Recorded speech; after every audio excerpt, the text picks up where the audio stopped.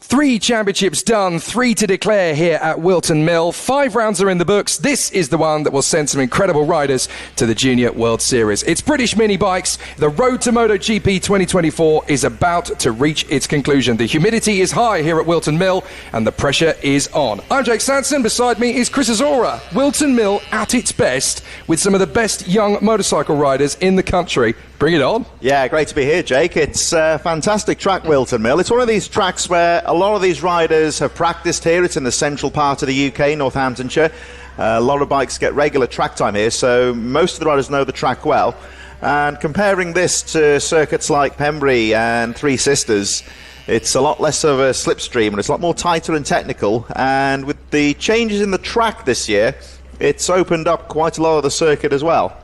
Well, last year, last round, I should say, which was yesterday, we actually declared 3 of our champions. So we've got 3 more to declare today, including this class, the Mini Moto rookies. Emilio Pereira comes into this round with 171 points. We'll talk about the ramifications as we get underway. The Mini Moto rookies underway. The man at the front, though, is Tommy Williams. Briefly, as through to the lead has come the hard-charging Freddie Taylor, who did a fair job yesterday. But this is a big moment for him as he charges his way along Muffine Lady and up Manuel's Bank. The man coming across to take the lead away from him is the championship leader, Emilio Pereira, coming through to take the lead from Freddie Taylor. Tommy Williams thought he could get his front wheel in there as well. Nellie Newth, the hard charger, 4th position. She really has been a bit of a rocket coming into this championship fight in the second half of the year. But there she is in P4, trying to muscle her way into the top 3 once again. She was so strong yesterday, picked up 36 points, 3 more than Emilio Pereira yesterday. For Pereira, this is about playing the percentages. Not that you would think so on the opening lap. He's in the lead, but Tommy Williams, who won both races yesterday, is out to get another clean sweep today. Yeah, not the longest races, of course, so the start's always very important. One rider in a bit of trouble on the first lap as they make their way through to the amended boot section, of course. It's a little bit more technical, really opening up the final part of this lap, making their way out to the first lap, but mostly I think everyone getting away with a good clean start here in the Mini Motos, and the 31 Pereira looking very good, making their way through up towards Christmas Corner, and as you can see, he's guarding that inside line against an overtaking opportunity here. I think it's Austin Dilks who's in trouble, and that unfortunately puts him out of the running to get in the top 3 in the championship. He had a mathematical chance of getting there, but I'm afraid a retirement in the first race of the day definitely now puts him out of the run for the top 3. Can still be top 5 though in the championship. Very unfortunate for him. Tommy Williams here just starting to tag along to the back of Emilio Pereira here, just looking at the lines in his early stages, and that's Freddie Taylor in 3rd, just starting to lose a little bit of pace here, but interesting to, a little bit of a wobble there coming up towards boot, and that could allow Tommy Williams in here. Williams at the moment just watching the back wheel, looking at the lines and trying to decide a way to get through on some of the exits of the corners. Very quick on the exit there, coming through the second part of the boot up towards the straight.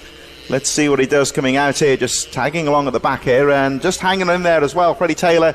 And it looks like, Nellie Newth's gone through. Yeah, Newth's up to 3rd. Newth has got past Freddie Taylor. Then we got Finlay Stiles still trying to hunt down 3rd position in the championship, which he currently holds, of course, in P5 in this race, where he finished twice yesterday. Only 22 points from him, so he could really do with more than a 5th place today. Joey Athersich in P6 from James Dermott, Logan Paisley, Randy Carter, and then I think we've also lost Sticky Barn, I'm afraid, as up the inside, up the back marker. This is an opportunity now for Tommy Williams, trying to take on the lead of the race. Emilio Pereira trying to hold it round the outside, but Tommy Williams has got the confidence, and Tommy Williams is going to really hold this and continues round Oziers. That is a brilliant move from Tommy Williams. He hits the front. Yeah, lovely move there from Tommy Williams, just keeping that momentum on the outside line. Of course, not the most powerful bike, so if you can keep the momentum going coming out of the corners, that outside line would work. So a really neat move there from Tommy Williams. Got some nice lines in the centre of the circuit, I would say, looking very smooth indeed as they make their way over the line. So 103.796 last time round. They're lapping very consistently. Track looks a little bit greasy with the high humidity, as again you see Tommy Williams is guarding the exit, but they're leaving the opening into Christmas Corner, and down the inside goes Emilio Pereira. Very neat move. Classic block pass there, coming out through Christmas Corner, guarding the outside of the corner. And this is where the move happened last time. Let's have a look at what Tommy Williams can do. And this is quite significant because if Nelly Newth is beaten by Freddie Taylor with Emilio Pereira taking the win, then Pereira wins the title. So if it stays like this, the gap is 24 points with 25 available in the final race of the season. So it's pretty much nailed on. So Pereira clearly wants to go at this and win it going away. As we watch the battle further round, there is a little bit of a duel going on lower down in the field. This is the squabble between Nelly Newth and Freddie Taylor, I do believe, for third position. So Nelly Newth desperately trying to get away from Taylor. Tommy Williams right in behind Pereira, though. This is not done. Look at Nelly Newth. She really has rocketed away. This is a 3-bike fight now. Yeah, Nelly Newth has slowly pulled away in third place. And as these two at the front start to battle for position, this is just allowing Nelly Newth into the reckoning here. She's brought the gap down to 1 second. And you would have to say if these two start banging bars at the front here, this could really allow the third place rider into the reckoning. Still a long way to go in this race. We've got 8 more laps after this one to go down to the end. And Newth really is closing here. These two, I think, are fighting full on for position here, Jake. Well, Tommy Williams has got nothing to lose at this stage of proceedings, going very well at the moment. If it were to finish like this, then Pereira would be on 196, Newth on 172, Stiles on 153, and Tommy Williams on 145. So third in the championship is exactly what Tommy Williams is after here, and there's a genuinely good chance of that at the moment. Dilks is still going, by the way, so it was Sticky Bun that we saw off on the first lap. Dilks has lost a lap, though, somewhere, so down in 10th position, only looking good, I'm afraid, for 6 points, and that's really going to hamper his chances. Oh, that's Nelly Newth. That's Nelly Newth. Any chance of the championship? Surely a hammer blow there for Nelly Newth. That is disastrous for her. Third position was on the mark, and I'm afraid with Nelly Newth down, that has given Emilio Pereira surely the championship. And, well, Nelly Newth is unfortunate there because she was looking very neat through the boot section, the new section on that right-hander. Just seemed to lose the front end on the greasy surface. Very small mistake, a real shame for her as she was really starting to close up on these two. But Tommy Williams and Emilio Pereira perhaps with a little bit of a let-off here with third place going down. It reverts back to a two-way fight for the lead. Freddie Taylor up to third, Finley Stiles, Joey Athasich in fifth place, James Dermott, Randy Carter. Everyone getting shuffled up the pack. I think Newth is back on the machine in a way. Or, well, there's the wave yellow, so she is back on the... No, I don't think they're allowed to get back up again in the junior categories. Course, yeah, it's off the track at least, so that's out of safety's way, so... You've got to feel for Nelly Newth. She was keeping the championship fight alive all the way through to this last race of the season, but with no points on the board for Nelly Newth, that now makes it very tough for second in the championship. That's a big hammer blow to her ambitions. What it does mean, of course, is that whatever happens now in this race, Emilio Pereira is going to be the champion unless he retires. So if he falls as well, then Nelly Newth's chances are... renewed, but with a retirement you score no points, of course. So now Tommy Williams has a chance here to get into second in the championship, never mind third. So this is all of a sudden very lucrative for Tommy Williams if he really goes for it. 13 points is what Finley Stiles is now predicted to get. So how tight is this going to be going into the season finale? Newth will be on 156, Stiles will be on 155, Williams will be on 150. 6 points between 3 riders for second in the championship if it stays like this. So Freddie Taylor really starting to hammer home the advantage in third place and try to get away from Stiles and Athasich. Emilio Pereira just starting to get it together here in the closing stages, putting together some neat lines as Tommy Williams again trying to find a way through, but Pereira has got wise to where the potential overtaking opportunities are. This is always an interesting section coming up to Christmas corner as Williams tries the outside.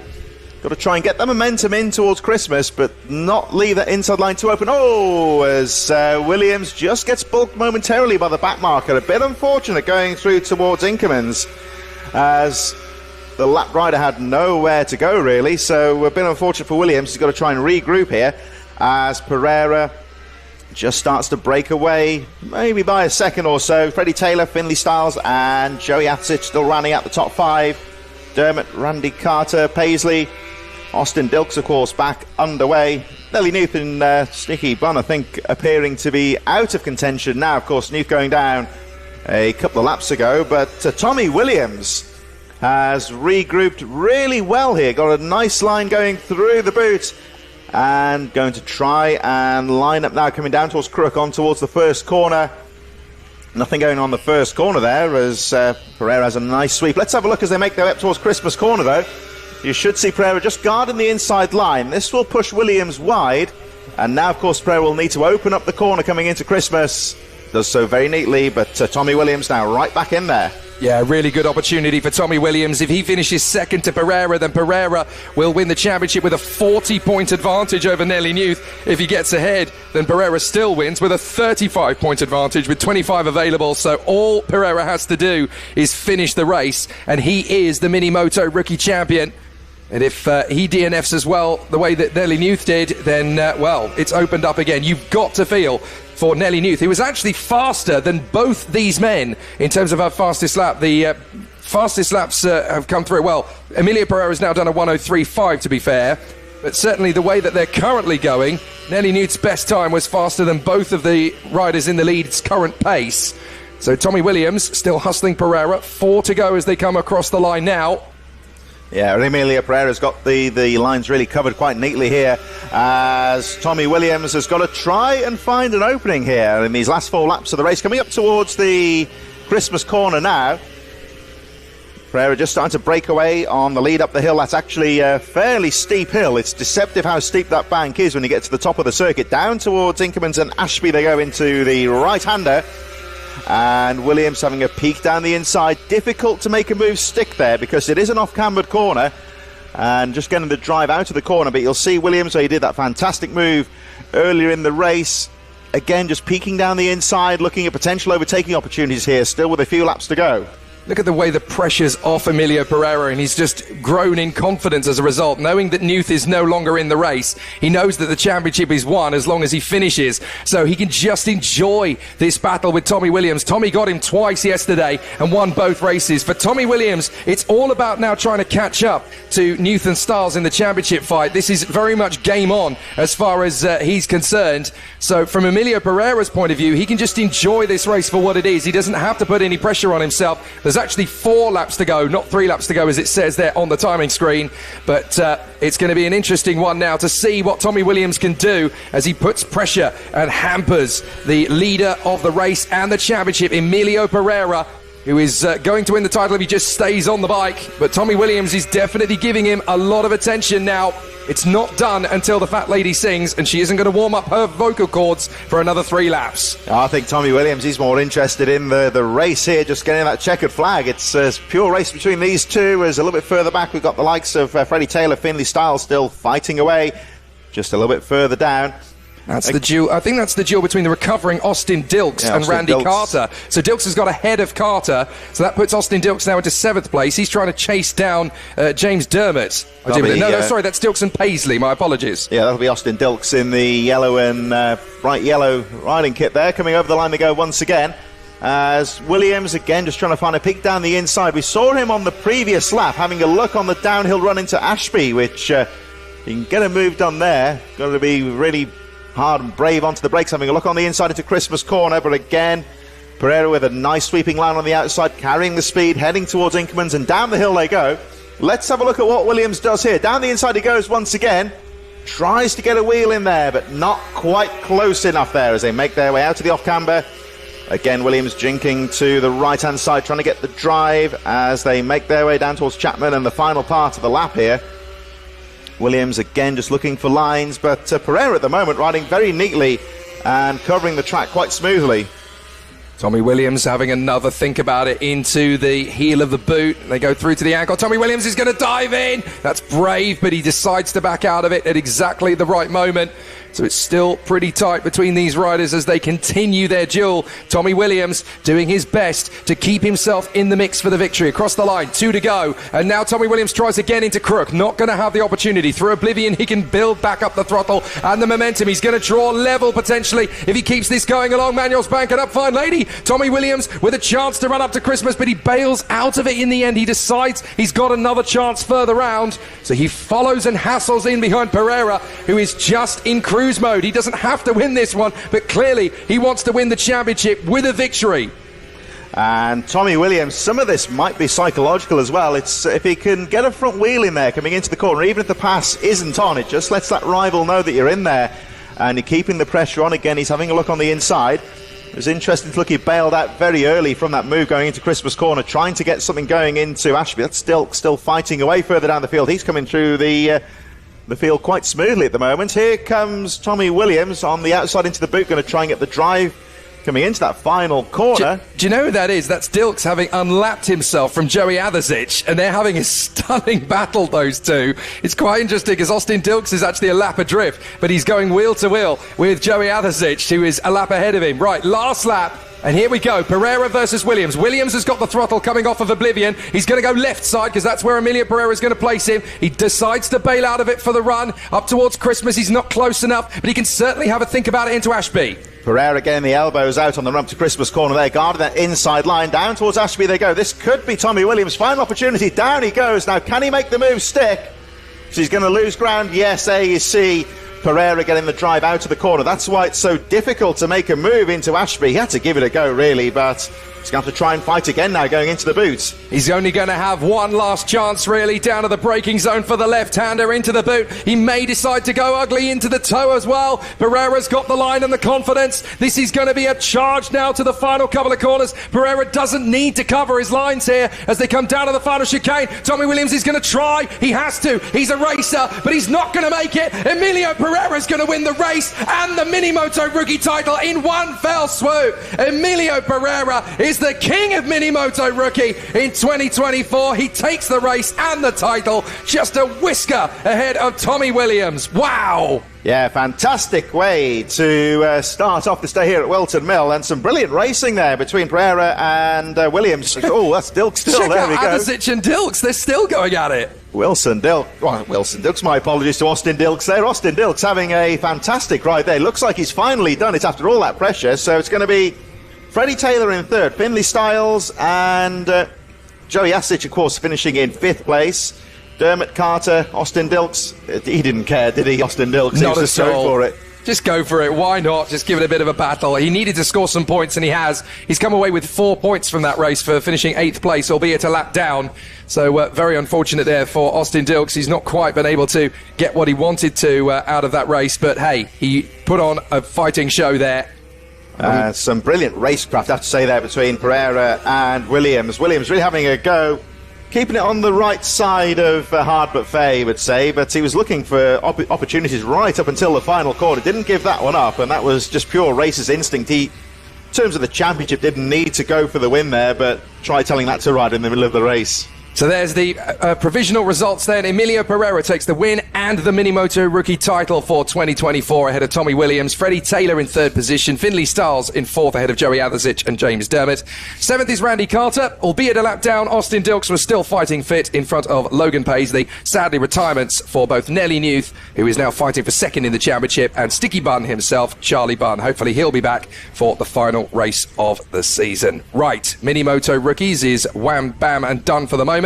They'll be back a bit later. Time for the BMB 140s, and it's been a very exciting battle all the way through for them. Coming into this penultimate round of the championship then, because they don't have to finish today. Their final round, of course, is at Red Lodge in the autumn. There's still 360 points on the table. It's still a very open contest. And get this, there are 11 riders that can still win this title. Michael Med, Tommy Armand, Dan Merrin, Tim Patterson, Tom Wise, Stuart Hardman, Stephen Humphreys, Ben Lord, who is not here, Liam Trinder, Jordan Merriweather, and Lindsay Yates. By the end of this race, potentially even this particular race, I should say, rather than the round, there could be 2 or 3 riders dropping out of contention, but with 360 points on the table, and Michael Med with a healthy advantage over Tommy Armand coming into this one. It's looking pretty tidy for him at the moment. It's about consistency for him right now. Yeah, Michael Med, very experienced rider. I think the thing with the Mini Bike 140s is that there are so many well-established names on the BMB scene racing here. They've all been there before, quite a few past champions in there as well, and plenty of close racing on offer. Tommy Armand will not be giving this one up, but he knows, of course, he'll need to try and fight back on this Sunday programme here at Whilton Mill. Good start, always very important with the Mini Bike 140s, especially on such a technical track here at Whilton Mill. Very easy, of course, to get caught up in a first lap melee on some of the more technical corners, especially we've seen plenty of times in the past riders going down at Christmas Corner, Ashby, a corner that catches the riders out with so many opportunities on that first lap of the race. So they've really got to get away and stay out of trouble in that opening part. But the great thing with Mini Bike 140 is some very experienced riders here, and tends to throw up some very close competitive racing.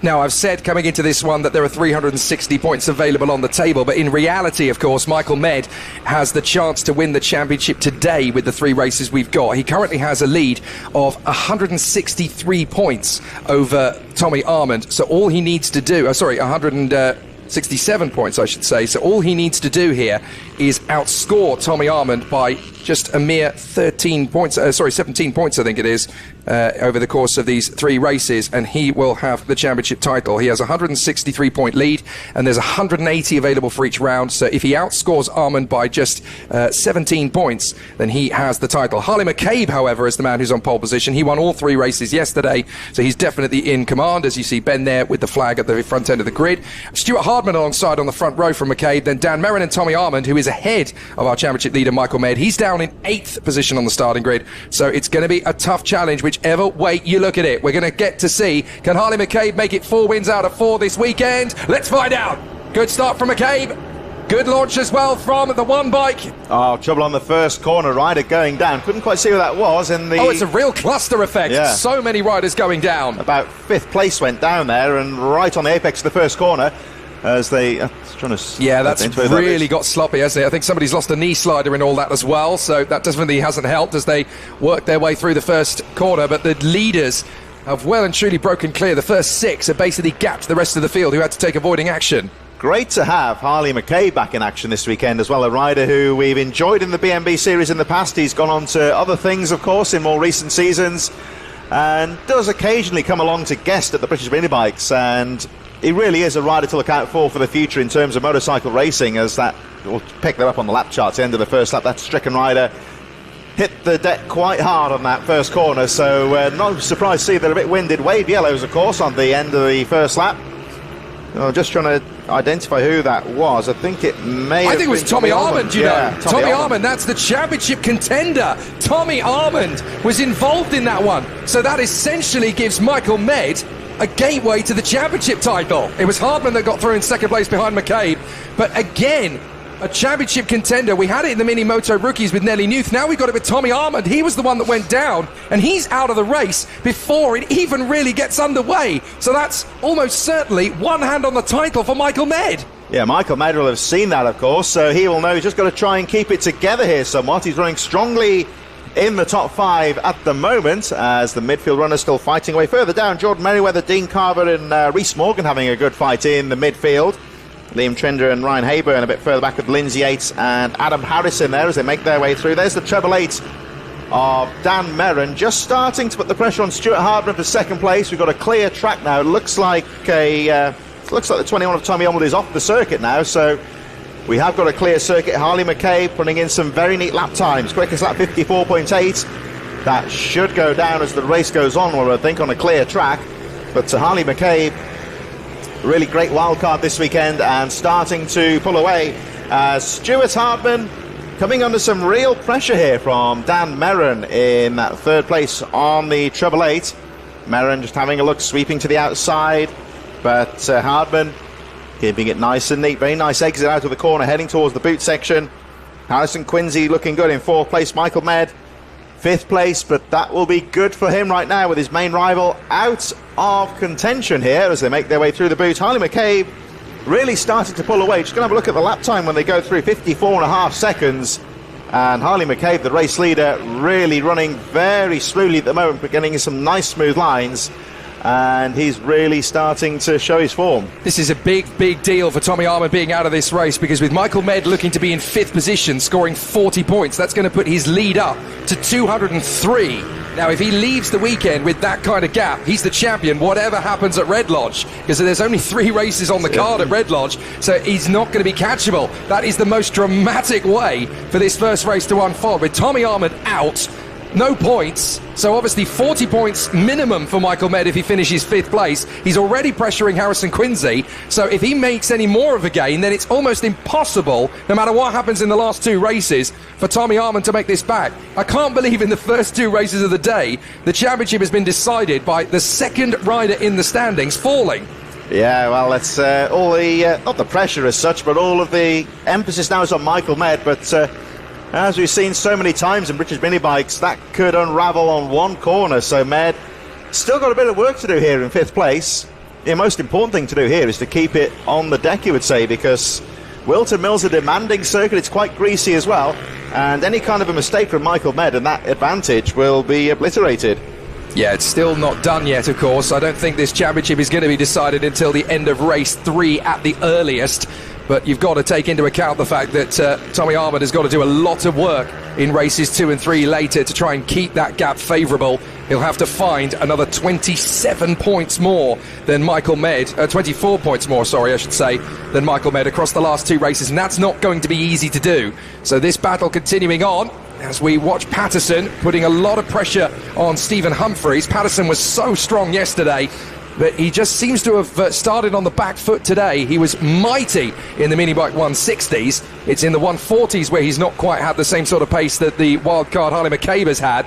But fair play to Stuart Hardman. He's staying in touch. The gap is a lot smaller than it was yesterday. McCabe was able to stretch out about 10 seconds yesterday. It's only 6 seconds today. Here comes Patterson up the inside. Humphries is really going to have to work hard to keep him at bay. No chance. Patterson had him on the ropes there into Christmas. Yeah, nice line there going to Christmas corner. Get the front wheel in there, and the block pass very important. There is a waved yellow going in through Ashby, so there's a rider on the edge of the track. There's 2 riders down. Now that could be very costly as far as the championship is concerned. I couldn't see who that was. Was that 88 on the machine? Was that? Well, if it's 888, that's Dan Merrin. I think that may have been Dan Merrin. We'll have a look on the lap charts when they come through. Of course, the who else is that involved? Because that's treble 8 that I think that may have been Dan Merrin. But if that's a similar rider, well, Stuart Hardman's gone through. Yeah, it is Dan Merrin. It is Dan Merrin. I can't believe it. Merrin seems to have tripped over a back marker. That's great news for Michael Med. That's going to put him up to 42 points now for the race. 4th position will give him another 2 points. That makes Tommy Armand's job even harder later.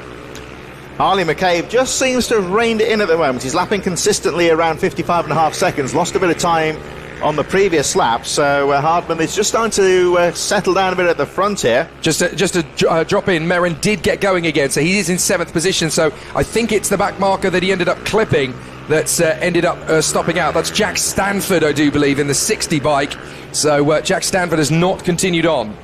Stanford just trying to get the machine going. These 4-stroke machines can be a bit difficult to start sometimes when they get hot, so he's still trying to get that machine going again as we see the number 1 of Michael Med. He'll know, of course, that his rival hit trouble on the first corner. Fairly certain he'll have seen that when he came through on lap number 2. So Med is coming under a bit of pressure here from, that looks like Harrison Quincy. Yeah, because Med got ahead of Quincy, and now Quincy's trying to get him back again, and he has done so. So Michael Med got into 3rd position briefly, but Quincy has managed to get him on the run-up. Fine lady and along Manuel's bank. Now they go out of increments up towards Ashby. Can he get him again on the inside line? Yes, he can. 3rd position for Michael Med. One hand on the title.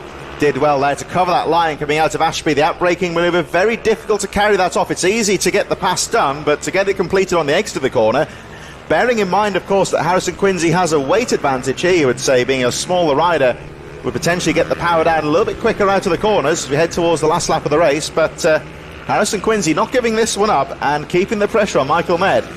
So this is it for Harley McCabe. Well clear of Stuart Hardman, a gap of about 6 seconds. Now, this is fascinating because Hardman's getting held up in the traffic here. Med has a chance to get 2nd place if he picks his line perfectly. McCabe has got the win, don't worry about that, but Michael Med could actually pick up a few more points here. If he can catch Stuart Hardman on the final lap and get into 2nd place, he won't score 45, he'll score 50, and that really will put the title pretty much to bed. Just watching Harley McCabe coming in some of these corners. He's not afraid to throw the bike about here. Sort of back end dancing away, going under braking into Ashby Corner. He has been lapping very consistently. He seems to have settled into a nice 55-second kind of rhythm here. And Harley McCabe looking very smooth as he makes his way through the boot once again, showing that experience that he's gained in the last few seasons. Great to have him here this weekend. And Harley McCabe crosses the line to take the checkered flag. He does indeed. That's 4 out of 4 so far. Who's going to get 2nd, though, between Hardman and Med? Is it going to be Stuart Hardman? It is indeed, but only just. Stuart Hardman does seal 2nd position. Michael Med was only 1.3 away in the end, and that now puts Michael Med on 778 points in the lead of the championship, with Tommy Armand still on 570. that means that his lead in the championship fight is an astronomical 208 points, yes, with quite a significant amount there. There's only 300 left on the table this season, so with a 208-point swing and 300 available to score, Michael Med definitely has one hand on the title, and he knows it. Yeah, certainly puts the takes the pressure off Michael Med. He's just got to try and stay out of trouble, but as you've seen so many times over the last few years, sometimes that doesn't always work out, but Michael Med's certainly looking in a good position as Harley McCabe celebrates with a wheelie. It really has been great to have McCabe back with us this weekend. Past BMB rider and really showing his experience there, looking very smooth. And I was interested to watch the way he's really sliding that bike about, coming in some of the slower corners as well. Well, if he keeps this winning form up and he turns up to Red Lodge and wins all 3 races there's actually an argument to suggest that he could suddenly snatch second in the Riders' Championship. He can't win it because this is the first time he's been there, but you know, he scored 180 points yesterday. If he does it again today and then does it again at Red Lodge, suddenly he's sitting in the top 5 of the championship. It's amazing. Harley McCabe gets the victory then in front of Stuart Hardman. Then Michael Med, 3rd position and one hand on the title for me. Tim Patterson, 4th from Stephen Humphreys, Harrison Quincy, Dan Merrin and Ben Johnson. Then Mark Portis and Jordan Merriweather in the top 10. Liam Trinder pretty much dropping out of contention in 11th place from Dean Carver, Reese Morgan and Lindsay Yates. Then Adam Harris and Ryan Hayburn ahead of Zach James and Dean Rowland, Tom Wise and Jack Stanford. There were a whole host of retirements though. Tommy Armand, Harry Swan, Simon Portis, Simon Gates, Warren Henry and Sam Morrison all involved in that first lap incident. But what a dramatic turn of events. Dan Merrin has actually moved into 2nd place in the Riders' Championship now. 589 points for him. He's now 19 clear of Tommy Armand. So we'll pick up that story again a little bit later on. But Michael Med is definitely now the favourite for the title. Back into the action we go again then. And this time it is the BMB 190-70 Cup. Now we need to point out that for this weekend the title fight is so tight in the 190s that they've actually separated the races this time. So we've got the 70 Cup on their own today because they did not want the 190 championship fight to be interfered with. So Wilson Dilks is in pole position for this one on his own, with Travis Shaw, Jensen Bishop and Thomas Matthew to battle with. Lucy Curtis in 5th place. The real battle today is between 6th and 7th in the seniors. David Whilton and Rupert White, who come into these final 2 races of the year for them 1 point apart. It really could go either rider's way. All very close in these final parts of the championship as we head towards the autumn, of course. This is the business end of all of the racing seasons, really. All of the hard work across the 2024 season comes into these final few meetings. 190s looks set to be a very good race here. There are some very strong riders here, some real fast starters as well. So the first lap could see some fireworks as they fight for position.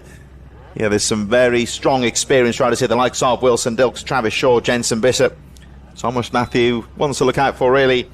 And both Wilson Dilks and Travis Shaw know how to get it off the grid as well, so this could be a good one. We'll watch Marco Holt as well. He's definitely one to watch out for. The 58 bike, he'll definitely want to charge his way forward. Don't expect him to stay at the back for long. He'll be starting from 8th place, having not set a time in qualifying, but this is definitely going to be a ride for him to charge his way forward. So it's going to be White versus Wilton for the title in the seniors in 2nd place. Off we go. No problems at all for Wilson Dilks. Business as usual as he charges away into the lead off the start. He may have a slight issue with the transponder, but that will be corrected quickly. Travis Shaw in a 2nd place. Jensen Bishop already settling in nicely to 3rd position, and that looks like Marco Holt is already charging through to 4th position. So a great start for Marco Holt. Here we go. Rub hands with glee. It's time to get a very serious race action underway. Marco Holt got away very neatly there, but Wilson Dilks absolutely nailed the start. Very quick reaction times. Good technique to get the bike away very smoothly indeed.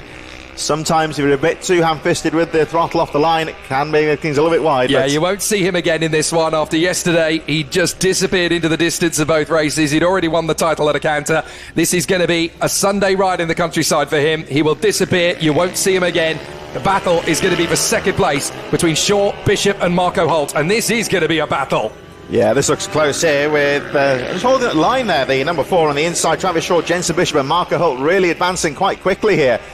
Of course, Marco Holt has... look at that down the inside into Christmas corner, and he should hold that on as well. So through to 2nd place Classic outbraking manoeuvre and a good block pass on the exit there. Very nicely done from Jensen Bishop, but Travis Shaw already thinking about coming back at him into Ashby. Marco Holt just sitting there watching the brief in fourth position, just watching to see where his fellow riders are vulnerable. Through Wilkins, little bit of power, squeaking up the inside into Oziers, and into third position goes Marco Holt. Lovely bit of riding there as he works his way past Travis Shaw, but he can sense the opportunity already on Jensen Bishop, and noting his style, he'll want to get on with this early. He even had a bit of a whisker of a look into the toe of the boot as they work their way through the left, through the right, onto the home straight again. Expect Marco Holt to be on the offensive on this next lap. He's going for second. Yeah, Marco Holt, he's just taking his time here, looking for half opportunities to get a front wheel down the inside, especially in his early stage of the race. As Bishop there just having a look on the inside. Here comes Holt. Oh, there we go, very neatly into Christmas corner. Just get that front wheel in there, just take the apex away, and he should guard the line quite neatly into, again, using the foot there for the stability coming in towards Ashby corner there, very neatly through the corner. And Marco Holt, some lovely overtakes on that previous lap, is very quickly through to second place. Wilson Dilks setting some nice neat laps at the front, 51.6 last time round. He's settling into a nice rhythm, so Marco Holt is just going to try and use him as a benchmark and close the gap as one ride hits trouble there. That's the Rupert White, I believe. No, it's Lucy Curtis. Lucy Curtis, so yeah. Lucy Curtis, unfortunately, with mechanical issues there up at Ashby. Very unfortunate indeed for Lucy Curtis. She had a difficult day at the office yesterday, had to cope with a fifth and a sixth, and it looks as though she's not even going to get that from the first race today. Very unfortunate indeed for Lucy Curtis, not able to pick up the points in this one. But Marco Holt from the back of the grid, charging through to fourth at the start, then to third, then to second. The yellow flags are out, of course, for Lucy Curtis, but a brilliant ride so far for Marco Holt. He's the only one, really, who's been able to hold anywhere near a candle to Wilson Dilks. And with Dilks already 3.9 ahead, there's no way that Marco Holt's going to have the time to close him back. But certainly this gives Marco Holt a nice warm-up for later. That's what he's really focusing on here. Yeah, Marco Holt keeping it nice and neat as Lucy Curtis pushing that bike off into the infield. Should get a clear track very shortly. And Wilson Dilks again over the line, 51.43, lapping very consistently here. Within a few tenths of his fastest lap. Marco Holt over the line with a 52.2 line. So Dilks just starting to maintain that good rhythm out there. In towards the Christmas corner they go, down towards Inkermans and the race leader. Wilson Dilks looking very smooth at the front of the field, carrying a lot of speed through Ashby, bringing it down quite nicely. Just let the bike float onto that curb. You don't want to take too much on the exit to the corner. Through towards those ears, that long left-hander that brings you up towards the boot of the final part of the lap here. And Wilson Dilks again just keeping it nice and smooth at the front of the field. Through the boot he goes. Just keeping it smooth, carrying the speed through. This is a new section of the track here, this extra kink added in for the interest of safety. And what it has done, it's really opened up this run down towards the Christmas corner, the first few corners here.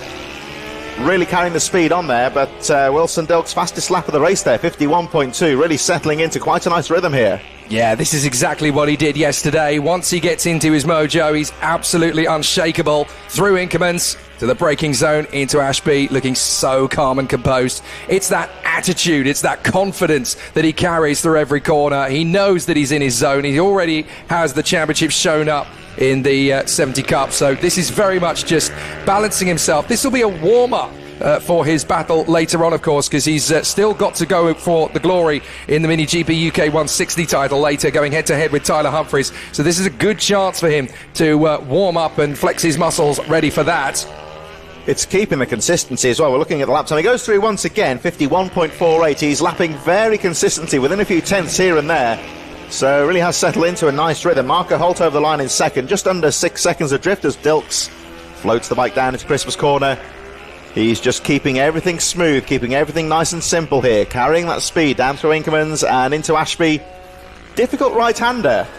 There's a little bit of there's a few very slight braking bumps into that right-hander. It can be difficult to bring the bike down to speed on a flying lap, but keep it nice and smooth. There is a yellow flag there, so somebody may have hit some trouble. This might just be a case of a stationary bike on the side, or I think you might be right, yes. Yeah. Somebody else certainly seems to have disappeared from the phrase. We pick up Marco Holt, still running a very good race in second position, 5.9 back from Wilson Dilks. It's amazing just how much pace he's been able to pick up. This is an extended warm-up session essentially for Marco Holt to run in second position. He'll want to pick up some good points from this. Jenson Bishop just trying to keep it favourable in front of Travis Shaw. So they still motor on together. Thomas Matthew just having a fairly quiet run of things in fifth position, just keeping it nice and tidy for the moment. But the battle between Whilton and White, it's Whilton that's picking up the pieces at the moment as he runs in front of Rupert White. Don't forget, Whilton came into this one on 115, Rupert White on 114. It really is just 1 point between those two riders to finish out this season. Thomas Matthew a bit further down. He is running quite well here. Sometimes it's difficult when you're on your own in the midfield. You've got no one really to race against or use as a benchmark, and it's just a case of keeping that momentum going, avoiding the mistakes, but he's looking good in that fifth place. David Whilton and Rupert White a little bit closer with, of course, Lucy Curtis, unfortunately, out of the race at this stage, but we're watching Marco Holt, the trademark, of course, 58. Presumably, of course, in honour of Marco Simoncelli. Over the line he goes, 52.2 last time round, so he is lapping very consistently here. And Jenson Bishop, 52.3, that's Bishop's best lap of the race here, so he's just trying to get a pull here from Marco Holt in second place, making their way down through Inkermans and down the hill towards Ashby. This is a deceptively difficult corner, I always think, when you're racing on that course. It's keeping off that curb. If you go use too much curb, you just lose too much ground. Just watching Jenson Bishop in third. We're going to have a look at his lap times when he comes back in again. I think he's looking at some of the lines and just using Holt as a bit of a benchmark here. He's determined not to let Holt get down the road here. As Marco Holt again very neatly goes through the boot. And we'll have a look here when he goes over the line. Oh, look at Marco Holt using all of the track there, just brushing onto the grass there. Over the line he goes. So Holt, 51.9, picking up the pace on that previous lap. Bishop, 52.5. So Bishop is getting a bit of a tow here from Marco Holt in second.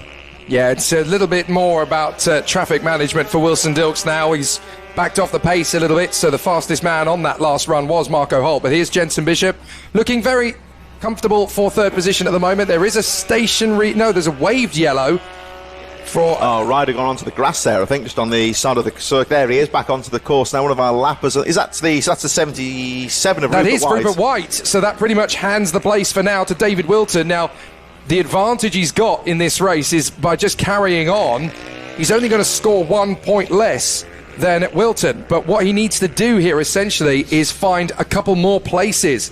So if Whilton beats him in this one, then it's very, very difficult for Rupert White to beat him again, because their pace has kept them in 6th and 7th the whole way. If Whilton beats White in this one, then it pretty much is game over. He'll only have a 2 point lead, but with 1 point advantage to gain maximum, it's pretty much David Whilton's to lose then. Yeah, that is David Whilton actually just being lapped by Jenson Bishop going up towards Christmas Corner. So he's keeping it nice and smooth out there, and he's got to hold on to that position, so he'll have presumably be aware that Rupert White made that mistake coming down towards Ashby. I wonder if he just got maybe, well, speculation here of course, but perhaps got spooked by some of the faster riders coming through, maybe just got a wheel on the grass. Did very well to save that one actually, because it's a hard pack out there, the soil quite greasy at the moment. Dry conditions here at Whilton Mill. There are some risks of a thunderstorm. I live 10 minutes down the road nowadays, and it was absolutely bucketing it down when I came in here this morning, so they'll be hoping that we stay on a dry track. Very hot and humid out there out on the circuit this morning as Wilson Dilks continues to charge away at the front. Marco Holt still there in second place, Jenson Bishop, Travis Shaw and Thomas Matthew rounding out the top five.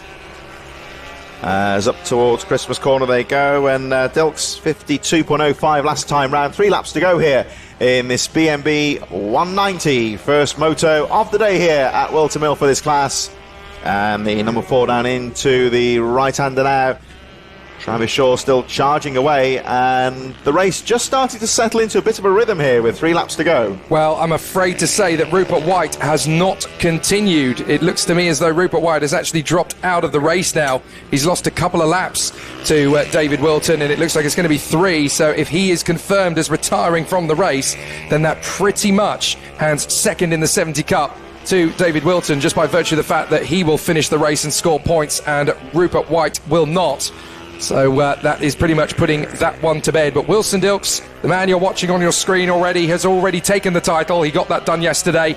It's been a flawless season for him, to be perfectly honest with you. 3 races at the beautiful Cumbria circuit. That was the only time this year he hasn't won a race. He got the double at Teesside. He got 2 out of 3 at Rowra, and then he got the double at Pembrey, got the double again at Three Sisters, and now he got the double yesterday. He's going to get the double again today if everything goes according to plan. The dominant charge for Wilson Dilks. I'm really looking forward to seeing what happens when he steps up to Mini GP full-time in the 190s. It'll be really exciting to see what he can do. Yeah, he's in the 160s this time, and he's fighting for the title with Tyler Humphries, but he looks to me like he's ready to step up to 190 in 2025. Always been a promising rider, Wilson Dilks, and he really seemed to hit into his stride at Pembrey.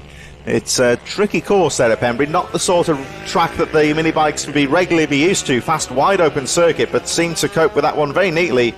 And he just seems to have carried that momentum on. He just seems to have moved it up a gear this season. And as we head towards the end of 2024, really starting to use that experience to good practice here on the final lap.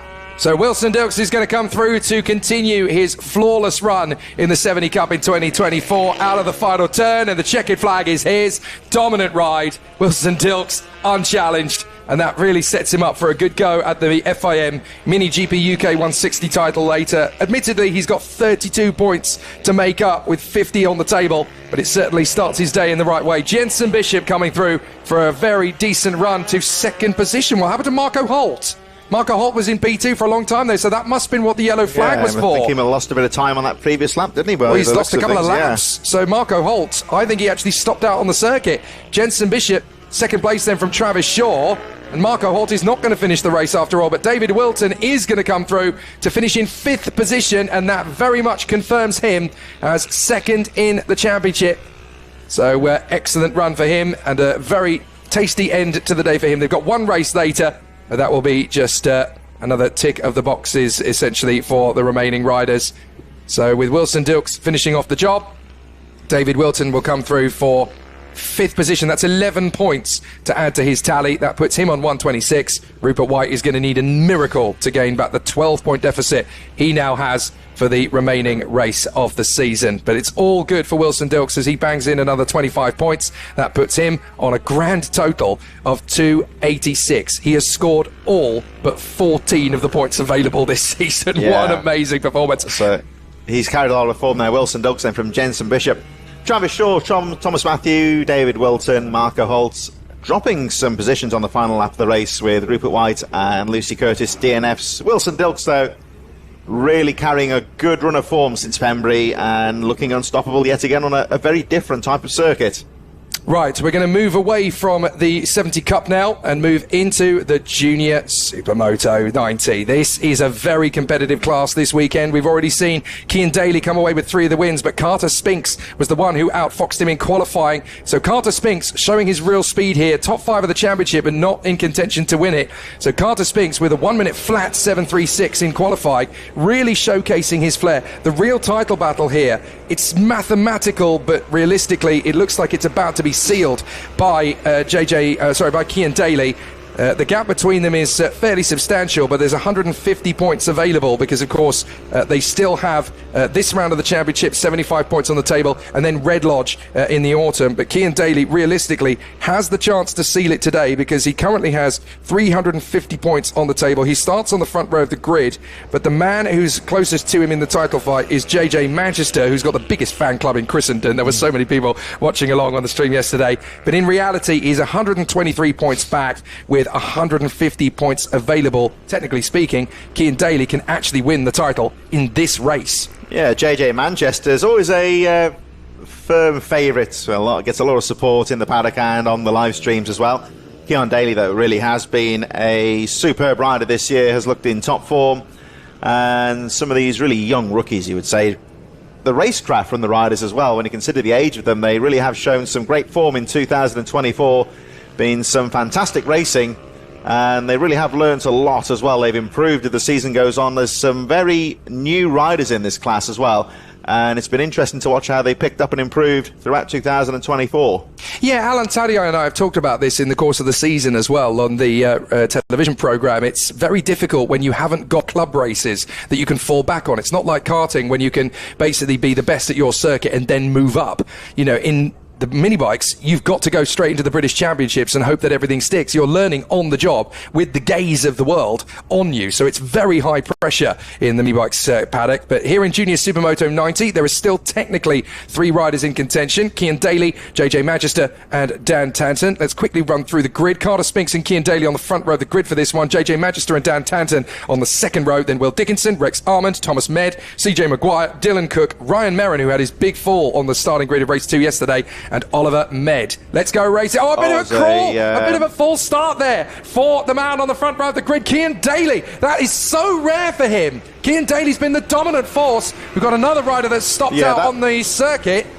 The engine for the 27, I think, was it? The engine stopped on the line there, and 1 or 2 riders just caught out by that, actually. So they were looking at the rider, looking at the lights, and that was a bit of a messy start there. That was Rex Armand in the... he's on the 21, Armand, actually. So Rex Armand having a stop out. But Cian Daly, he actually crawled forward initially. Now, that could end up coming back to hurt him. That could be a penalty for jumping the start. That's the first mistake Cian Daly has really made all season. And look who's in the lead as a result. It's JJ Manchester with the chance to catch back some points. Yeah, Manchester getting away very well. That was a messy start. The Rex Orman put his hand up there, lost the engine on the line, and just caught the attention of 1 or 2 riders there. They didn't really know what was going on. It's difficult at the start. Sometimes you just got to try and block out other riders and just, to paraphrase a football term, play to the whistle, and 1 or 2 riders didn't do that at the start. So it's mixed things up a bit here. But JJ Manchester did everything right there, got away very neatly indeed, and now has the opportunity to try and control the race. Got to get a couple of good quick laps in here. Just got to get these first 2 laps out of the way, put some good lines in there, try and build a gap. He's got about 1.1 seconds at the front. But what Manchester really needs to do here is just get his head down here, put 2 or 3 good laps in here, and just try and pull away from that battle for second place. This is a really pleasant bit of good fortune, but JJ Manchester needs to turn this into a solid ride now. There's Dan Tanton, second place. Cian Daly trying to come around the far side. He's going to go the long way round Wilkins to try and finish off this move into Osiers. Surely he can't quite get that done yet. Even Cian Daly is not going to take that risk. He'll have another opportunity coming towards the boot. JJ Manchester a little bit sluggish through Wilkins and Osiers. That is going to give Tanton and Daly the chance to catch up a little bit. So we are going to get some wheel-to-wheel stuff now between the bikes as they work their way through. Manchester's not pulling away as much as he would need to. Dickinson 4th position initially, but I think Carter Spinks has actually got through into 4th place, and there's a problem for a rider further back. I think that's Oliver Med having had a bit of an issue further back. Yeah, Carter Spinks is into 4th position with the fastest lap of the race. Here comes the move though from Cian Daly. He's got the run. If he keeps this going, he could end up in the lead. Never mind second. He's going to go straight forward. Passes both men. Excellent work. Past Tanton, past Manchester. Cian Daly back in front. And from his point of view, normal order is resumed. Nice move there from Cian Daly. Just carried that momentum going through into Christmas Corner, saw the line, and I'm not sure that Manchester was expecting that one, but Cian Daly just getting that front wheel in there going into Christmas Corner, making the move stick. And Cian Daly, after a difficult start, he's done everything right since then. He's just kept his composure. Interesting to watch how he's floating about, looking at the exits of the corner here, always looking for an opportunity to make the move, just creating opportunities for himself all the time here, Cian Daly. Here he comes in towards the boot once again, and much like I said about Manchester on the previous lap, now this is his opportunity to try and break away at the front here. Manchester just trying to get a toe here, looking at the lines and just trying to get pulled along here, because Carter Spinks and William Dickinson still looking very strong in 3rd and 4th. Daniel Tanton on the move as well. We just saw in the inset Rex Armand getting himself back into the fray. He's managed to go around the outside of Ryan Merrin there into Wilkins, so he's on the comeback charge. But Cian Daly, a good recovery from him. I've always said it, in adversity, just ride to what you know. You know, you've got to just rely on your own ability, and it's very well done so far from Cian Daly to bounce back from the difficulties at the start. JJ Manchester still holding his own though. He could have let that go to his head, but he's still hanging on in front of Dan Tanton. Tanton is still keeping... hang on a minute. There was a waved yellow. There is a waved yellow. One of the riders is missing from the top 3. Has Tanton gone down? I can't tell if that's Tanton or Manchester that's missing, but we certainly got one rider that's gone. There's trouble on Ashby. There's 2 riders gone down, actually. There's trouble on the exit of Ashby, I think that was. 2 riders in trouble. CJ Maguire was looking good there in the midfield, so they were making their way through as well. We'll have a look at those riders on the lap charts in a moment. So one of them is definitely Tanton. One of them is definitely the number 5 of Tanton. He's not come through. It is Manchester and Tanton. I can't believe it. Manchester and Tanton have tangled together at Ashby. That is horrific bad luck. As we watch Carter Spinks now coming up to Oliver Med to lap him. So Carter Spinks is now through to second place, but on the inset you could see there the riders that were battling for second place, JJ Magister and Dan Tanton, have ended up in a tangle. What a tragic way for their race to end. That's the trouble with Ashby Corner. It's a tricky little off-cambered right-hand corner, very easy to come together. And, well, I can only assume we were looking at the race leader. They must have tangled handlebars on the exit of the corner somewhere on that apex. Great news, of course, for Dylan Cook and CJ Maguire, the number 15, who's been slowly but surely making his way through the field, now up to 5th position. And, of course, Rex Ormond. I'm afraid I've got some bad news for CJ Maguire fans, though. He's picked up a penalty by the look of it. So the number 15 has got a penalty coming his way. He's currently in fifth position, but Rex Ormond is going about 3.5 seconds a lap quicker than him after his difficulty at the start. So Rex Ormond is gaining on CJ Maguire, who not only has a penalty, but is dropping 3.5 seconds per lap to young Rex. So it looks like that 5th position is not as safe as he would like it to be. Cian Daly now well clear at the front, the gap 4 seconds and 1 minute 0.6, the fastest time of the race for the number 35, the race leader. Carter Spinks, so the rider we're looking at the moment, having a very neat race here, being urged on. He's 4 seconds down, and I think some of his supporters there just being told just to tag on to the back wheel of number 35, try and get a pull from him here, because he's almost matching him for pace as they make their way down towards Ozier and the boot section to complete the lap once again. That's a tricky little combination there. Long left-hander, the right-handed flick towards that back straight in towards the final boot section here at Whilton Mill in this new section for 2024. Let's watch Carter Spinks through here, keeping it nice and neat. Daly a little bit more speed through the tighter parts of the track, but Spinks being urged on and only a few tenths behind in terms of pace from the race leader. Well, this is a nice bit of recompense for Carter Spinks after the difficulties yesterday. He really had a headache in the first race, dropped out in the end with mechanical difficulties. So it's great to see Carter Spinks get his chance to come back into it. There's Will Dickinson, 3rd position. He had a bit of a topsy-turvy day yesterday, so it's nice to see him come up to what is likely to be a 3rd place finish as well. Good ride from the 24. So 3rd position for Will Dickinson in front of Dylan Cook, CJ Maguire, but he has A penalty, and B, a bit of a hard charge from Rex Ormond. In fact, Ormond has got through now to get into 5th position past CJ Maguire, who's done a 1:10.2 on that lap. I wonder if CJ Maguire's got a mechanical problem developing, because he's really losing pace. Ryan Merrin in 7th place, Oliver Med in 8th position. Those two obviously in the position of having to learn on the job. And the retirements, of course, JJ Magister and Dan Tanton. So unfortunate for those two when they were battling over 2nd place. So Daly looking very good at the front of the field with 2 laps to go. And there is the number 21, actually, Rex Ormond through Ashby. Looking very good, keeping it nice and smooth. Had that trouble at the start when he lost the engine, of course. It was too late for the start to be abandoned, you would say, because it was literally on the drop of the lights when that machine failed. But he's kept his composure, kept it through nice and neatly, as he makes his way down towards the boot once again with 2 laps to go. The number 21 of Rex Ormond, and through the boot he goes. Race leader Cian Daly, halfway round the lap, just gone through Ashby, so really motoring at this stage, as the 5th place rider now, of course, Rex Ormond, over the line he goes. He has 2 laps to go in this Junior Super Moto 90 in association with FIM Motos, and Ormond up towards Christmas Corner. He's had a good steady race after that trouble at the start. Very nice run from Rex Ormond to get back into the fight after the difficulties at the start, but he's got that composure. Do you know what? I think he's actually got a chance to catch Dylan Cook before the end here. The leader's just gone into the last lap. Rex Ormond, don't forget, is still on the penultimate lap. He's got time to close up to Dylan Cook, and he's going 1.5 seconds faster per lap. So Rex Ormond might just snatch 4th position before the end of the race here. Yeah, he's motoring at the moment. Ormond's really gone into a nice rhythm, lapping in the 104s at this stage, so he's about 4 seconds adrift from this guy, the race leader, Cian Daly, another rider who really has flourished in 2024, keeping it nice and smooth as he makes his way down towards the boot for the final time down the back straight alongside the start-finish straight. They sweep through into this tricky little demanding section here. It's slow, it's tricky, good line choice. Very important through here, but Daly's done all the hard work. Just got to bring it home here. And with this victory, of course, I'm fairly sure that is the championship pretty much done. He will come through to take the checkered flag. He leads by 148 points in the championship fight, and that is game over. Cian Daly has just sealed the Junior Super Moto 90 Championship title. That was how important it was that Magister and Tanton scored. They tangled with each other. Their title fight is over. Cian Daly is the Junior Super Moto 90 champion for 2024. And well deserved for him, he would say. He won the title in some style there, you say. Just looked after his own race, didn't get a particularly good start. He made a couple of mistakes on that first lap, but very quickly got his head down, didn't let it ruin the composure. As we look at Rex Ormond, is he out of time here? You can see Dylan Cook, he's just determined to guard those apexes.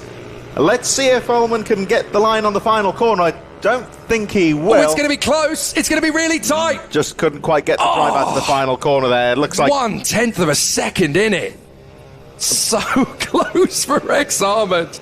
Good. Oh, Look cruel. at Dylan Cook got his arm in the air there. Say thank you, well done to that battler. He was determined to get the boot nailed there on the final lap. Just got the drive out to the final corner, and all that Ormond can do there was just go for that outside sweep and just try and carry the momentum. But it wasn't quite enough there. But yeah, Daly champion for 24, and that's real vindication for him of what a great season he's had. Yep, there's 125 points available with the 3 races at Red Lodge and the 2 remaining. So Cian Daly with 148 points lead now. He's uncatchable. He is the new Junior Super Moto 90 champion, as well as today's winner in the first race. Carter Spinks in second position. That's a little bit better after the difficulties yesterday. Will Dickinson in third. Dylan Cook just pipping Rex Ormond to the line for fourth position. CJ Maguire, P5, ahead of Ryan Merrin and Oliver Med, who are a lap and 2 laps adrift respectfully. But JJ Magister and Dan Tanton, very unfortunate. Their fight for the title comes to an end in a collision. Their only chance now is to fight for second place in the Riders' title. Right, it's now time to move on to the Mini Bike 160 plus the Vets. And this is obviously a title fight that is still very much alive and kicking. And there's a lot still to discuss about this one. They go to the 4th race of the weekend. Tim Patterson and Richard Rice on the front row of the grid. Sam Morrison and Dave Cook on the second. Then Robert Med and Michael Judkins. Jamie McClelland and Ben Johnson. Pete Johnson and Barry Clark. Adam Harrison, Liam Booth, Andy Williams, Oliver White and Gaz Jacobs. The latter 4 did not set times in qualifying. And after yesterday, expect Andy Williams and Oliver White to not be present. However, the big story there is obviously, again, in the title fight. We've got an interesting one in the Mini Bike 160 in Vets. There's still quite a long way to go in their championship fight, and it looks like it could go all the way to the death, because it's not done yet for Tim Patterson by any means. He has 676 over Dan Merrin's 573. That's a lead of 103 points with 360 points available, so that's still very open. Yeah, still a very long way to go. We've always seen plenty of action there as the unfortunate victims from the previous moto making their way back to the paddock. There is JJ Manchester. You see the blue leathers, and comparing notes, I think they not too much they can do now really, but off we go then for our sighting lap, warm-up lap for the 160s and the Vets. And Vets always some really experienced competitors out there. A lot of these riders making the move to mini bike racing from the world of circuit racing. A few ex-Super Moto and motocross riders in there as well over the years as well. And really allows the riders to continue in motorcycle racing after they may want to turn away from the circuit racing. A little bit of a lower cost, you would say, potentially kind of on the body sometimes as well. So the Vets always very popular, and plenty of experienced mini bike racers out here in this next moto, which looks set to be a very good one. Yeah, it'll be fascinating to see what the battle is going to be like in this one again after the duels yesterday. Tim Patterson was able to fight his way through to victory, not in a dominant form on every occasion. He certainly had a bit of a tough ride of it in some of the races yesterday, but he did manage to come through after a very tight battle to win all 3 encounters. It wasn't easy to dominate them from the front. He had to make up some places in a couple of the races, but he was always able to put himself into a very solid and strong position in the end. There were also 3 victories out of 3 in the Vets for Richard Rice, so that's obviously an important one for him to continue to push forward for. But it's very much the battle between Tim Patterson and Robert Med that is going to be the big focus in Mini Bike 160. And just to give you a bit of context, the gap between them, as I mentioned, is 103 points. But Tim Patterson starts this race from pole position. Robert Med is back in 5th. Yeah, Med with a bit of work to do, of course, and a good start always very important as they wait for the lights to go. Here we go. And away go the 160s and the Vets. Lovely start on the inside, Tim Patterson. Good strong start. Had to get the elbows out a bit there though, because Richard Rice had a look on the inside as they make their way up towards Christmas Corner for the first time. Immediately Rice down the inside, going to try and get a front wheel in there, but running out of road. Patterson covers that line. Rest of the chasing pack just keeping it nice and smooth through Christmas Corner for the first time. Heading down towards Ashby, and Tim Patterson has had a fantastic start there, but Richard Rice is right with him in second place. Yeah, no problems at all in the end of the start for Tim Patterson. There was a little bit of hesitation, but as you mentioned, through Crook and Oblivion, the elbows had to come out there a little bit for Patterson to keep Richard Rice at bay. So the leader in the 160s and the leader in the vets, 1 and 2 at the moment. So Patterson and Rice definitely going about things the way they wanted to do going into this one. The championship fight looking like it's very much going to go down to the wire at Red Lodge, but they're still trying to take as many points away from this weekend as they possibly can. They both came away with 180 points apiece in 160 and vets yesterday, so if they just keep the statistics favourable for them in this one, then it's very much one-way traffic as far as Red Lodge in the autumn is concerned. But certainly Patterson out in front of Richardson, no problem. Then it is Dave Cook ahead of Sam Morrison. Michael Judkins has made a good start, 5th position for him now in front of Ben Johnson, then Robert Med, Jamie McClelland, Adam Harris, Pete Johnson and Barry Clark, just 11 of the original 15 entrants. The thing with Red Lodge, of course, is it's very much a Marmite circuit amongst the riders because it is so different. It's about the most tightest, most technical track on the BMB calendar.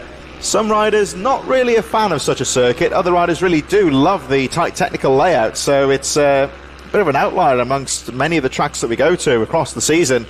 So that could really throw things into the mix in September, well, later in September now I should say, of course it's the first today, but Tim Patterson over the line he goes, and Richard Rice just tagging on to the back there, both riders lapping very quickly in the 57 seconds there. Sam Morrison has moved into 3rd position, Dave Cook, Ben Johnson rounding out the top 5, Michael Judkins, Robert Med, Jamie McClelland, Adam Harris, Pete Johnson and Barry Clark a little bit further behind as we get the action down the inside from Ben Johnson through Christmas Corner, and that's how you do it. Get the front wheel in there and block pass on the exit, very neat, and let's see what happens on the run down towards Ashby Corner. No, not quite close enough, and very neat move there from Ben Johnson to move up another position. I think Robert Med is having a nice little duel as well with Michael Judkins just behind them, the two vets going to battle, so nice to see how they continue their run. But Tim Patterson extending the gap by another second to Richard Rice, 57.5, the fastest lap of the race the last time around. Good to see Sam Morrison really starting to jog on a pace now in 3rd position. 4th for Dave Cook, having to drop back behind Morrison in this stage of the race. But Ben Johnson managing to get past Dave Cook as well. It kind of gives you an idea that maybe Dave Cook has got a slight problem developing, because not only has Ben Johnson got ahead, look at how quickly he's pulled clear of Dave Cook's bike. I do wonder if he's got a slow problem developing, as Dave Cook has lost a lot of time in a very short space of time. And out in front, Tim Patterson, no issues. Could be a possibility. We'll have a look at Tim Patterson. It is very easy just to lose that rhythm. It's sometimes similar, especially for the adult riders, similar in a sense to karting. A few mistakes and that momentum, once it's gone, it really can push you back in terms of your pace. As we look a bit further back, that wonderful retro livery on the leathers there, of course, reminiscent of the Rothmans Honda team in the 80s. Very well turned out machine, I was thinking, for him.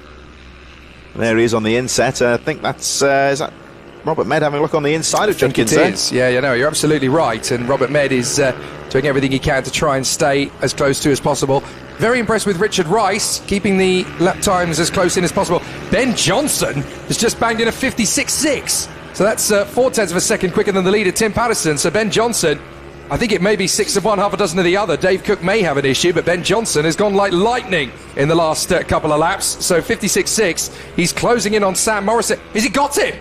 I think he's got him. Yeah, he's got Sam Morrison already. So Ben Johnson up into 3rd position. His next target is Richard Rice. Yeah, well, look at number 34 here. Ben Johnson has really gone into a smooth rhythm here and has put in some very quick laps. 56.672, fastest lap of the race, and half a second quicker than the leaders at this stage. So we can see Sam Morrison just trying to tag on to the back here.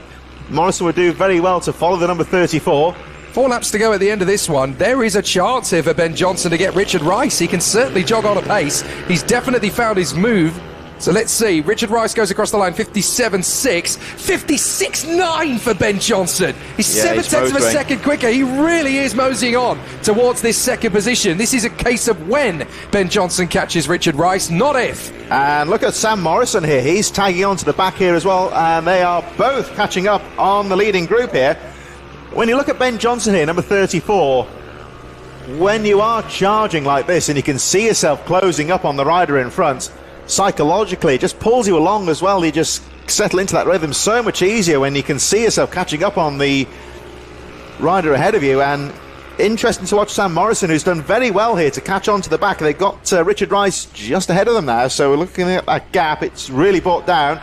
Ben Johnson really is motoring here, and he's still got time on his side here. Sam Morrison has done very well to tag on to the back of the number 34. He's getting involved in this one as well. We'll look at the lap times when they go through. Patterson over the line, 57.1. Second, third and fourth all together. And Ben Johnson, fastest lap of the race, 56.665. Here they come up towards Christmas Corner. And I think Richard Rice can hear that they are charging here as Johnson has a look through the right-hander. Sam Morrison is right on his tail now as they make their way down towards Ashby Corner.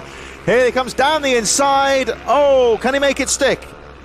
Yes, he can. Ben Johnson with a lovely move into Ashby, very smoothly goes through to second place. 3 laps to go here, and the gap 2.4 seconds, and he's going to be charging. He thinks he could perhaps snatch this victory. Now, of course, Sam Morrison struggling to get past Richard Rice here, so this could be the opportunity that Ben Johnson needs to try and pull away in second place. So over the line they go. So Tim Patterson still charging out to the final corner now. Further back, Michael Judkins still fighting away in the midfield. Looks like Robert Med with him as well. Second, third and fourth over the line. Oh, look at that down there. Bar-to-bar action as Sam Morrison tries to find a way through here. Richard Rice guarding that inside line as, he tries to find the opening into Christmas Corner. No, it looks like Richard Rice has held on here. Tim Patterson, incidentally, has responded to the pressure.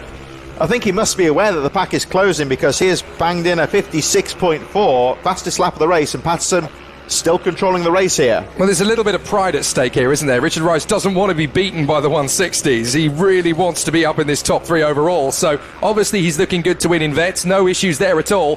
He's just looking down at the bike. Maybe there's a slight issue developing for him as well, because he's suddenly gone from second place, a second away from Tim Patterson, to now suddenly being cannon fodder for first Ben Johnson and now potential mincemeat for Sam Morrison. Morrison really starting to edge it up. We go into the last lap. Patterson's looking good for the win. There he is through oblivion as he rides along Fine Lady up Manuel's Banker towards Christmas. But third position is not done. Rice has got Morrison right up his chuff. I think he's just lost the rhythm there, Richard Rice, a little bit. Ben Johnson really rode well in the middle part of the race, caught up and got past quite quickly. And of course, with Sam Morrison at his heels as well, it just seems to have engulfed the 21 of Richard Rice. As they fight for position a little bit further down there. Going bar to bar through Ashby, and Richard Rice is determined to hold on to that third place. As a great move there from Sam Morrison down the inside, but didn't quite come off, as Tim Patterson keeping it cool, calm and collected through Boot for the final time, heading towards that new little section for 2024. Through the switchback, out to the right-hander, and Tim Patterson controlling the race very smoothly indeed to take the checkered flag. Ben Johnson still absolutely charging out to the final corner. Over the line he goes. 4.2 seconds the gap at the checkered flag. And it's Richard Rice and Sam Morrison neck and neck for third place. Rice just about holding on. That'll do nicely for Richard Rice. It's another 60 points on the board for him in vets. It's another 60 points on the board for Tim Patterson. No issues at all.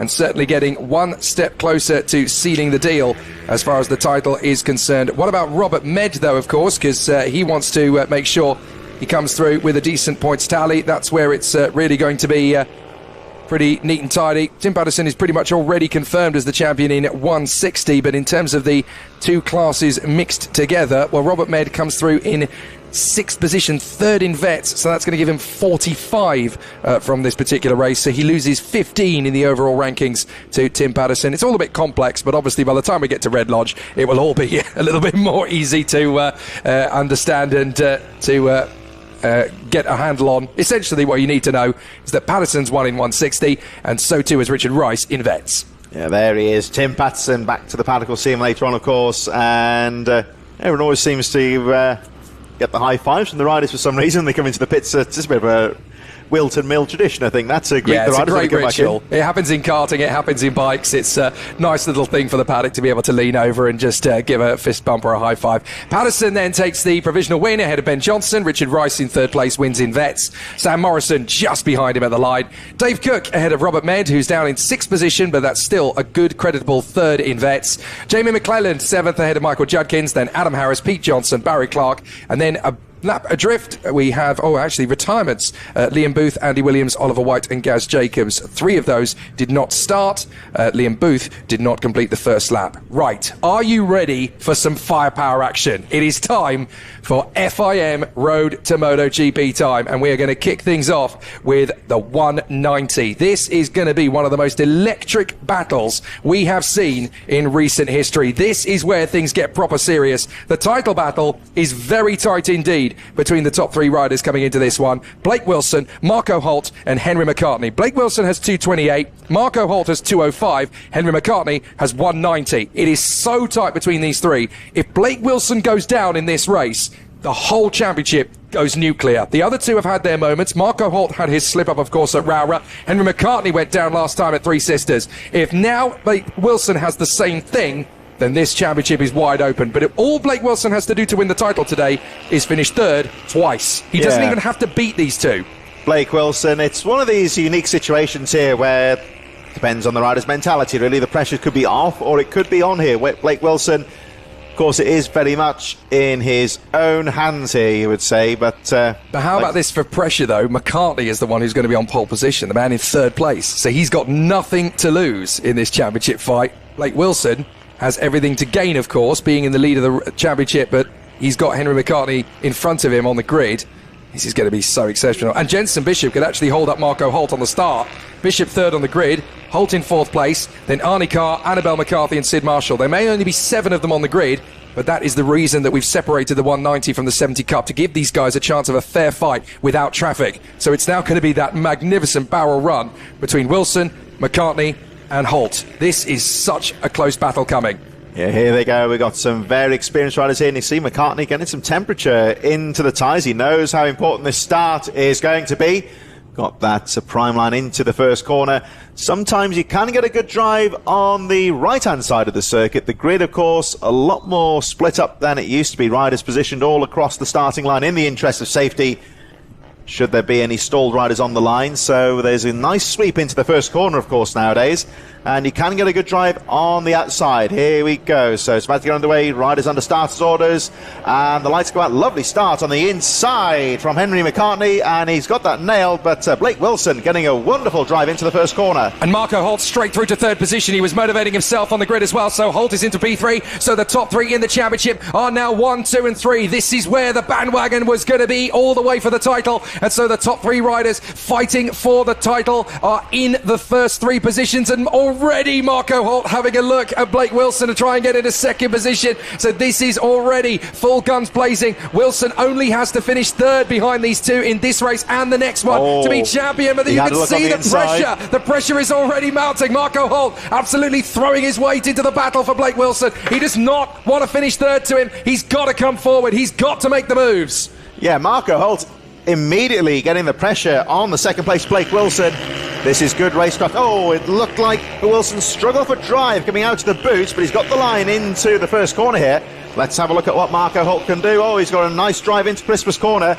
And Holt down the inside. This is a pass, potentially 3 laps in the making here. Oh, and he's done it. Beautiful from Marco Holt. That was absolutely necessary from his point of view to be champion. He had to get ahead of Blake Wilson at that point. So Wilson can just afford to play cautious here. He's got the measure of Jenson Bishop behind him. He can afford to sit here in third position. The one thing he can't do is fall. If he falls down, then suddenly this title fight blows wide open. There was a nervy moment there for Marco Holt. He ran out of track going into the double apex right-hander there. Just got a wheel on the grass and did very well to keep his momentum and not make a mistake. That pass there from Marco Holt was about half a lap in the reckoning. Just the tiniest of mistakes on this corner here from Blake Wilson. The back end just stepped out on him and he just struggled to get the momentum going through to Christmas corner. Marco Holt did have to work hard though to pull that one off. 51.756 here for Holt, and he's gunning for this guy here, number 31, Henry McCartney. who's had a brilliant race so far. Yeah, McCartney really needs the points from this. A victory will certainly give him a little bit more of a kick as far as his championship aspirations are concerned. He really has to keep the momentum his way. He's got to keep the statistics favourable. If he gets the win here, that's 25 points to the good for McCartney, 20 points for Marco Holt, 16 for Blake Wilson. What that does to the championship is it puts Blake Wilson on 244, Holt on 225, McCartney on 215. So you cannot afford a single mistake. Every time you drop the ball, your rival is going to come straight back in there and take it from you. And look at Marco Holt. He's eating up the road to McCartney. Marco Holt has got some really good sweeping lines on some of the more technical parts of the circuit. You see him just drifting a little bit wider on some of the exits of the corners here, just trying to carry that momentum as much as he can, and it really is working well for him. Marco Holt has really got he's got this Whilton Mill circuit dialed at the moment. You see again, he's just carrying the momentum as much as he can, taking slightly wider lines in some of the corners here. That's why we saw Marco Holt out earlier on, because he wanted a little bit of experience of what the circuit is like right now. Never mind that he was on a different bike. He wanted to get some knowledge of the track conditions. Henry McCartney not able to do that. Not in another class, as we see Arnie Carr and Annabelle McCarthy having a good little tussle for position a little bit further back in 5th and 6th positions. So they're still having a good race of it. But look at Marco Holt. He is determined. He wants to get some good points. Gets a good run off the turn. He's going to go side by side. McCartney's going to squeeze into crooked oblivion, almost dismounting off the pinion. This is very tough stuff for Marco Holt as he now races up towards him. Surely a run at Christmas is going to be on here for Marco Holt, but it's well covered by McCartney. Now Marco Holt bailed out of that potential overtaking manoeuvre quite early. He knew that it wasn't on there. He's going to have a look into Ashby here down the inside. Not quite, no, just following here. So let's have a look what Marco Holt can do here. He just seems to have eased off a moment here, just looking for opportunities. And he's just playing this tactically at the moment. Still a long way to go in this race. Just tagging onto the back wheel of Henry McCartney. Oh, a little bit close to the apex there for Holt, but he recovered quickly. And here we come into the boot once again. Watch 58 in second place here as he got the battle further back on the inset as well. This is McCarthy and Marshall still going at it, hammer and tongs for P6, with Arnie Carr well clear in P5. That final corner coming out of boot is where Holt is very strong indeed. He gets the line perfect out of there. This sets him up nicely for Christmas corner. But Henry McCartney just about got enough here. And again, you see Holt resisting the urge to go in under braking there. He's just tagging onto the back wheel of McCartney here, just looking for his moment. Down into Ashby he goes. And it's going to be tight. No, he's... How close was that? They know already, of course, they cannot afford to clash into each other. If they fall, championship is done. Game over in favour of Blake Wilson. They cannot afford to roll that dice a second time. He was just having a look there, Marco Holt. I think he wasn't really intending to go for the lead almost there. I think he's almost just letting McCartney know that he's there and just keeping that pressure on. But again, like you say there, Jake, he's... not really going to go. Back end going down. Marco Holt has gone down. Championship is over for Marco Holt. That came out of nowhere. The back end just stepped out. That's the corner where he was very quick on, and it came back to bite him there because the back wheel just stepping out under acceleration out of nowhere. And he can't pick it up. It's the junior class. You're not allowed to pick the bike up again. Marco Holt is out of the race, out of the championship fight. I can't believe it. Yeah, Marco Holt, that's that corner where he was very quick, but just on the apex there, the back end stepping out of him. Very strange accident there. It's the greasy surface here today at Whilton Mill. It's got the potential to catch the riders out, and really unfortunate for him as they come through in towards the final corner. So Henry McCartney all of a sudden has the race all to himself. He will see what's going on here when he comes into the final corner. And that's going to give Blake Wilson the title because he's going to be on 248 points. Henry McCartney's going to be on 215 for the win, and that will be a points gap of 33 points with 25 remaining. That fall for Marco Holt has just gifted Blake Wilson the championship. Yeah, Blake Wilson's really got to keep it together now in the last 6 laps or so. We've seen now how easily it can be to make it'll be a bit harsh to call it a mistake there from Marco Holt. I just can't believe it. The pressure got to him, didn't it? I just think the back wheel caught him out there. That's that corner where he really had it nailed. But the thing with Whilton Mill, it's such a, potentially on a day like today, a greasy surface as well. The back end just seemed to wash out on him out of nowhere. Well, Blake Wilson doesn't even have to race in second position. He can just follow behind Henry McCartney now. Second position will gift him the title. He doesn't even have to race Henry McCartney. Just bring it home and the job is done.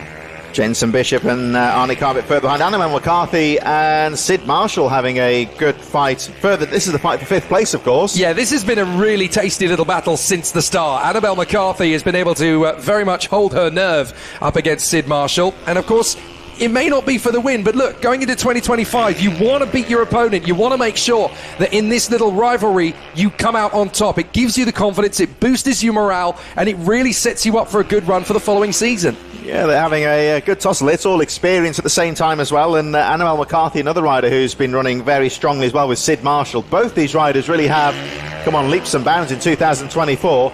And it's all about building that racecraft out there. They're bringing some superb racing here, these two.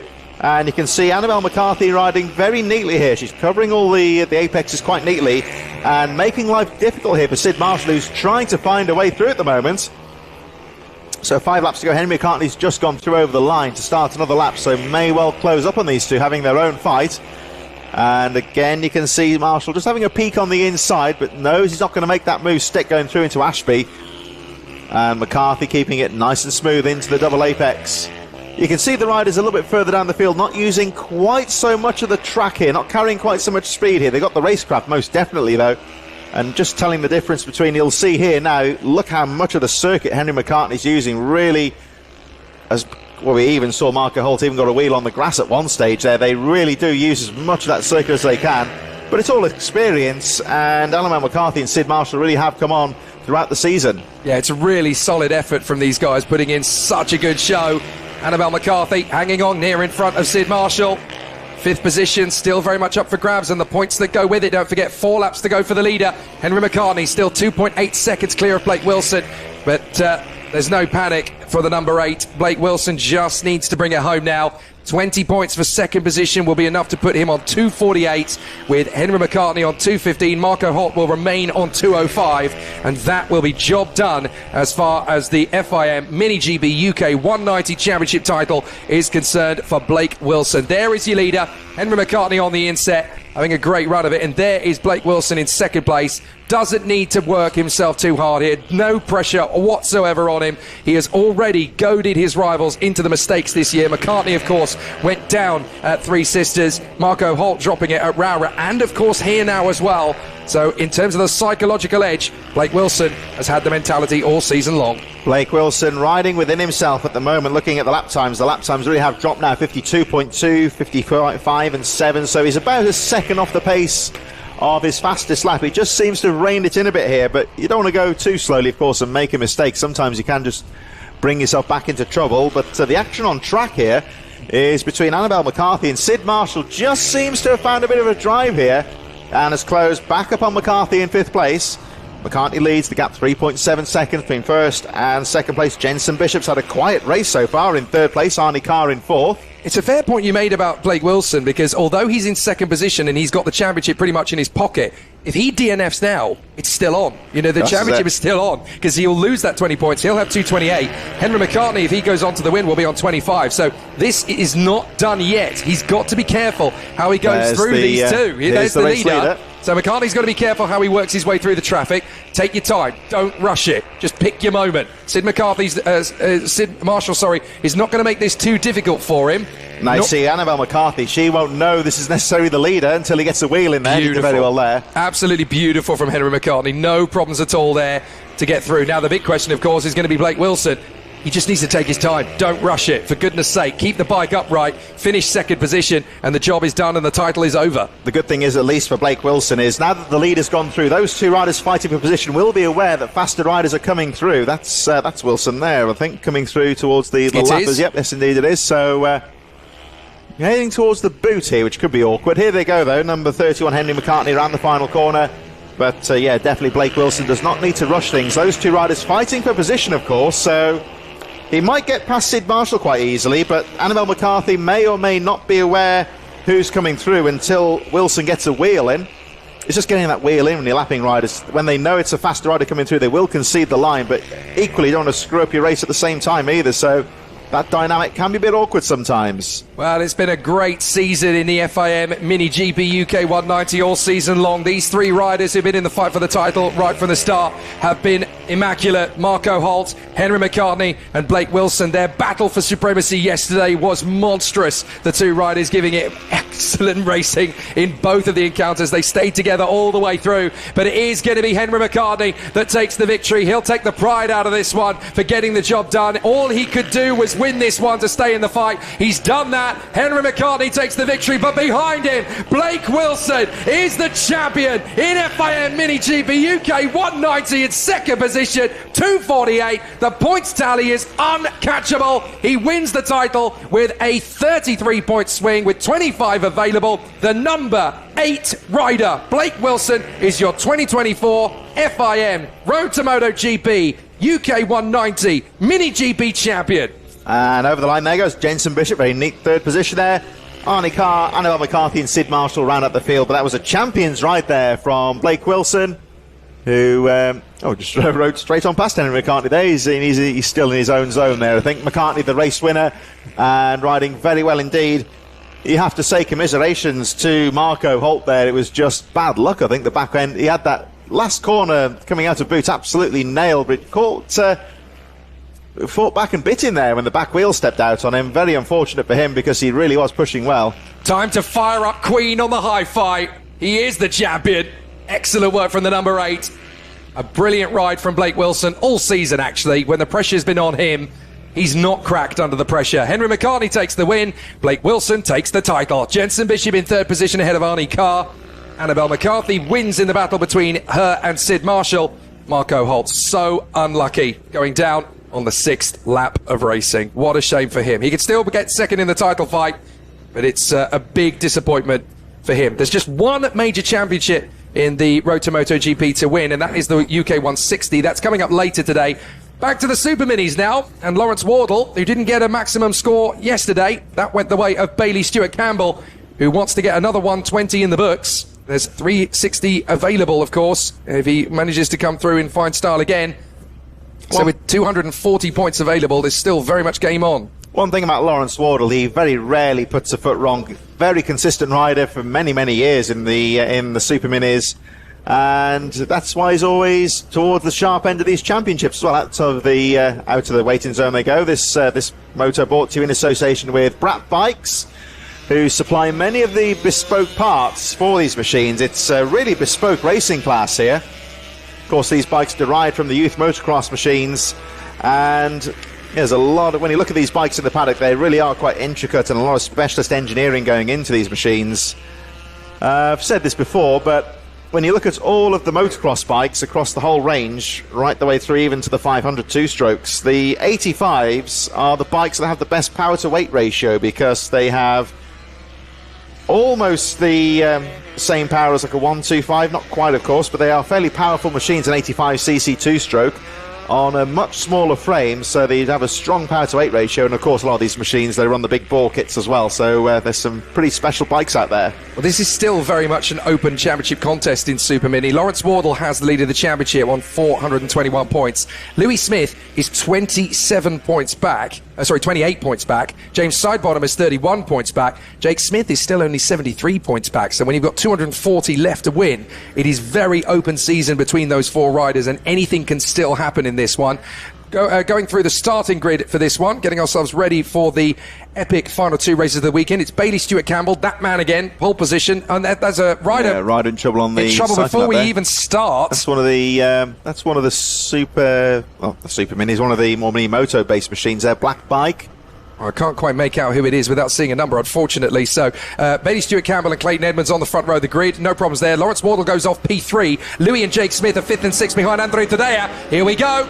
And charging forward, it is going to be a tight start, but up in the front, no worries at all for Anthony Tadea. He gets the lead. Excellent launch for him. Clayton Edmonds having to go a little bit cautious as I think it's Bailey Stewart Campbell, you know.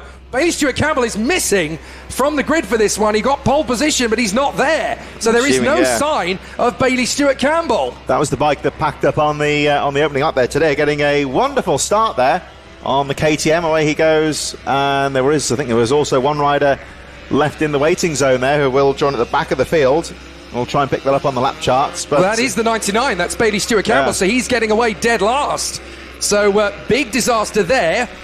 Looking at the form that we had yesterday, there is another bike that had a problem off the start. I'm going to try and identify it, but that's there he big is, disaster. Coming through Christmas there, another one of the KTMs. And out to the final corner they go. Wonderful smell in the air if you were here. The premix, of course, of the two strokes in the air as Andre Tadea leads the way, but coming under some real pressure from Clayton Edmonds, who's looking for lines here coming into Christmas Corner. Has a peak on the inside, but Tadea has the line covered.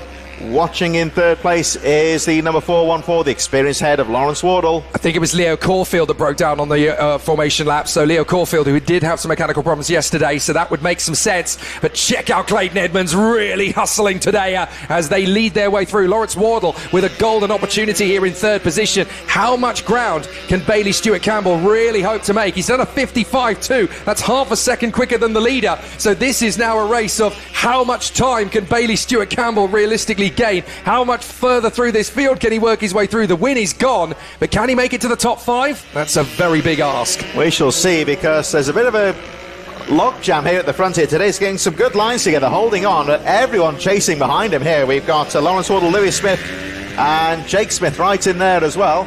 As again, you see today guarding the inside into Christmas Corner, getting the elbows out somewhat here and backing everyone up.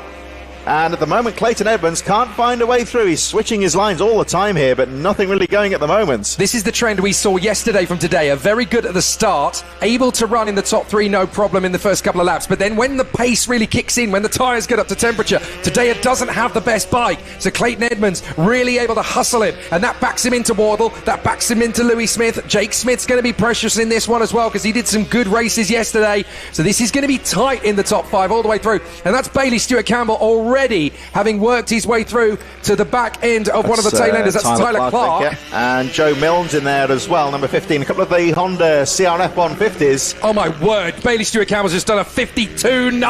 Yeah, he's motoring at the moment, Bailey Stewart Campbell. It's really does suit the two strokes well here at Whilton Mill. Quite technical in places. Oh, as again, having a look on the outside Edmonds, but you'll see Tadea guards the apex to prevent the repass on the exit of the corner.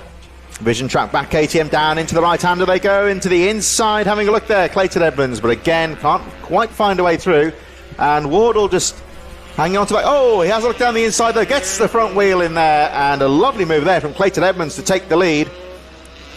Just getting that front wheel in there, going into the left-hander, showing it to the rival, and taking the apex away. Lawrence Wardle having a look on the outside, but can't quite find a way through. Clayton Edmonds needs to drop the hammer here on this next lap to try and break away. Another one of the KTM, slightly older machine there by the looks of the shrouds on the side of that bike, but certainly well tuned.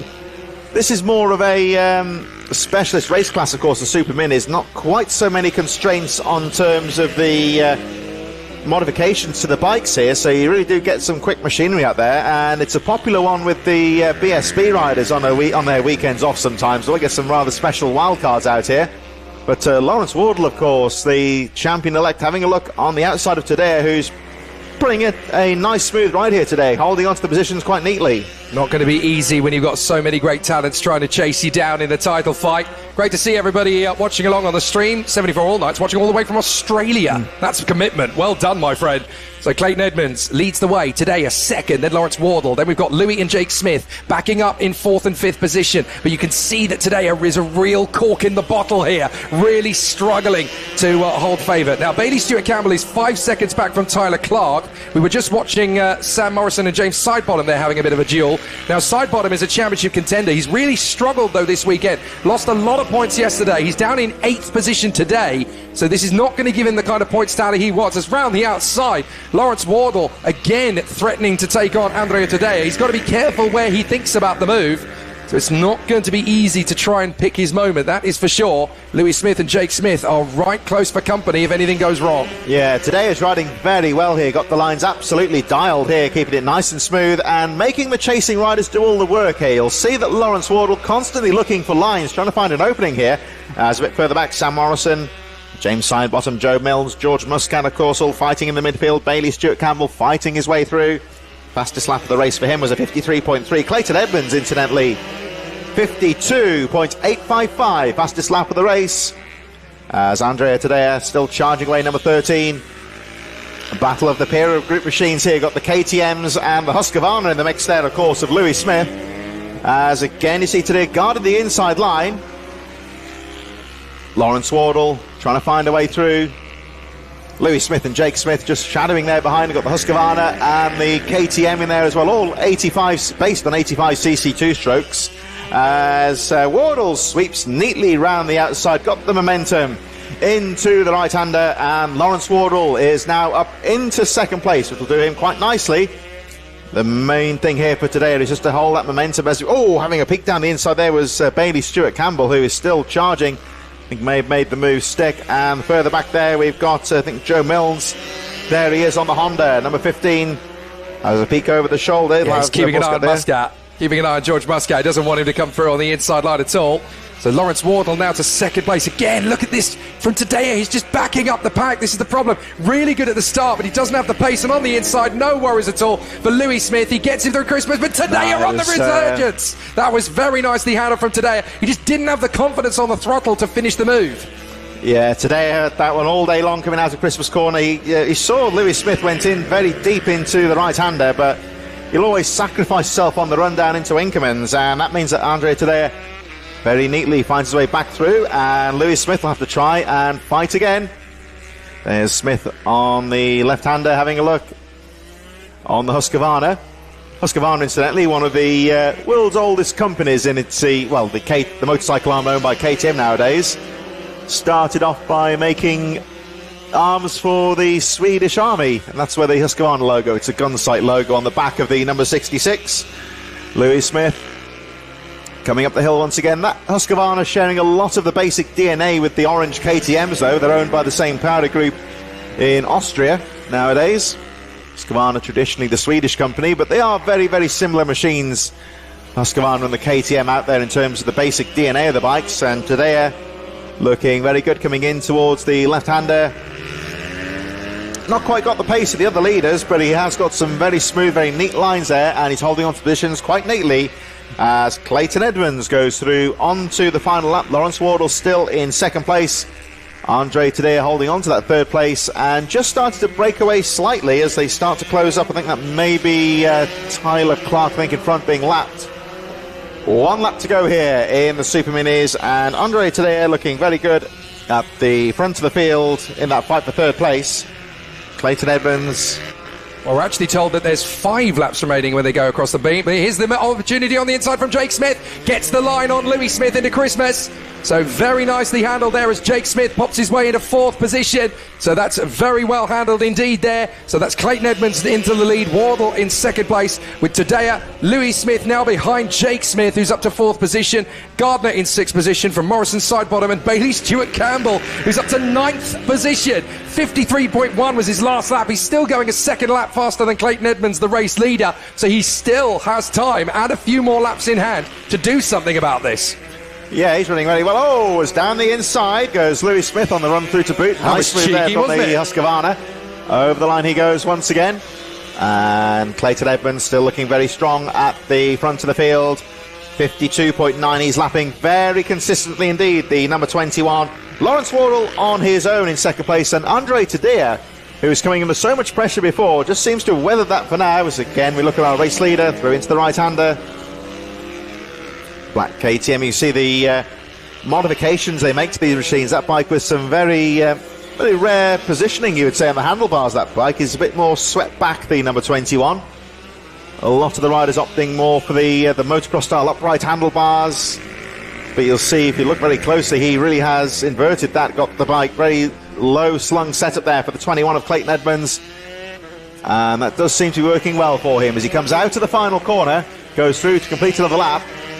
And still the fight a bit further back with Bailey Stewart Campbell certainly motoring in the midfield. There's the number 312 Sam Morrison with James Sidebottom. That's the battle of the 4 strokes there. Sidebottom on the Honda CRF 150. This is of course where this originally started as a 150 Honda single make cup almost. There was a lot of redundant 150 Hondas floating about back in the day when it didn't really make the inroads into the motocross fields.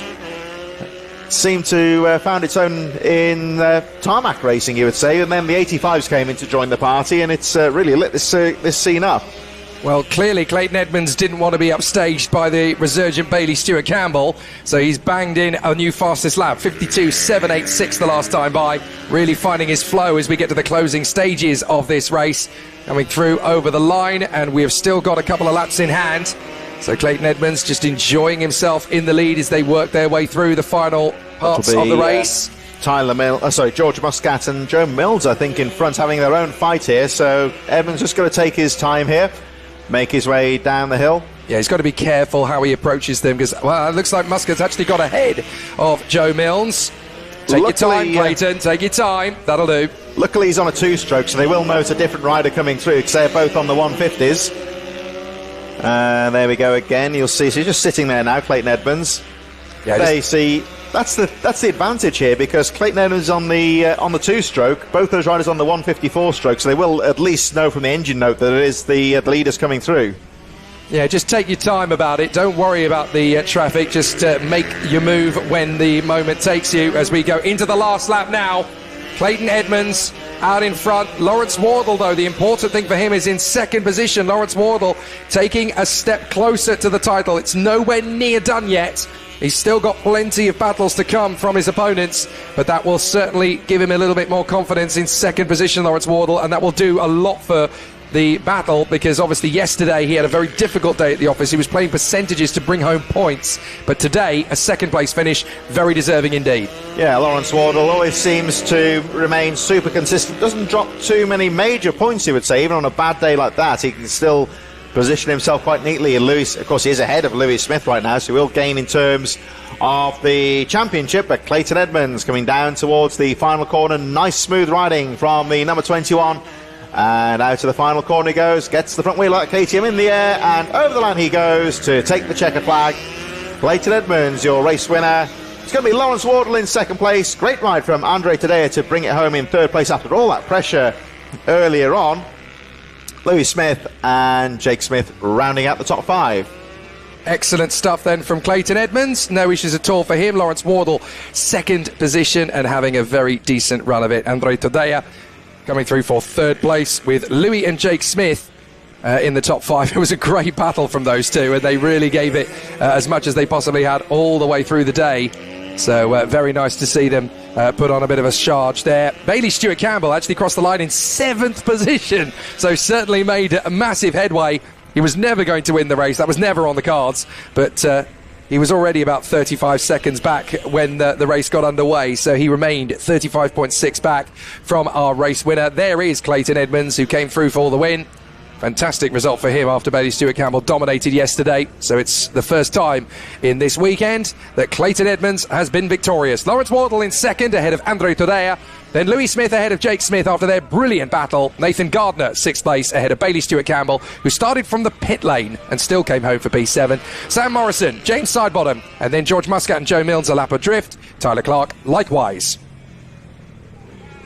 Time for some more great battles. This time it's going to come from the 110 category, the Mini GP 110, the Ovales, and Mason Federick will come out onto the grid in pole position. Why is that significant? Because even though the title has already been won in Ovale 110 by Max Robinson after his great run yesterday, there is still technically a four-man brawl for second in the points tally. Can you believe it? Sebastian Goslavsky has it with 203 points. Caden Herring has 170. Leo Soliu has 167. Mason Federick has 164. It really is so close. 6 points covering 3 riders in the fight for third position. But all of them could still technically take second in the points ranks. It all comes down to what happens for Sebastian Goslavsky in this race. If he DNFs and the other 3 are in the decent points position, then it could go anybody's way. But it's not looking likely. Goslavsky was very strong yesterday. Mason Federick, though, definitely on the hunt for third position in the title. He's 6 points back from Caden Herring, only 3 behind Leo Soliu, and Federick's on pole position with Soliu P4 and Caden Herring P5. Great thing about the 110 Cup and the Ovale 110 Cup, it's a real out of the crate racing here. There's not too much they can do in terms of modification to the bike setup. They can do all they want, of course, in that sense, but these really are out of the crate racers, the Ovales and the Bucci machinery, of course, in the other class. Very similar kind of bikes, and they really have infiltrated the youth track racing scene quite well in the last few years. Very popular bikes and good grids once again. Yeah, and of course nowadays pretty much everybody on the Ovalis. It used to be that there were separate groups. They are of course both 110s, but the Buccis have pretty much died out over the season. It's now pretty much Ovali all the way. So it'll be fascinating. It is all Ovali bikes today. Gazlowski will line up alongside pole position sitter Mason Federick. The new champion, Max Robinson, goes third on the grid from Leo Soliu. Fifth is Caden Herring alongside Leon Simpson with an outside bet at the top three. Cian Daly seventh from Mason Hams, Jasper O'Neill-White, Austin Whilton and Ella Musgrove. So let's see what happens in this fight. The championship is won. We know that already. Max Robinson is the new champion, but second position is still up for grabs. Sebastian Gazlowski currently has it, but there are three riders within 6 points of each other fighting for third in the title fight. This is going to be a really exciting battle. Red lights on. Let's race at Whilton Mill. And it's a great start for Sebastian Gazlowski. He actually beats Federick to the first corner, but Federick looking good in second position in front of new champion Max Robinson as they work their way through Crooked Oblivion, along Manuel's Bank, up Fine Lady, and it will be a great run to Christmas, down to the braking zone, and Federick follows in behind Gazlowski, but it's already close. Yeah, nice neat start there, and was that Leo Soliu? I think the front wheel popped up to say hello on the start line there, but he's recovered okay. Caden Herring got him on the inside of Christmas. He wasn't expecting Herring to be there, so a very good start from Caden Herring, up into fifth position now behind Leo Soliu. Here they go, so very neat start here from the 64 of Gazlowski. Another rider who's been on top form throughout the season, looking very neat in the various meets he's done throughout the year, and putting in some nice lines here on the first lap, coming under some considerable pressure in second place here as they make their way through Boot for the first time, and Federick Robinson right in there as well as they make their way through. Still a long way to go in this opening moto. Over the line goes Gazlowski, Federick Robinson, Leon Simpson with a very good start there as well. Leo Soliu, of course, had a difficult opening half lap or so there, so he's got a bit of work to do. As Federick has a little peek on the inside, tries to get the front wheel in there and makes it stick. Lovely from Mason Federick, really makes it work, and that's great psychological for him as well. Another 25 points in the offing for him, and if Federick can keep this going, he is looking so good to catch up to both Simpson and Herring in the title fight. That's what he's really up for this weekend. He won both the races yesterday. A third one will put him ahead of both Herring and Soliu, and suddenly up from fifth in the championship to third. Let's have a look at what Max Robinson can do here, because these two fighting for the lead now as Gazlowski tries to fight back here, and Max Robinson, he'll be watching this all the time. If they start to bang handlebars again, he'll be looking to try and get involved in this fight for the lead. Over the line they go, so a neat move there from Mason Federick on Christmas corner, got the front wheel in there and took the apex away. Federick now leads. It's turning into a three-way tussle for the fight for the lead here. Leon Simpson fourth, Caden Herring, Leo Soliu, Mason Hams, Cian Daly in 8th place, O'Neill, White, Whilton running at the top 10, Ella Musgrove running at the field in 11th place. As we look at Gazlowski, just losing a little bit of ground there to the leader, who again closing up under braking though, and Gazlowski looks very quick through Ashby. Yeah, if it stays like this, Gazlowski is cemented in second position in the championship, but it's all about Mason Federick in the lead. If he stays there, he's going to move into third in the championship. 189 points to Caden Herring, predicted to be 181. Soliu predicted to be 177. So it is so important that Mason Federick gets this win over Gazlowski. He got two yesterday, and he's definitely in the move for the third. But look, here comes the confident Max Robinson, having sealed the title yesterday. He wants a piece of this, and Gazlowski wants to get away from him. Yeah, and Mason Federick had a couple of slight errors on the previous half, which got a little bit of curb into one or two of the corners. That's allowed Gazlowski to come back into this one. Robinson with the fastest lap of the race, so three-way tussle for the lead well and truly on here. And the pressure now back on Federick as Gazlowski looks for options here. Federick has a nice line coming out of Christmas, but Gazlowski has a peek down the inside. There's nothing going there, so he backs out of that one. And this is where Gazlowski was quite quick, but Max Robinson just starting to close up here. You'll see that Federick taking a very defensive line there on the double apex, and that allows Gazlowski and Robinson to back into him a little bit now as they make their way back towards the boot. Federick, though, doing very well here to hold on to the lead. Take your time, don't rush this. This could be a really easy run for the competitors as they dice their way through the final couple of corners. Gazlowski getting a better run off the boot. He may have another opportunity here to Mason Federick as they accelerate through Crook up towards Oblivion. He's even having a think about the exit up Fine Lady. And along Manuel's bank, he's got a good exit. Can Mason Frederick hold him off up to Christmas? It's going to be about Kozlowski's confidence. Frederick is so good on the brakes into Christmas, though. He loves that corner, and this is where Frederick is really picking up the momentum. Look at Max Robinson. Nothing to lose. The title's already won. He's having fun out there. The interesting thing here is that Mason Frederick appears to be riding quite defensively here. He's very aggressive into the apex. Look at this when he comes in straight down onto the apex there. And he's very keen to park the bike on the exit of the corner. Good defensive riding here from the number 50, but what that does mean is he's not going to break away from Kozlowski and Robinson. He's going to keep this fight bunched together as that battle further on down there. Simpson, Herring and Solly all fighting away further back. The leaders now making their way through the boot. Still Leon Simpson, Caden Herring and Leo Solly after that bad start, recovering well. Still a long way to go here, and Frederick again, you'll see him very quickly moving down to the apex as they make their way up towards Christmas, putting the work onto Kozlowski here, sort of trying to find an opening as Robinson has a look down the inside. Oh, Kozlowski gets that front wheel in there and retakes the lead. So now what can Frederick do? Can he retake that position? Brilliant. Now we've got a real spicy battle as Kozlowski gets back into the lead of the race once more. And that puts him on 25 points for this race. Frederick back down to 20, but he'll still take third position in the championship by finishing P2. So it's still very much game on for Frederick in the title fight, not for the championship itself, but certainly for the top three. Great battles going on further back as well, because we've got Herring, Simpson and Soliu having a similar dice to what we've got for the lead. This is excellent stuff all the way through. 3 riders for the lead, 3 riders for 4th place. Looks like Herring's done it, actually, moved into 4th position. So Soliu just watching there as they make their way through. Kozlowski trying to break away and sets the fastest lap of the race, 56.266 for the number 64. Frederick has opened the lines up now, is chasing in 2nd place, so you'll see again the dynamic shifting here, and it's Kozlowski's turn just to be a little bit aggressive there going to Christmas corner in guarding that apex. That's the main overtaking opportunity, it would seem. Here they come through to Ashby, off-cambered right-hander. Frederick opting for that tighter line out of the corner. Could that work? Gets a nice drive out of the right-hander. And Kozlowski just started to get it together here and just started to pull the slightest of gaps here. Maybe, well, I'd say no more than half a second here. As Frederick through the boot he goes once again. This tricky little corner. It's all about keeping the momentum going through this tricky little section now. Really has opened up the run towards Christmas corner, though. Here they come out to the final corner. And Kozlowski, let's have a look at the gap when he goes through. It's about, 4/10 of a second between first and second, which is about the biggest it's been all race. Kozlowski goes faster once again, 56.228. So the pace of the race really picking up at the front here.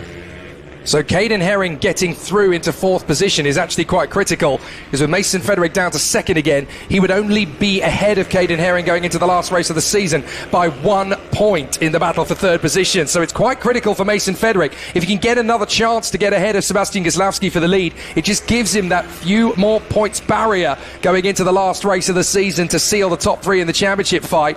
It's been a tough old season for Mason Frederick, but he's definitely coming back at it strong as we now watch Mason Hams dueling with Kian Daly in the inset. That's 7th and 8th places. So we've got a battle for 1st, a battle for 4th, and a battle for 7th. That's what we love about the Ovali 110s. They are so good. It's obviously, as we mentioned, plug in and play, and these riders are giving us such a great show up and down the field. Battle for 9th as well, actually, because Jasper O'Neill-White's got past Austin Whilton, so is action throughout the field here. No one really pulling away from each other.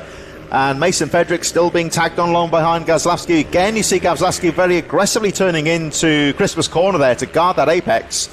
But Frederick looking for lines. Is he going to try go down on the inside into Ashby? No, he doesn't, but he sweeps wide. He's going to try and get the exit speed here.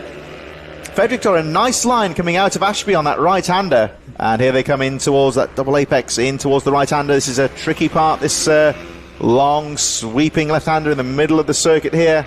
I tell you what, these Ovali 110s are quickly becoming my favourite bike in the paddock as Kian Daly slices it up the inside of Mason Hams off Christmas and manages to thwart his offence in the run out towards Inkermans up to 7th position. These bikes just give us so much diversity of racecraft. Kozlowski almost getting pinched there as they go through the traffic. Ella Mosgrove almost causing an issue for Kozlowski. Does cause an issue for Mason Frederick. He gets pinched at the wrong point. And look out, here goes Max Robinson round the far side. Kozlowski's going to have no problem getting round Austin Whilton, but where's Robinson? He nearly gets past Mason Frederick. That's a bit unfortunate there, because they came across Ella Mosgrove at the wrong part of the track. Mosgrove just had to hold her line, really, and let the faster riders find their way through. And this has all worked out very well, actually, for Sebastian Gazlowski. Of course, the leader always has the problem when they're lapping traffic, is that the lappers may well think it's a rival rider, so they don't want to mess their own race up in the process. So it's all down to the leader to find their way through, which Gazlowski does as he goes down the inside. I think it'll be Jasper O'Neill-White who goes a lap down. And just starting to use the back markers to his advantage here, because O'Neill-White is in the slowest part of the track here. There's going to be no way through for Mason Fedrick until he exits the boot corner, which he should do now. Over the line they go, and they both sweep around the outside of Jasper O'Neill-White. So Gazlowski coping with the traffic very well. He had a good run there. He got to the slower riders at the right part of the circuit, one would say. And he's just starting for the first time this race to pull away. Gazlowski, 1.5 seconds to the good on Mason Fedrick. Max Robinson did get a chance at second position in the traffic jam, but was not able to capitalise. This is going to be so tough now for Mason Fedrick to get this gap down to Gazlowski, because they're so even on pace. The last lap for Gazlowski of 57.0, the last lap for Fedrick of 58.2. What are their lap times in terms of their personal bests? Well, Gazlowski has the fastest lap with a 56.228. Fedrick does a 56.288. So there's nothing in it really between these two. You've got to suggest that Gazlowski has a second and a half in hand, but that's going to be just enough. Fedrick's not quite going to have the pace advantage unless something goes wrong for Gazlowski now. What this does mean, of course, is that Gazlowski can use his own lines in the final 2 or 3 laps of the race. He doesn't need to be quite so defensive coming into some of the corners. That said, though, he set his fastest lap of the race when he was under pressure, interestingly enough, which just goes to show the pace of the riders at the front. Although Mason Fedrick has broken away now from Max Robinson. He got that little advantage in the traffic just to get that break, and now he's running his own race. It'll be interesting to look at the lap times here, because he looks quicker than the race leader. He was very quick going into Ashby on the last few laps, and the momentum seems to be with Mason Fedrick here. We'll have a look at him. He's looking very neat at the moment and potentially closing up. But the win is significant for Sebastian Gazlowski if he can hold on to it, because if he wins the race, as he is currently on course to do, he will secure second in the championship. There's no way after this that Mason Fedrick can take it back off him. He really needed a fall from Gazlowski to steal second place in the championship. His focus is on top 3, and he's going to take that if he stays where he is, because Caden Herring is predicted to be 4th. That'll be 13 points. Mason Fedrick is predicted to be 2nd. That'll be 20 points. So Fedrick will be on 184. Herring will be on 183. Soliu will be on 177. This man, Max Robinson, is already the champion. He secured that yesterday with that fantastic pair of third places. He's third again today, just enjoying the pressure of no pressure at all, riding around enjoying Whilton Mill. But Sebastian Gazlowski on the penultimate lap, set for second in the title fight. Yeah, he's looking good there. Max Robinson, of course, he's just keeping it nice and smooth. He lost a bit of momentum on that previous lap in the traffic, but still charging here, trying to keep the pressure on Mason Fedrick for second place as the Valleys head towards the closing stages of this first moto here at Whilton Mill. Battle further back, of course, with Caden Herring. Leo Soliu still fighting away. Leon Simpson just about involved in that one as well, as the 99 of Max Robinson comes out to the final corner. Gazlowski charges over the line and just starting to control this race now coming into the final lap. The gap goes up to 2.8 seconds, which is the biggest it has been. And Gazlowski knows that, of course, so he can run his own race on this final lap. Yeah, Fedrick is well aware of the fact that he doesn't have to push too hard now to get the victory. Second position is still good for the moment to move him into third place, and he's clearly got the pace overall over Caden Herring and Leo Soliu over the weekend, so he doesn't have to panic too much about this. Second position will more than do. He'll only have third position in the title fight by a point, but going into the last race of the season later, he can finish the job. Max Robertson having one last bite at the cherry to see if he can have a go at Mason Fedrick, but I don't think he's going to have the chance through the boot. Here comes Sebastian Gazlowski. He may have lost the title, but he will be the vice champion. He comes off the final turn. Sebastian Gazlowski wins beautifully in Whilton Mill, and he is the vice champion of 2024 in front of Mason Fedrick, who moves into third place in the standings with one race to go by just a single point. Well, that was a superb victory there for Sebastian Gazlowski. Punches the air as he crosses the line, and who can blame him, because he really had to work hard for that one. Came under a lot of pressure from Mason Fedrick, and in the end a little bit of good fortune coming Gazlowski's way when he managed to break away in the traffic. Then he controlled the race. As we look further back, that's Austin Whilton on the number 81 lap down in 11th, but will complete the race strongly over the line. So it's Caden Herring eventually in 4th place, Leo Soliu 5th. Leon Simpson just with Austin Whilton there over the line to finish in 6th place. Keon Daly and the number 7 of Mason Hams will be the final rider, some distance back but still on the lead lap. Over the line goes Hams, and that's your Avali's opening moto. Excellent stuff then from the Avali 110s. They really gave us good quality racing there. Sebastian Goslavsky coming through for a solid victory that secures his position as the vice champion of 2024 behind the title winner Max Robinson. Now the fight becomes for 3rd position in the last race of the season, and that is going to be a dogfight between the 3, 4 and 5 bikes in the standings. That's going to be Mason Federick on 184, Caden Herring on 183 and Leo Soliu on 177. 7 points in it between 3rd, 4th and 5th in the championship. Anything could still happen in the last race of the year. Sebastian Goslavsky dominant to the victory in front of Mason Federick and Max Robinson.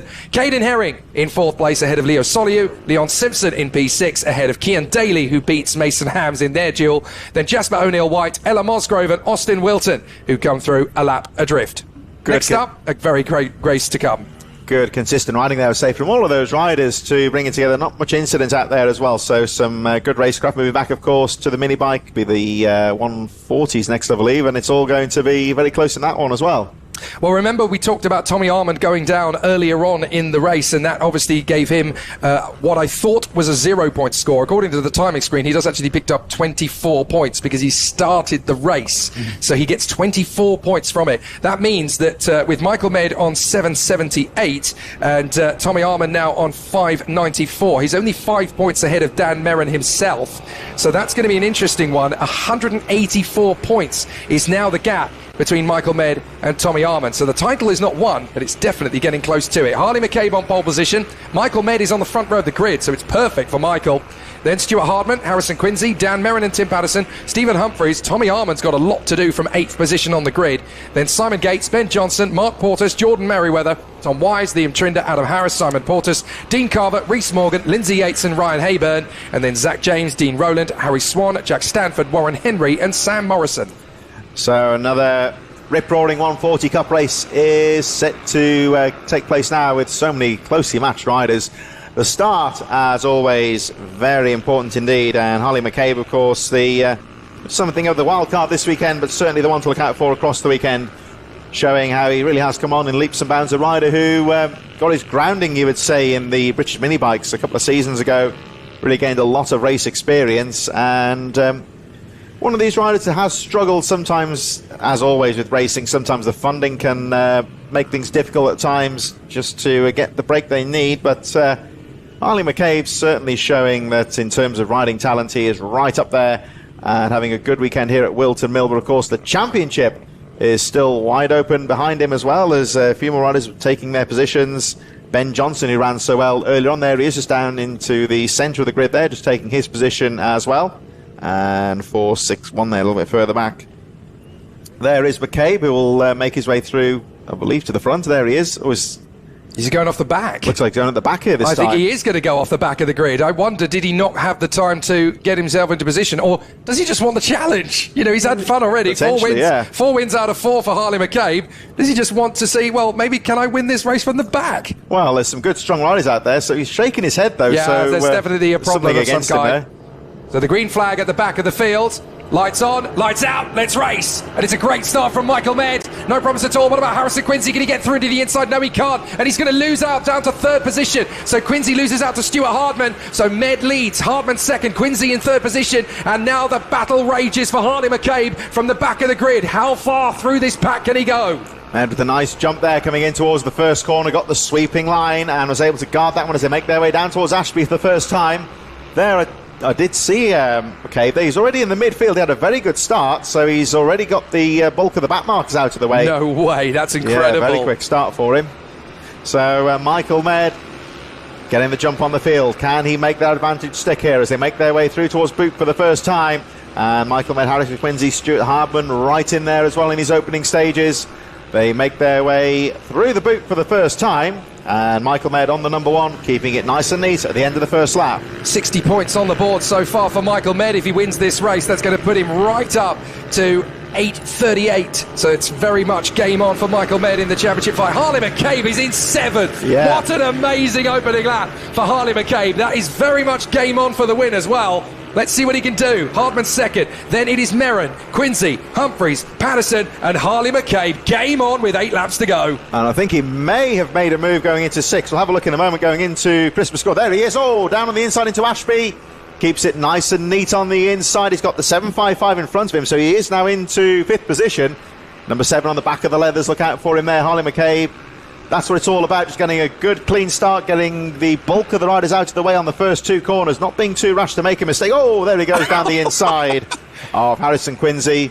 Half a gap there, and he's gone for it. He is just going through this field like scissors through wet newspaper. He's charging his way forward. Harley McCabe 4 wins out of 4. He clearly feels the 5th one right. If you're going to take pole position away from me, watch this. He's already 4th position, and this is going to be one heck of a fight back as we watch Humphries versus Patterson for 6th position. Now behind Harley McCabe. McCabe has already got past Dan Merrin. Yeah, he's up there now, so McCabe now well clear.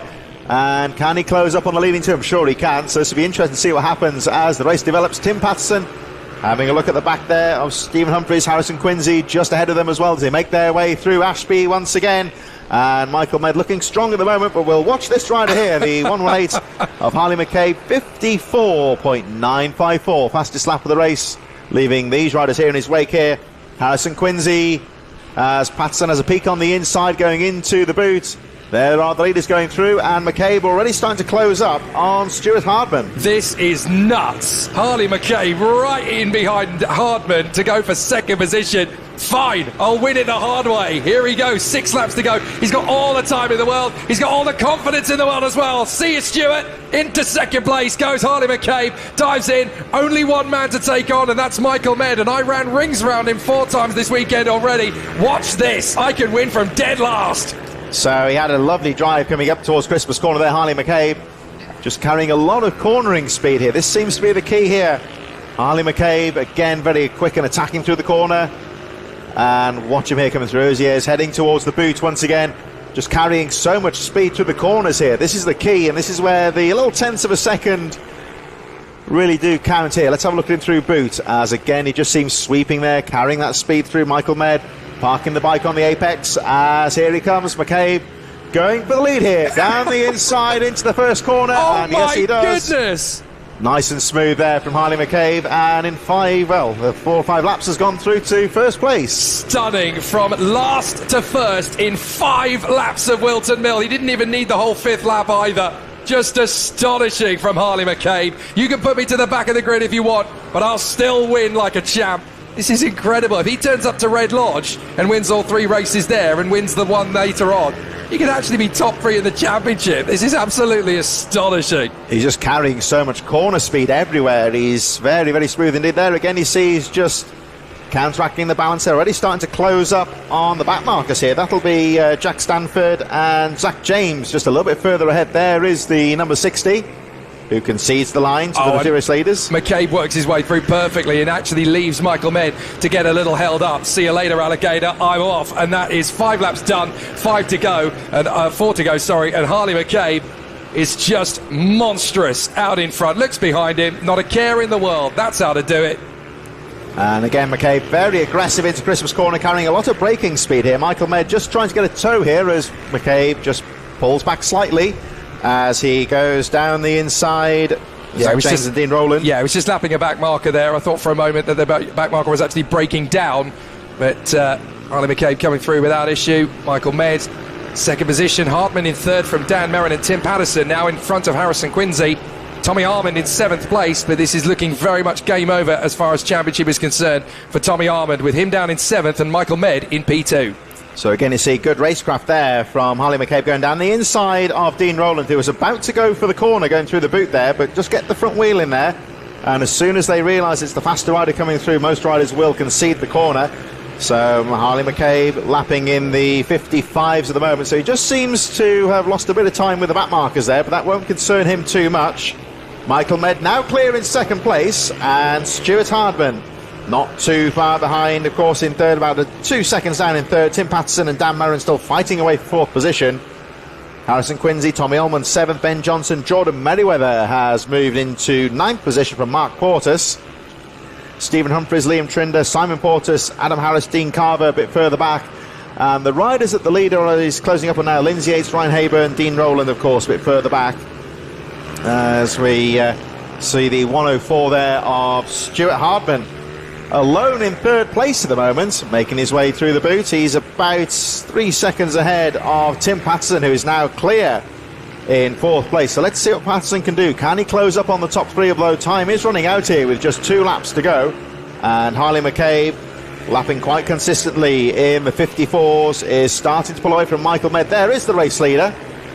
McCabe coming out of Christmas Corner, down towards Ashby, and again just finds the line, always seems to find a position there, and goes down the inside. That'll be, looks like Ryan Hayburn, the 17th place rider right now. 2 laps to go here, and Harley McCabe keeping it very smooth and looking very strong in the closing stages. So Tommy Harmon looking to pick up 38 points here. Michael Med looking to pick up 50.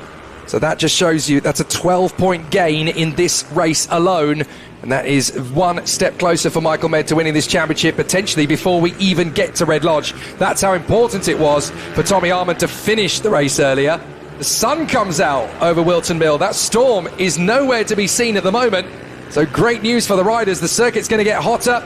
Nicely timed by Harley McCabe as he works his way through the traffic without incident. It's going to be another 60 points on the board for him. That's 120 from round 6 so far. He got 180 yesterday. Could he get the 180 again today? We shall see. He's just got to filter his way through these battles in the midfield there as that'll be the 218 there, I think, of Liam Trinder. 312 just ahead there as well. It's just, he's going past them as if he's standing still. This is monstrous. Absolutely brilliant from Harley McCabe. No worries at all. Through the traffic, just carves his way through. Don't forget, he started last behind all of these riders, and now he's picking them off to lap them. Michael Med coming through for 2nd position. Stuart Hardman coming through for 3rd, but here comes your winner out of the final turn. Michael Med looking good for the title, but it is going to be Harley McCabe, who makes it 5 wins from 5 this weekend. Absolutely extraordinary, and he does so from dead last. Oh, trouble on the final corner there. Just see who that is that's gone down right on the racing line. Goodness. Oh. Well reacted from everybody, but that could have been so close. Now in pit bike, he's not going to get it to the line, is he? So big problems there, but my goodness, we got close. Now who was that not managing to finish the race at the very end there? It was a tricky one to run across the track. I've hit a rider on the track before, and it's, it tends to be a bit painful. Yeah, very close indeed. But look at Harley McCabe. He's got a proper feather in his cap. He was shaking his head on the starting grid. Putting me to the back of the grid, are you? Fine. Watch this. And he just charges his way through from last to 1st in less than 5 laps. I think it was one of the lappers that went down, actually. Liam Trinder not showing on the lap charts there, so he was in the midfield, of course. Yeah, I think you're right. Might benefit Jack Stanford, possibly, because they were all a lap down. So, brilliant ride there from McCabe. Just goes to show, I think, the experience of riding at a higher level in the... like you say, he really has risen through the ranks in motorcycle racing. Just goes to show that experience really coming to the forefront there, just carrying so much corner speed everywhere and winning by 3.8 seconds from Michael Med. Hardman 3rd, Tim Patterson 4th, Harrison Quincy rounding out the top 5, Dan Merrin, Tommy Ullman, Ben Johnson, Jordan Merriweather, Stephen Humphries rounding out the top 10 in the BMB 140 Cup with Mark and Simon Porteous a little bit further back, Adam Harris, Dean Carver, Lindsay Yates and Ryan Hayburn amongst the midfield runners in BMB 140 here at Whilton Mill, what is of course the penultimate round of the BMB Championship, moving of course to Red Lodge a bit later in the year. Junior Super Moto 90s coming up in association with Motos. They're in the waiting zone right now. They'll be underway in just a few moments, and Whilton Mill, of course, it's a long-standing venue on the British mini bikes calendar. This track in Northamptonshire, it's very centrally located, one would say, very close to the A5 and the M1 motorways.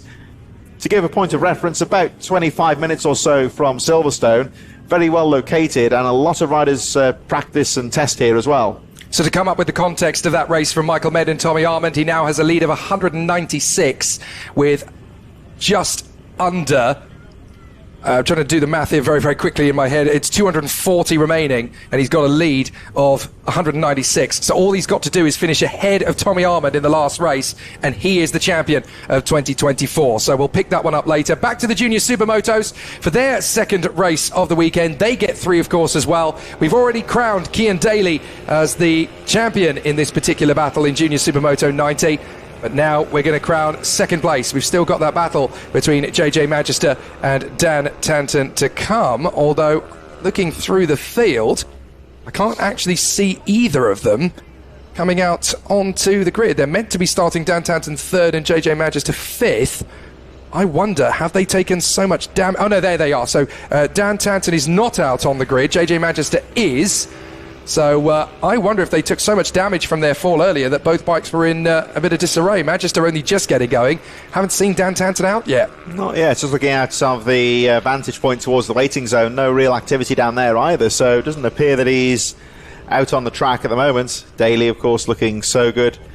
Earlier on, the weather certainly tipping towards the brighter side here. The track warming up as well. There is the risk of thunderstorms. There were some pretty meaty thunderstorms in the area. It does seem in this area of Northamptonshire that it's almost a bit like a scaled-down version of Florida. You can literally get heavy rain 1 mile down the track and dry the other. So let's hope it stays that way. Right, Manchester and Tanton both picked up damage from their bikes, of course, in the previous incident. I can tell you that all Manchester actually has to do is finish this race and he secures second in the championship. Doesn't matter where, because he's currently got 23 points over Dan Tanton. If he finishes 9th, he's going to come away with 7 points. That will be enough to beat the nearest rival, Dan Tanton, to second in the championship. So that's why JJ Manchester has limped his way to the starting grid. They're trying to get him ready. You could see that there with one final marshal on the grid, one final mechanic on the grid.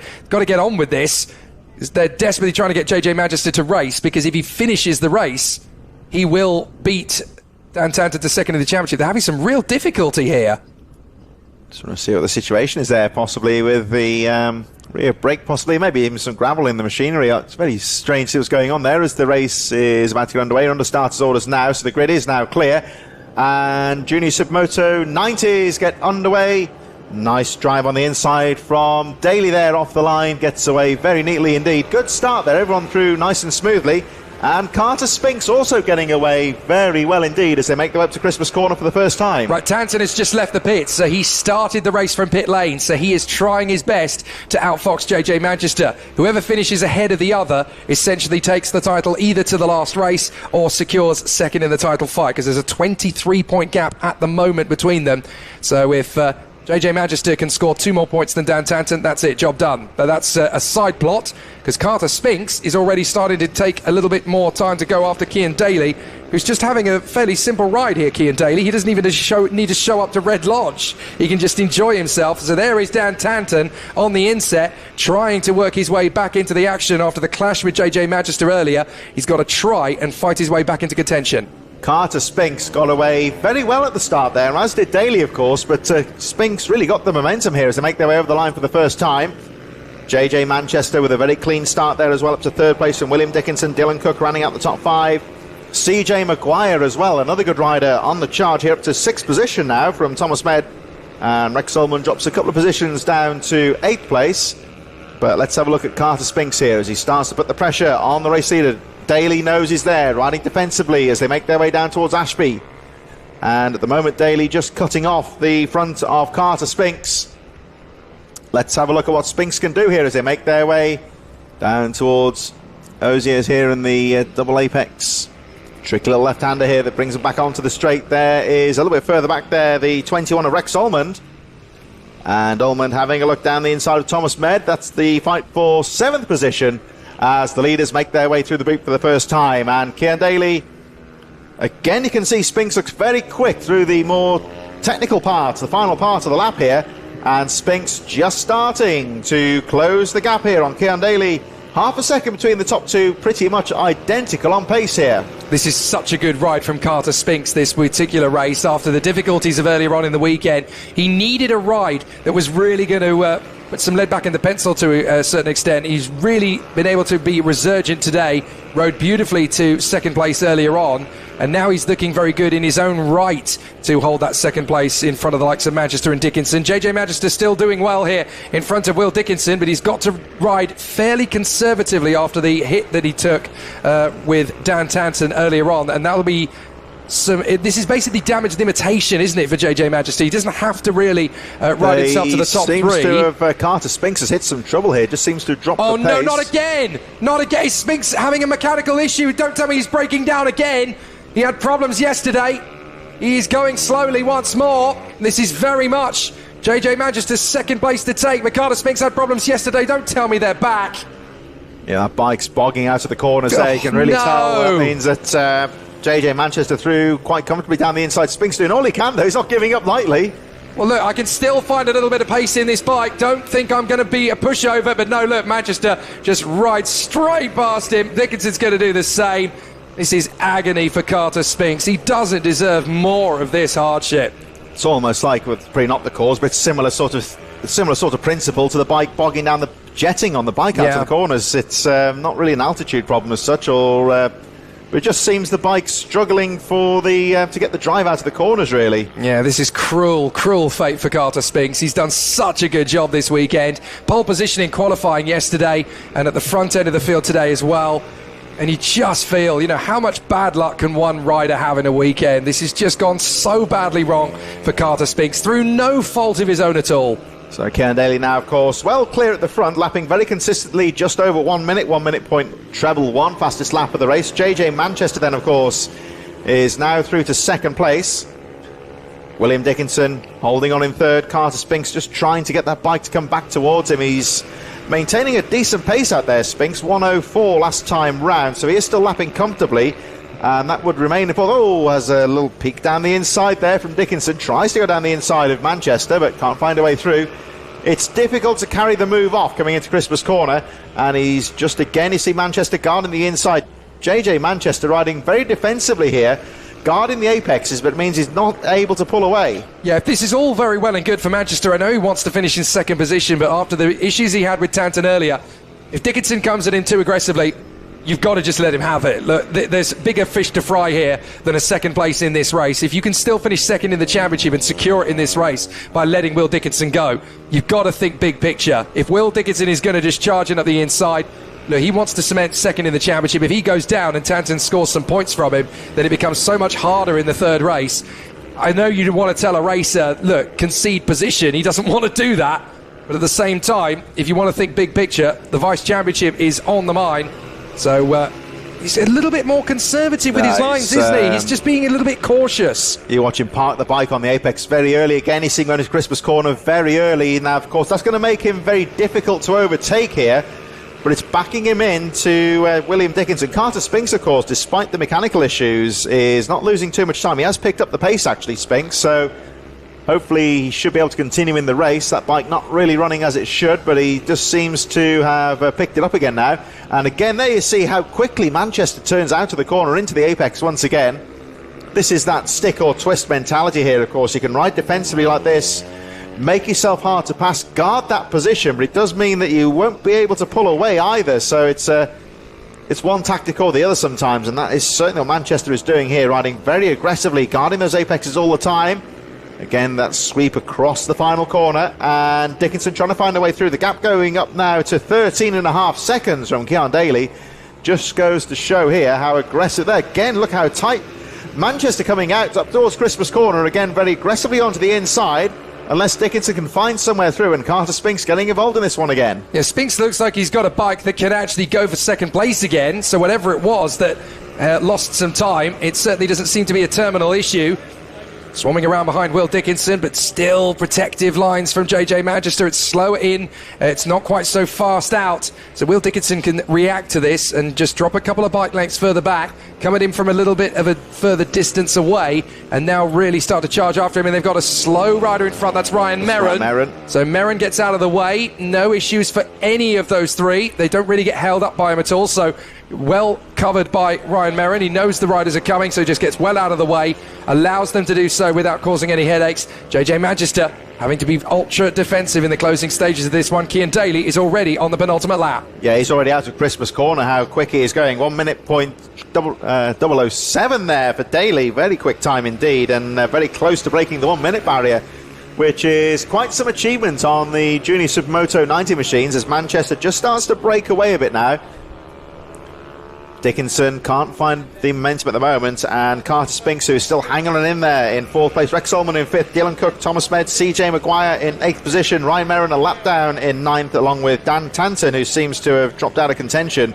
But Daly looking very good indeed, as Spinks has a peek down the inside of Dickinson. This is good news for Manchester, of course. If the fight for 3rd position hots up here, this could allow Manchester to secure that 2nd position as Daly goes through to start the last lap of the race. Absolutely incredible for our race leader. The fastest lap of the race, a 1 minute flat, .007. The name is Daly, Cian Daly, looking so strong out in front. Here he is, giving James Bond a run for his money as he continues to fly around Whilton Mill on his own. You've had a lap to cook that one up, haven't you? I did indeed, yeah, but he's 19 seconds clear of the rest of the field. So brilliantly done as he runs out in front. He's going 2 seconds a lap quicker than everybody else. Manchester, Dickinson and Spinks still together. No major changes between them. But Cian Daly, he's already ridden to the title. He's just having a masterclass bandwagon to finish off the run. Here is the battle for 2nd place in the inset. We'll try and keep an eye on both races, because obviously Cian Daly is going to finish the job in the lead as he comes out of the toe of the boot. Spinks having a lurk on Dickinson, can't quite make the move, but out of the final turn, Cian Daly out of the final corner, gets the victory. Is he going to break the 1 minute barrier on the final lap? Not quite. It will be a 1 minute flat .007 for the fastest lap. He misses the 60-second barrier by 0.008 of a second, as Carter Spinks has got ahead of Will Dickinson on the last lap. He's now tucking in behind JJ Magister. Could easily have got 2nd place. Frustrating that he's not going to secure it, but in 2nd place JJ Magister becomes the vice champion, just a whisker in front of Carter Spinks. So JJ Magister can now rest easy in the last race of the day. He is the vice champion behind our new champion Cian Daly. Yeah, good ride there from Carter Spinks to the end to salvage that 3rd place after those difficulties in about the halfway point in that 2nd moto. Cian Daly, though, having the luxury of being able to run his own race at the front, use his own lines, and 21.4 seconds at the finish. JJ Manchester, that good aggressive ride in 2nd place. He was really guarding those apexes, doing all he can, and it rewarded him with the 2nd position there. Will Dickinson then 4th, Rex Ullman 5th, Dylan Cook, Thomas Med and CJ Maguire with his best lap on the final lap of the race, finishing in 8th position. Cian Daly has secured 400 points in this year's championship. That is 400 out of 400. Absolutely incredible. Cian Daly takes the win from JJ Manchester in 2nd, who secures the vice championship. Carter Spinks in 3rd, Will Dickinson in 4th place from Rex Armand, Dylan Cook, Thomas Med and CJ Maguire in front of Ryan Merrin, who was a lap adrift. Commiserations to Dan Tanton, who tried to fight back but retired on lap 3. Yeah, it was a real shame for him. Of course, he gave it a go, but whatever the issues were there was obviously not enough to continue in the race, as we can continue on with the penultimate round of the BMB, incorporating, of course, the road to Moto GP. FIM Mini GP 160 is coming up next at this wonderful early autumn afternoon here at Whilton Mill. The sun has shone. The threat of the thunderstorms has passed for the time being, at least, but that spectre still hanging amongst us here, and at the moment the sun is out for what looks set to be a very good 2nd race. Now, Tyler Humphries secured the BMB 160 title yesterday, so that sets him up nicely to get the FIM crown today for the Mini GP UK 160 title. He has 32 points advantage on Wilson Dilks coming to this one, 50 points still in hand. So it's all Tyler Humphries to lose. He cannot afford to let the pressure of the occasion get to him. If he goes down, then suddenly Wilson Dilks, Hudson Cooper, Frankie Watson, Josh Herring, they get the upper hand here. Wilson Dilks on 203, Hudson Cooper on 172, Frankie Watson on 161. So it is pretty much Tyler Humphries' title. All he has to do basically is finish in the top 4 and the title is already won. He doesn't have to panic too much here. It is going to be very much about what he does in the battle for the title, so we'll keep an eye on it. But he is in pole position. Frankie Watson, it could be a thorn in the side early on, though, alongside him on the front row of the grid. We know how feisty Frankie Watson can be off the grid. Yeah, he's a quick starter, Frankie Watson, and the great thing, of course, with the FIM Mini GP 160 just goes to showcase how experienced and how skilled these riders are. We've got a relatively pretty much equal machinery between the riders, not much in terms of budget makes the difference. It's all down to the rider talent, and all these names at the front here, the likes of Tyler Humphries, Wilson Dilks, Hudson Cooper, Ollie O'Gorman, those sort of Frankie Watson, Chloe Gleeson. Many of these names have grown up through the series over the last couple of years and are becoming very experienced riders, some good racecraft out there. And when you watch the riders making their way through, they're already seeming to show some good levels of racecraft out there. There's one of the riders, fellow new to the series there, Ollie Everts, coming up towards the back of the field, and some of these riders towards the back of the field as well, the likes of Lucas King and the Harry Rafferty. Relatively new riders, but they really do seem to have picked up the pace against this strong competition. Tyler Humphries, Frankie Watson, Wilson Dilks, Hudson Cooper, then Josh Herring, Ollie O'Gorman, Dan Stevenson, Lucas King, Ollie Everts, Leo Hams, Harry Rafferty, Chloe Gleeson. I think we've got an absence again from Will Round and Max Robinson, who have focused on other things. Green flag at the back, lights on. Let's race for the 160 UK title in the FIM UK category. As round the far side, it's already Tyler Humphries in front of Hudson Cooper. Cooper getting a good start and into third position. That is the hard charge already coming in from the very feisty Frankie Watson in third position, having to give best for the moment. Watch out for Wilson Dilks here. There he is in your shot. They had a bad start. The front wheel popping up to say hello on the start. He gave it a little bit too much clutch. That's going to cost him dearly on the first half lap, but he's regrouped very quickly. I think he's in about sixth position right now. He's may move it up to fifth. But here we go. Frankie Watson getting underway very quickly as well. Oh, big issue for Hudson Cooper. What was that? Yeah, just big wobble through Wilkins and Oziers. A little bit too ham-fisted on the throttle there, possibly Hudson Cooper. A small mistake there. He just saw the back end standing him up there, but he's recovered very quickly indeed.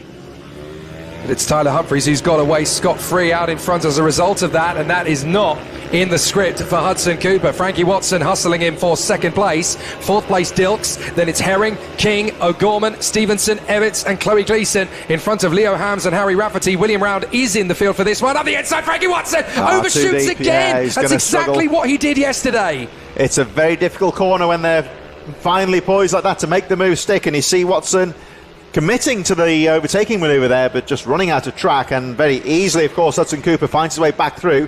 This is going to be good news here for Wilson Dilks, who gets back involved in this one after that bad start. He's right on the tail of Frankie Watson as they make their way down towards boot once again.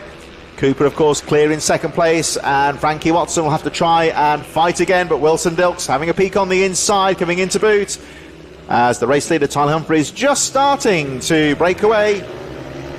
Humphries, the Scotsman, over the line he goes, and looking quite good at the front. 53.9. Cooper, Watson and Dilks very close together. Here they come up the hill now towards Christmas Corner, and you see Hudson Cooper riding quite aggressively on the outset of the corner, as again Watson tries the inside, and this time he makes it move. Beautiful. Absolutely beautiful from Frankie Watson. Really held Hudson Cooper to ransom on the inside of Christmas, and now there's a chance for Dilks. He has to hang back, but that was beautifully timed and very nicely handled indeed there from Frankie Watson. Brilliant. Very aggressive move there from Watson. Got the apex away and snatching it from Hudson Cooper. So he almost had a dummy run last time round. He got his reference points a bit more correct on that previous lap, they would say there, because he got down the inside, and Wilson Dilks just starting to put the pressure on Hudson Cooper, who again guards that apex coming through the boot.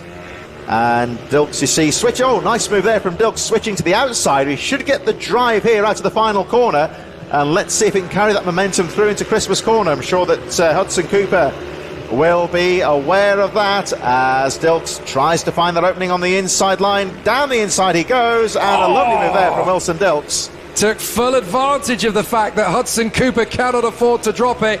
Absolute mincemeat made of him on the inside line there. That was not easy for Wilson Dilks to execute, but third position is now his, and that's 16 points to the good for Wilson Dilks, only 13 in the offing for Hudson Cooper, and that means that Hudson Cooper's going to be on 185, Frankie Watson's going to be on 181. He could actually steal third place in the championship in the final race of the year if it goes this way. And again, that's another move that started on this corner here. here coming out of boot. Let's have a look at Wilson Dilks as he comes out to the final corner. Some action on the inset as well. Dilks has a nice line out to that final corner, and here he comes over the line. He's very quick as they make their way through that change to the Whilton Mill circuit has really opened up the first part of the lap here. And again, you see it looks like Watson's got enough in the tank here. Tyler Humphries already well clear at the front. Watson second, Dilks in third. Dilks recovering well after that trouble at the start. And Hudson Cooper hanging on in there in fourth place. Josh Herring in fifth. Stevenson, Lucas King, Ollie O'Gorman, Ollie Evans having a good ride from Chloe Gleeson, 9th and 10th. They're having a good battle in the midfield. Leo Hams, Harry Rafferty and William Round, who's just gone over the line, rounding out the field. But Tyler Humphries, he's had a wonderful season so far and is looking in top form as the second part of the race comes up. Tyler Humphries on the ride to the title up in front. No worries at all for him. Frankie Watson trying to salvage third place in the championship. Now going to be just 4 points behind Hudson Cooper if it stays like this, as we just saw in the inset there. Ollie O'Gorman versus Ollie Evans, I think, as they duel a bit. No, actually, I think that might have been Hams and Rafferty, because O'Gorman and Evans have just closed right up on the back of Lucas King. So that could be an interesting three-way fight for 7th place behind Herring and Stevenson. But this is the title fight about to be concluded if things stay as they are with 9 laps to go. Tyler Humphries has one hand on the crown. Yeah, he's looking very good here. Tyler Humphries keeping it so smooth out there. A good start, and he's running his own race there. 53.279 last time round. So he is controlling the race from the front, letting everyone else do the fighting behind him. Frankie Watson has settled into quite a nice rhythm here. As a little bit further back we see some of the action further down the field as they fight for position. Down the hill they go. It may well be Leo Hams, Harry Rafferty, of course, having their fight earlier on. Lucas King and Ollie O'Gorman having a good battle there as well. Tyler Humphries again with the fastest lap of the race, 53.072, so he's just running his own pace at the front here. And sometimes when you do get into that rhythm at the front of the field, it's just worth going as fast as you can, really, just keeping in that mindset. When you slow down, sometimes that's where the mistakes creep in. But at the same time, the Humphries can't afford to be too relaxed at the front, because Frankie Watson, this number 14 in second place, is charging hard, being pressured hard here by Wilson Dilks, who again is looking for lines. Oh, is that something flew off the side of Dilks' machine? That may be the knee slider, possibly. Well, that will certainly upset the rhythm and flow a little bit there for Wilson Dilks, but he's certainly not slowing up in terms of his charge to fight after Frankie Watson. He still wants that second place. Further back on the inset, we've got another duel going on there. I think this is O'Gorman and Everts having their fantastic run to the hairpin again, and it's pretty tight stuff between those two riders. No, that is Hams and Rafferty, my apologies. So Leo Hams and Harry Rafferty have been racing all the way through this one, and they are still having that battle. But Frankie Watson still religiously running in second position. Big charge up the inside from the race leader Tyler Humphries, leaving the backmarker William Round standing still, and that just shows you the commitment levels of Tyler Humphries. He didn't really need to charge in or hammer and tongs like that, but Tyler Humphries is in the zone. He wants to be champion going away. It's confidence, really. You see half a gap on the inside to go for it. It's interesting to watch the dynamic there when we compare them to Leo Hams and Harry Rafferty, some of the less experienced riders having their own battle. You can just see these riders at the front who are a bit more experienced, have a bit more of the racecraft in there. They're a bit more aggressive going for the passes. Wilson Dilks sensed an opportunity there, but he backs out of it. Now, he could make a move here coming into Christmas Corner if he could get out of the corner, but Frankie Watson had enough drive coming out of the corner. Here comes Dilks up the hill. I don't think he's going to have enough to go for the inside here. Could he line himself up for Ashby here as they make their way to the top of the hill, down towards Inkermans, and down the hill, this difficult right-hander into Ashby. Dilks having a look on the inside, but nothing going there. Watson has a nice line through there. But you can see with some of the more experienced riders at the front, the racecraft has developed that bit more, and half a gap, and they certainly go for it. He needed to be a bit of a gambler there if he wanted to get that one sorted out, and it's not been quite so clear-cut to finish off the job. Down to the braking zone. Look how close Wilson Dilks has got to Frankie Watson, though. He really wants a piece of this as they go out of the toe of the boot, down to the new chicane section. Wilson Dilks all over Frankie Watson. Back on the throttle as they come down the main straight, up towards Crook, through the left flick, up to Oblivion, the long flowing right-hander, and you can see Wilson Dilks really starting to edge closer to Frankie Watson in the prolific parts of the course. He can really start to hammer it home down into Christmas. He makes a decent gain as he comes off the turn. It is inevitable that Wilson Dilks is going to find a chance on Frankie Watson. Whether he'll finish the move, That's a different kettle of fish. There's a nice line coming out of the exit of boot corner. You can see Dilks using it. It's a slightly wider entry into the corner, and then he can hook up on the inside line there, coming out and get some nice drive out to the final corner, which really does open up Christmas Corner. So let's have a look at Dilks in third. Here he comes in towards boot as that fights a bit further. Oh, trouble with the rider going down at Christmas Corner. That is that the number 18, I think? I think Daniel Stevenson has gone down. Yeah, it is. That's very unfortunate for Dan Stevenson. So this could be a red flag because he's in the middle of the road, of course. So the yellow flag is stationary on the run through. He is up on his feet now. I think he was just winded, so hopefully he should be able to continue under waved yellow flags here as the leaders make their way through. This will, of course, affect Wilson Dilks there. He is back on his feet. I think it looked like he high-sided there. We just caught the tail end of that crash. So easy to do, of course, on this circuit as well, as we watch a very disappointed Dan Stevenson. No, it isn't Stevenson. I think it might be Lucas King, actually. Oh, Lucas King, is it? 16 as opposed to 18 then. Yeah, so Lucas King it is who's trudging away from the scene. Very unfortunate indeed there for Lucas King, who doesn't come through. So Ollie O'Gorman and Ollie Everts are up to 7th and 8th. And Chloe Gleason's going to move up to 9th place. Very unfortunate there for Lucas King, who was looking good for a potential top 6 finish there for a while. But it doesn't go his way. 3 laps to go then for Tyler Humphries, who is on the ride to win the championship in Mini GP UK 160, the road to Moto GP. Yeah, Humphries looking very good. It's luckily Lucas King is off the track. When he do have that high sider and hit the ground like that, it's those first few seconds when he can't really breathe or do very much at all. And it's not very nice, I can tell you that from experience. On even on a motocross track on the hard pack, when you hit the ground like that, it really does knock the stuffing out. So there he is, he's just behind the marshal point. So the race goes on, of course, and Tyler Humphries now looking very good at the front of the field, leading by 4.8 seconds. Wilson Dilks still keeping the pressure on Frankie Watson in second place as we get some action further down the field. There is Harry Rafferty, and he is still fighting away with Leo Hams. And these two, not quite with the experience to have a dive down the inside here, but you see some of the back markers here riding very well. This is the fight for 10th position, as there is the 111 of Rafferty. Not too much between those two. There is, that'll be Hudson Cooper, I believe, just behind them, going over the line. So Wilson Dilks go through. Hudson Cooper starting another lap here, just taking his time to find his way through down the inside. So get the drive on the exit here of Rafferty. This is where the tricky part is, of course, because Leo Hams may well think this is Rafferty behind him. Yeah, no need to rush that at all for Hudson Cooper, of course, managing to work his way through.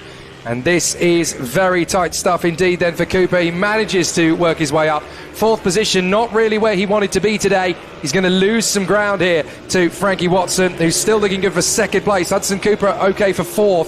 13 points for Cooper then, 20 for Watson. That will tighten up the gap to just 4 points with 1 race to go. So the final battle of the Mini GP UK 160 FIM Road to MotoGP for 2024 is actually going to be the duel for 3rd place in the crowd between Frankie Watson and Hudson Cooper. That's going to be the last little headline act of this season, but there is the man, Tyler Humphries. He won the BMB 160s yesterday. Now he is on the charge to win the FIM Mini GP UK 160 title, and he has done so with flair. Yeah, Tyler Humphries, who has really made a name for himself this year with some sterling performances.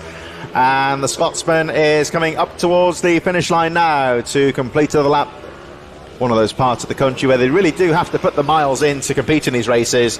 And Tyler Humphries making it pay off here as he makes his way down towards the boot for the final time. Still action further down the field. That battle with the Rams and Rafferty, but Tyler Humphries going for the flag. Blake Wilson won the 190 crown. Tyler Humphries dominates the 160 final race to take him to the championship. There is one race still to go today, but Tyler Humphries is your FIM Mini GP UK 160 champion. Fantastic run, 260 points on the board for him now. Nobody can catch him in the run.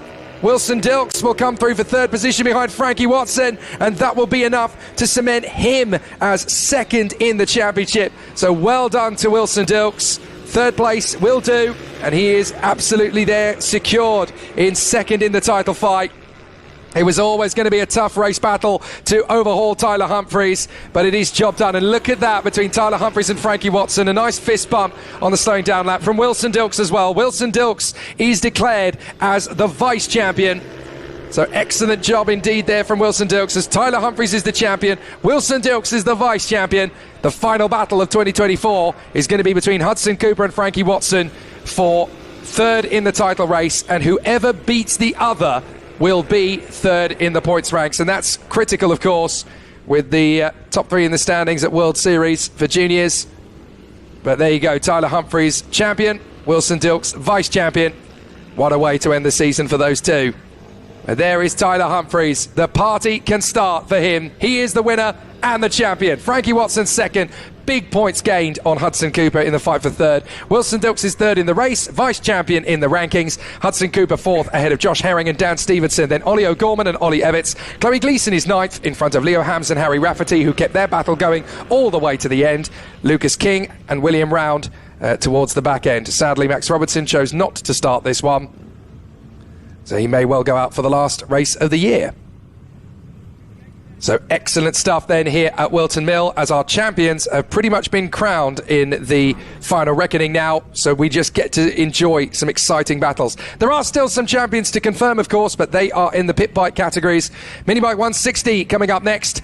Then it's 160 and Vets who will go out for their second race of the season. 300 points still available, and 103 points between Tim Patterson and Robert Med in the rankings. And of course, Robert Med is trying to get the job done in the Vets category. So Tim Patterson is on the march to glory, looking pretty good. Yeah, Tim Patterson has been on top form throughout 2024 and looking to continue that form going into the next moto here. The track looking in prime condition out there. The threat of the thunderstorms has abated for now, but I got into trouble recently for trying to predict the weather, so I won't say too much about that. Isn't it amazing how commentators are always poked about talking about the weather? You say, don't talk about the weather. Look, if we could predict things that well, we'd have won the lottery several times over by now. It's a similar principle how I can change the weather through washing a van or a car or something. It just seems to rain then. So true. Yeah, so true. I love it when people like poke the bear. These commentators are not allowed to talk about the weather. Look, we're allowed to talk about whatever we think we can't change. Tim Patterson goes out onto the circuit then, going from the front end of the grid. Ben Johnson alongside him on the front row. Then Sam Morrison and Richard Rice. Jamie McClelland and Dave Cook. Robert Med 7th on the grid alongside Adam Harris. Then Michael Judkins, Pete Johnson, Liam Booth and Gaz Jacobs. Barry Clark 13th on the grid. I don't think we'll see either Oliver White or Andy Williams out there. Entered but not raced so far. Here they come then on the sighting lap. The track bending in quite nicely right now. It's fairly warm out there, but not to the detriment. Track is a little bit greasy in places, but it's not too hot to make that a potential difficulty, I would say. Tyre choice seems to be fairly steady out there, and they make their way down towards the boot at the end of the formation lap, up towards the this is of course the new section for 2024. Bought in the interest of safety mainly. There are a few high-speed accidents, more in the karting you would say, especially coming out of the boot. It's created an interesting dynamic though. It's a bit of a shame that we've lost that high-speed sweep out to the final corner, but what I think it has done from a driver and a rider's point of view is opened up that run up to Christmas corner. Yeah, there's definitely a few more overtakes in the bikes, isn't there, as riders feel like they can get a little bit more aggressive, they can find a little bit more confidence going through Crook and Oblivion. Lights on, lights out, Avante, and it's a great start from Ben Johnson. Straight to the first corner. Tim Patterson's going to have to concede for the moment, so Ben Johnson hits the front. This is where Johnson has the confidence and the prowess to run through the first part of the course, but Tim Patterson's got a good speed down the straight. He draws level. Who's going to get there first to Christmas? It is going to be Ben Johnson. Nice riding there from Ben Johnson. Got the drive and immediately guarding the inside line. He had to protect the apex going into Christmas corner on the first lap there. Patterson trying to get the momentum on the outside, didn't quite work out, so he's going to have to try and fight again. Richard Rice has got away very well in third position. There he is, the number 21, Sam Morrison, and Jamie McClelland not too far behind. So Tim Patterson at the moment looking for some lines here to try and get the drive coming into boot, but Ben Johnson's going to have the sweep into the left-hander. Another one, you can see the older riders from that era of tobacco sponsorship, the Lucky Strike branded, reminiscent of the likes of Kevin Schwantz amongst others, you would say, at the front there. Yeah, it's a pretty cool old school start. I always like it when you've got riders who have got a nod to the legends of the sport. It just gives that little bit of heritage and adds a little bit of colour to the race paddock. Tim Patterson, another good run up the inside of Ben Johnson. Surely he'll slice that on the inside of Christmas. He does, with determination. Yeah, very neat there from Tim Patterson, getting the apex into Christmas. Of course, the big difficulty is, we see Johnson having a peek on the inside. Nothing going there. Might get the drive on the exit, though. He got a nice line through the corner, but Tim Patterson's got the momentum, and he will hold on to the lead. Takes that nice outside swoop, just getting the confidence to make that corner yours, you would say. Although you just saw him wobble there coming out of the corner, got the line choice a little bit wrong, had a quick glance over the shoulder, and you can see that Johnson not close enough to benefit from that very slight mistake there from Tim Patterson. Nothing much in it at all. Very quickly regroups and holds on to the lead, but Ben Johnson not giving this one up in second place, just trying to live with the leader right now. Sam Morrison has moved up to third place. Richard Rice drops to fourth. Dave Cook, Robert Med in sixth place. Jamie McClellan, Pete Johnson, Michael Judkins and Barry Clark rounding up the field as Tim Patterson very smoothly makes his way through Christmas Corner, through Inkermans, and the downhill drive into Ashby, the tight right-hander. Trickle off-cambered, exit to the corner here. It's a difficult corner to get right, and Tim Patterson keeps it nice and smooth as they make their way down towards the second half of the lap and the run towards Boot. That final section, it's a lot more tight and technical now, of course, with that extra kink in the final corner. But Tim Patterson looking very smooth indeed, but Ben Johnson putting some good lines in there as Michael Judkins and Pete Johnson do battle further down the field. But Ben Johnson in second place on the number 34 is not giving this one up. No, he definitely feels like he's got more of an opportunity to really pressure Tim Patterson into the mistake. Through Crook, through Oblivion. Still finding a little bit of throttle off the turn. Ben Johnson does not want to be beaten by Tim Patterson in this one. Both in the same category, of course. So this is a proper ride to the victory. And don't forget, in the last race, Ben Johnson was working his way through, got to second position, didn't have the time to then go after Tim Patterson. Now he's going after him in a straight fight. So this, I have a feeling, is going to go all the way for these 6 laps. And Ben Johnson isn't going to do things by halves. Yeah, Ben Johnson setting the fastest lap last time round, 56.060. Pretty much identical on lap times with Tim Patterson, though. They really are pushing each other on here. And Johnson just going for a tighter exit on the move up towards Boot. Although Patterson just starting to break away the fight a little bit further down there with, look like Sam Morrison, Richard Rice, Dave Cook and Robert Med having a fight as well. Here they come out to the final corner. Yeah, it's crazy, isn't it? 1,000th of a second between Johnson and Patterson on lap times the last time by, but Tim Patterson's found his feet now. 55.675. He wants to pull clear of Ben Johnson now to put this debate to bed. Meanwhile, further back, we've got a nice little duel going on between Sam Morrison and Richard Rice. Rice is going the long way round, side by side. Can he outbreak him to Christmas? He's going to have to go the long way round. Oh, Richard Rice, what a masterful overtake at Christmas. That was committed there from Richard Rice. He got the outside line. Oh, down the inside having a look is Sam Morrison, and that is very impressive to make the move stick there as well. That's more an overtaking move of convention for Sam Morrison rather than Richard Rice doing something a bit daring. I think Sam Morrison was a little bit aggrieved there. How dare you make such an audacious move around the outside? That's an example there, Jake, of how that run to Christmas Corner has been opened up somewhat this year, because you got the momentum to try an outside line manoeuvre. If you get the drive out of Oblivion, you can make it move. Yeah, it was demonstrated beautifully there by Richard Rice, the point that you made about how this section essentially opens up the second half of the lap. It's fascinating how I've spoken to some riders and some kart drivers as well. Some have said it's made no difference at all, the new configuration. Others have said it's changed the entire vibe of that part of the course because it gives you a completely different challenge. Now, here comes Richard Rice again. Note how Sam Morrison was very aggressively tipping the bike into the apex there, trying to guard that outside line. I think he knew something was on there. He knows that Richard Rice is going to try any trick in the book to get into third position. He's not going to let any free overtakes happen on this occasion.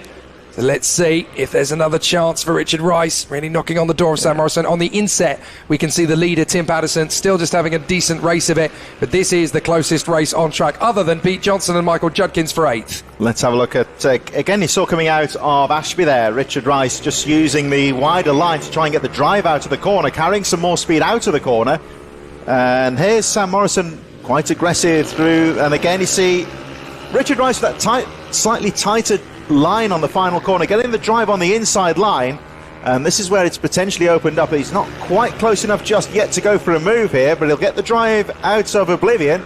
And again you see Morrison guarding the inside, and there again Rice trying it again, runs out of road. This is where I think it's fallen into the latter here, Jake. I think it really has opened up that I've noticed that driving the track, it's really opened up that first part of the lap. Yeah, Morrison knew that Rice was going to go against convention, and as a result, he guarded the inside line for dear life. What that does, though, is it puts him on the back foot. He goes into a defensive stance rather than using the racing line religiously like you usually do as a rider. So this is where Ricey can really start to claim a little bit of time back through to the heel of the boot, up to the toe. Let's see if Rice does this again, actually. Watch him on the final corner coming out of boot here. Just seems to get a slightly tighter drive out to the corner. Just seems to hook the bike up on the inside. Yeah, it's more natural, isn't it? Far more natural as he runs through. Oh, a little bit of a twitch from Morrison as he tries to slow the bike down for Crook. And then through to oblivion. Watch Ricey again. Morrison is determined. He's not going to lose a position. It could be a conventional move on the inside. No, he's had to back out of it. Yeah, just seemed to lose a bit of momentum there going into Crook there, I think, Morrison, which potentially allowed Rice the opportunity. Stuck it in there, didn't he? But just about running out of track.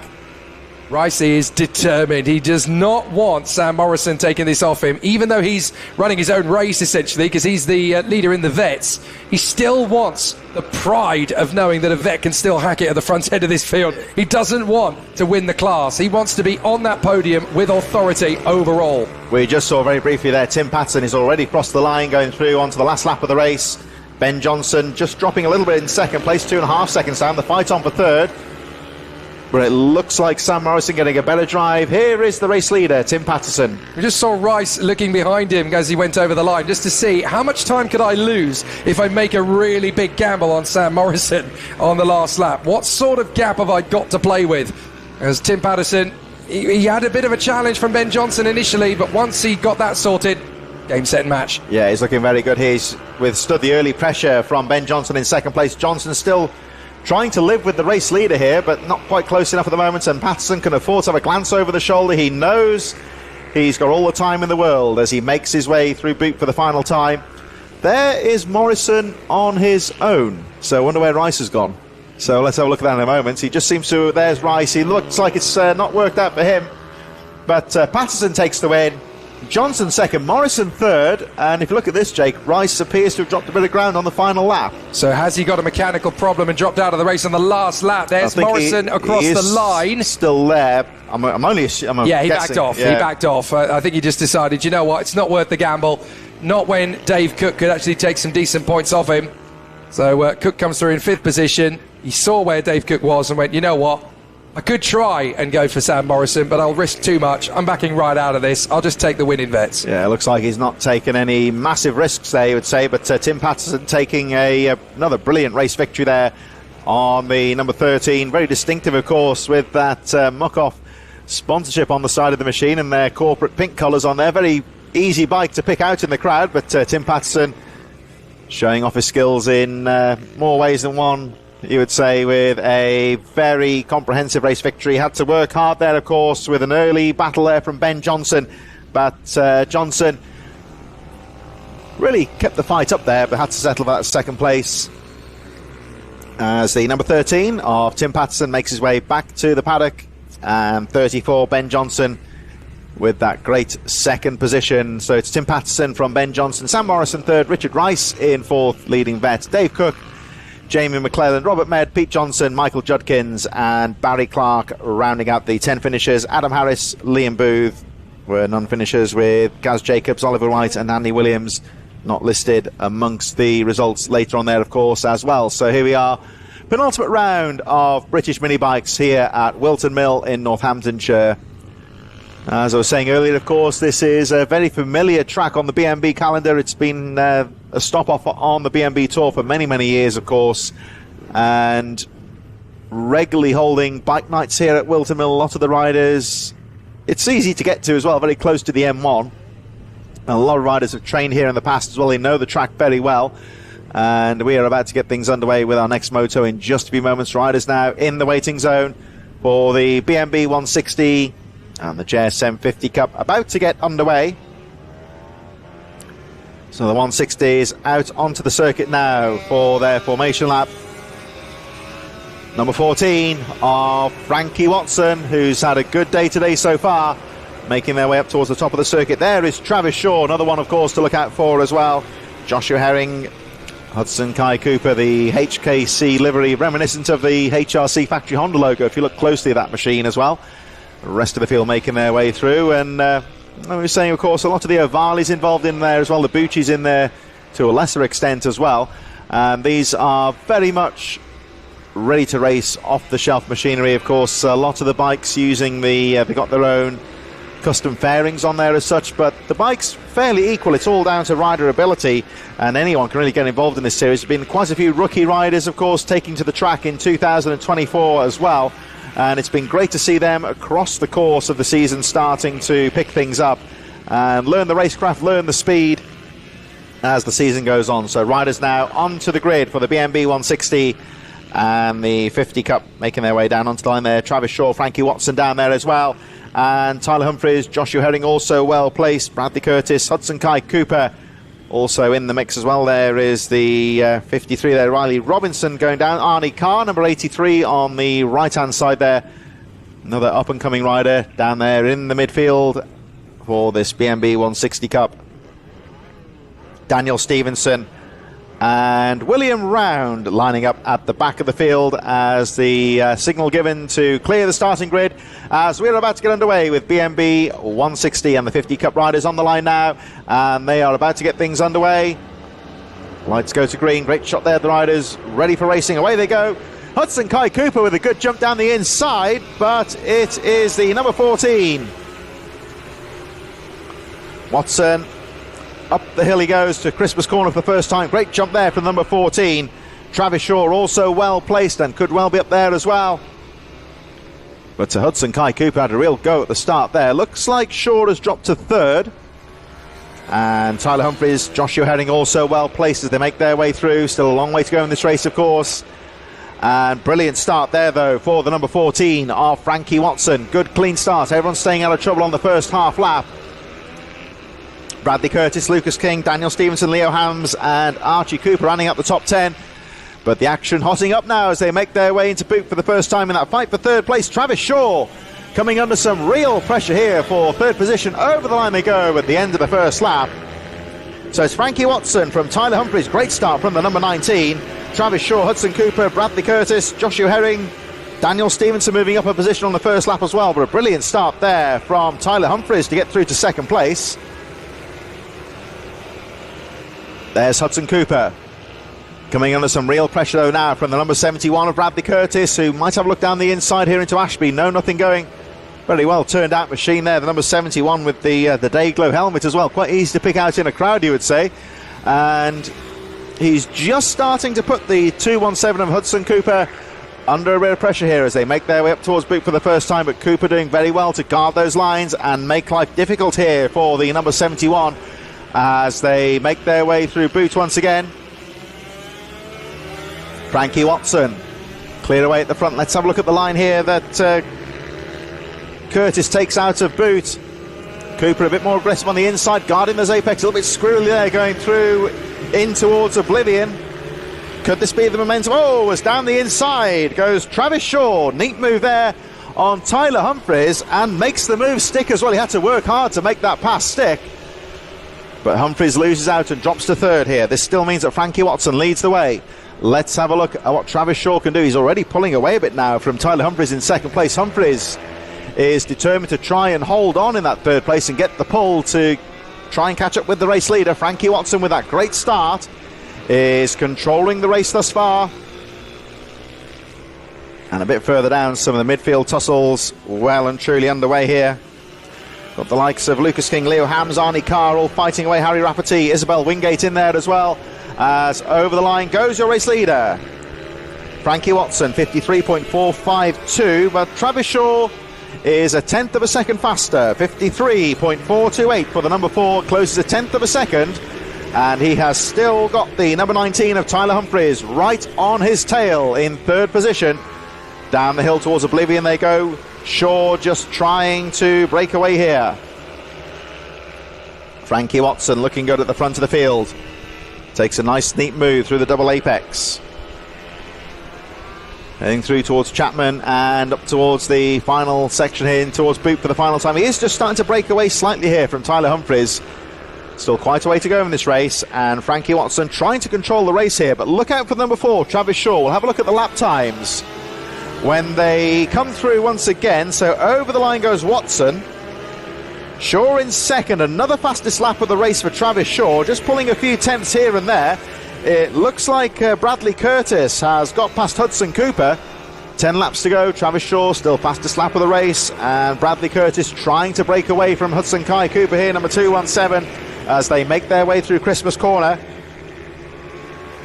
There's Humphries in third, going through Ashby, and Bradley Curtis just a little bit further behind in fourth. The top 5 just breaking away now from the rest of the field. Joshua Herring still in 6th place, Daniel Stevenson in 7th place, Arnie Carr, Leo Hams and Lucas King rounding out the top 10.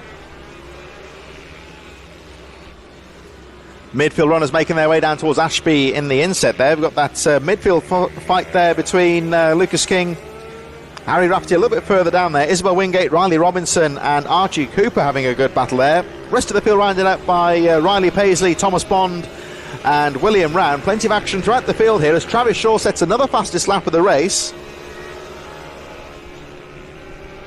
And Frankie Watson just started to close up on the tail enders here. He's gone past the number 66 of William Round.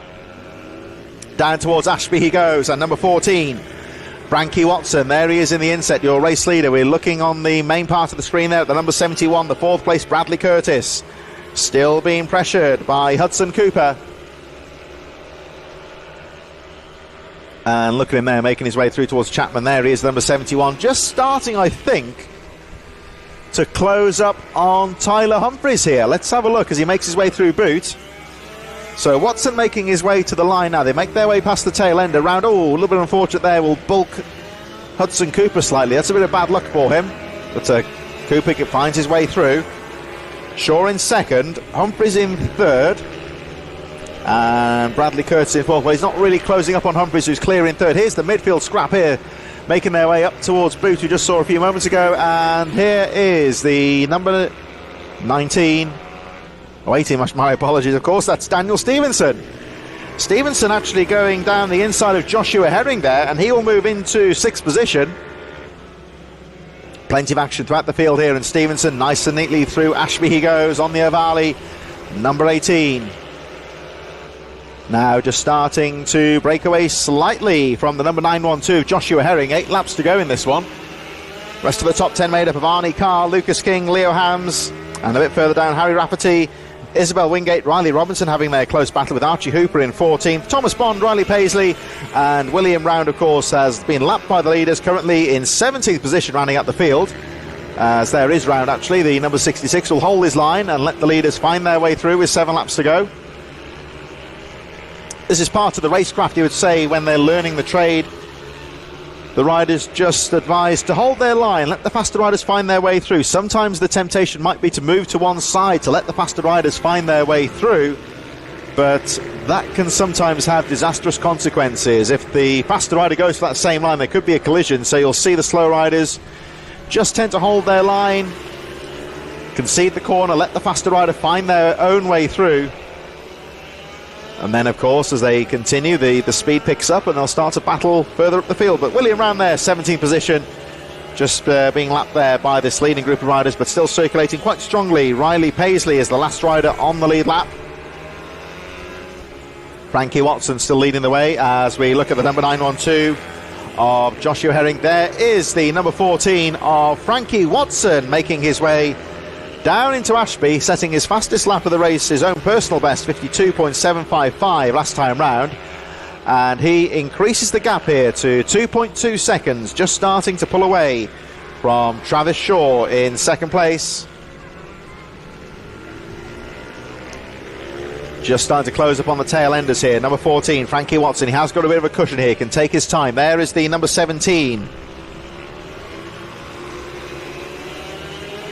So Riley Paisley and Thomas Bond, Archie Hooper, all fighting towards the back of the field. There's Paisley over the line, and Watson just starting to pick his way through those riders towards the back of the field, having their own little battle.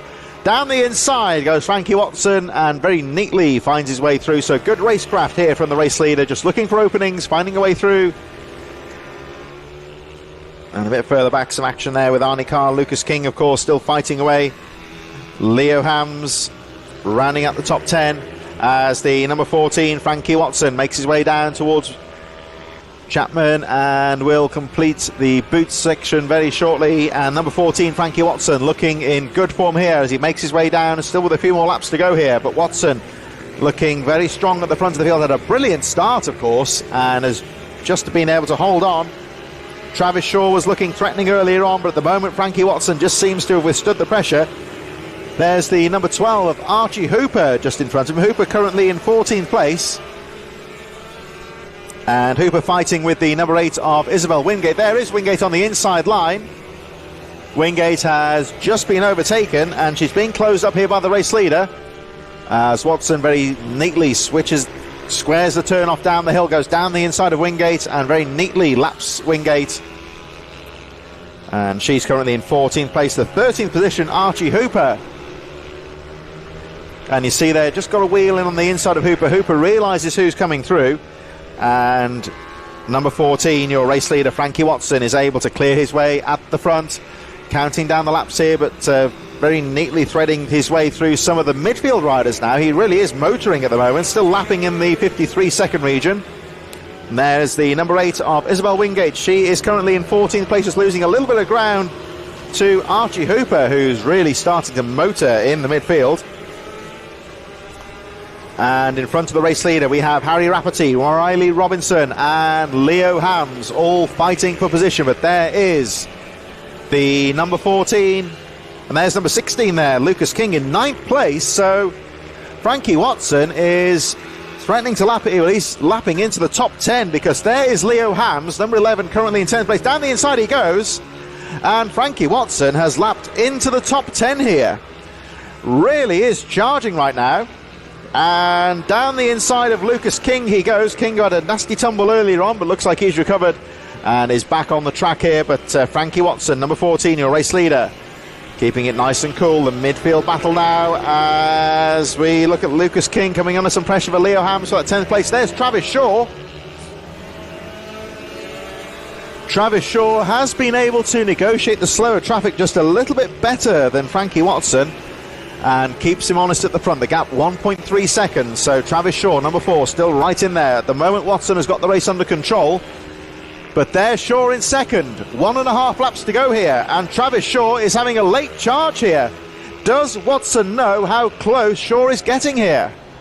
The gap was 1.3 seconds. I think it's closer now as they make their way up towards Boot for the final time, and Shaw in second is not giving this one up as they make their way down towards Boot for the final time. And look at this, Travis Shaw is right on the rear. Oh, down the inside he goes. Fantastic move there from Travis Shaw to take the lead. Oh, and I think Frankie Watson has hit trouble. Frankie Watson is stationary on the side of the track. Tyler Humphries goes to second, and the body language from Frankie Watson says it all. They're looking down at the side of the bike to see if they can get that machine going again, but looks like he is out of the race. What a shame for Frankie Watson, who had the race under control there. But with 1 lap to go, just losing a bit of pace there. You'd almost wonder if that was some sort of fuel starvation or something from the number 14. The bike, I can tell you, is being pushed back to the paddock, so the runaway leader is out of the race. And that means, of course, that Travis Shaw, his perseverance paying off. He took the lead. His rival dropping out of contention. And with 1 lap to go, Travis Shaw now back into the lead. And over the line he goes. Checkered flag goes out. Travis Shaw takes the checkered flag. Brilliant ride for him. And it means, of course, that Tyler Humphries will bring it home in second position. Humphries over the line in second place. And, of course, with Watson dropping out of contention on the penultimate lap, there's a real shuffling of riders. Shaw looking over his shoulder to see where everyone else is, but I don't know if he realised that Frankie Watson was out of the race. He will do very shortly. Tyler Humphries second place, Bradley Curtis, Hudson Cooper and Daniel Stevenson rounding out the top 5.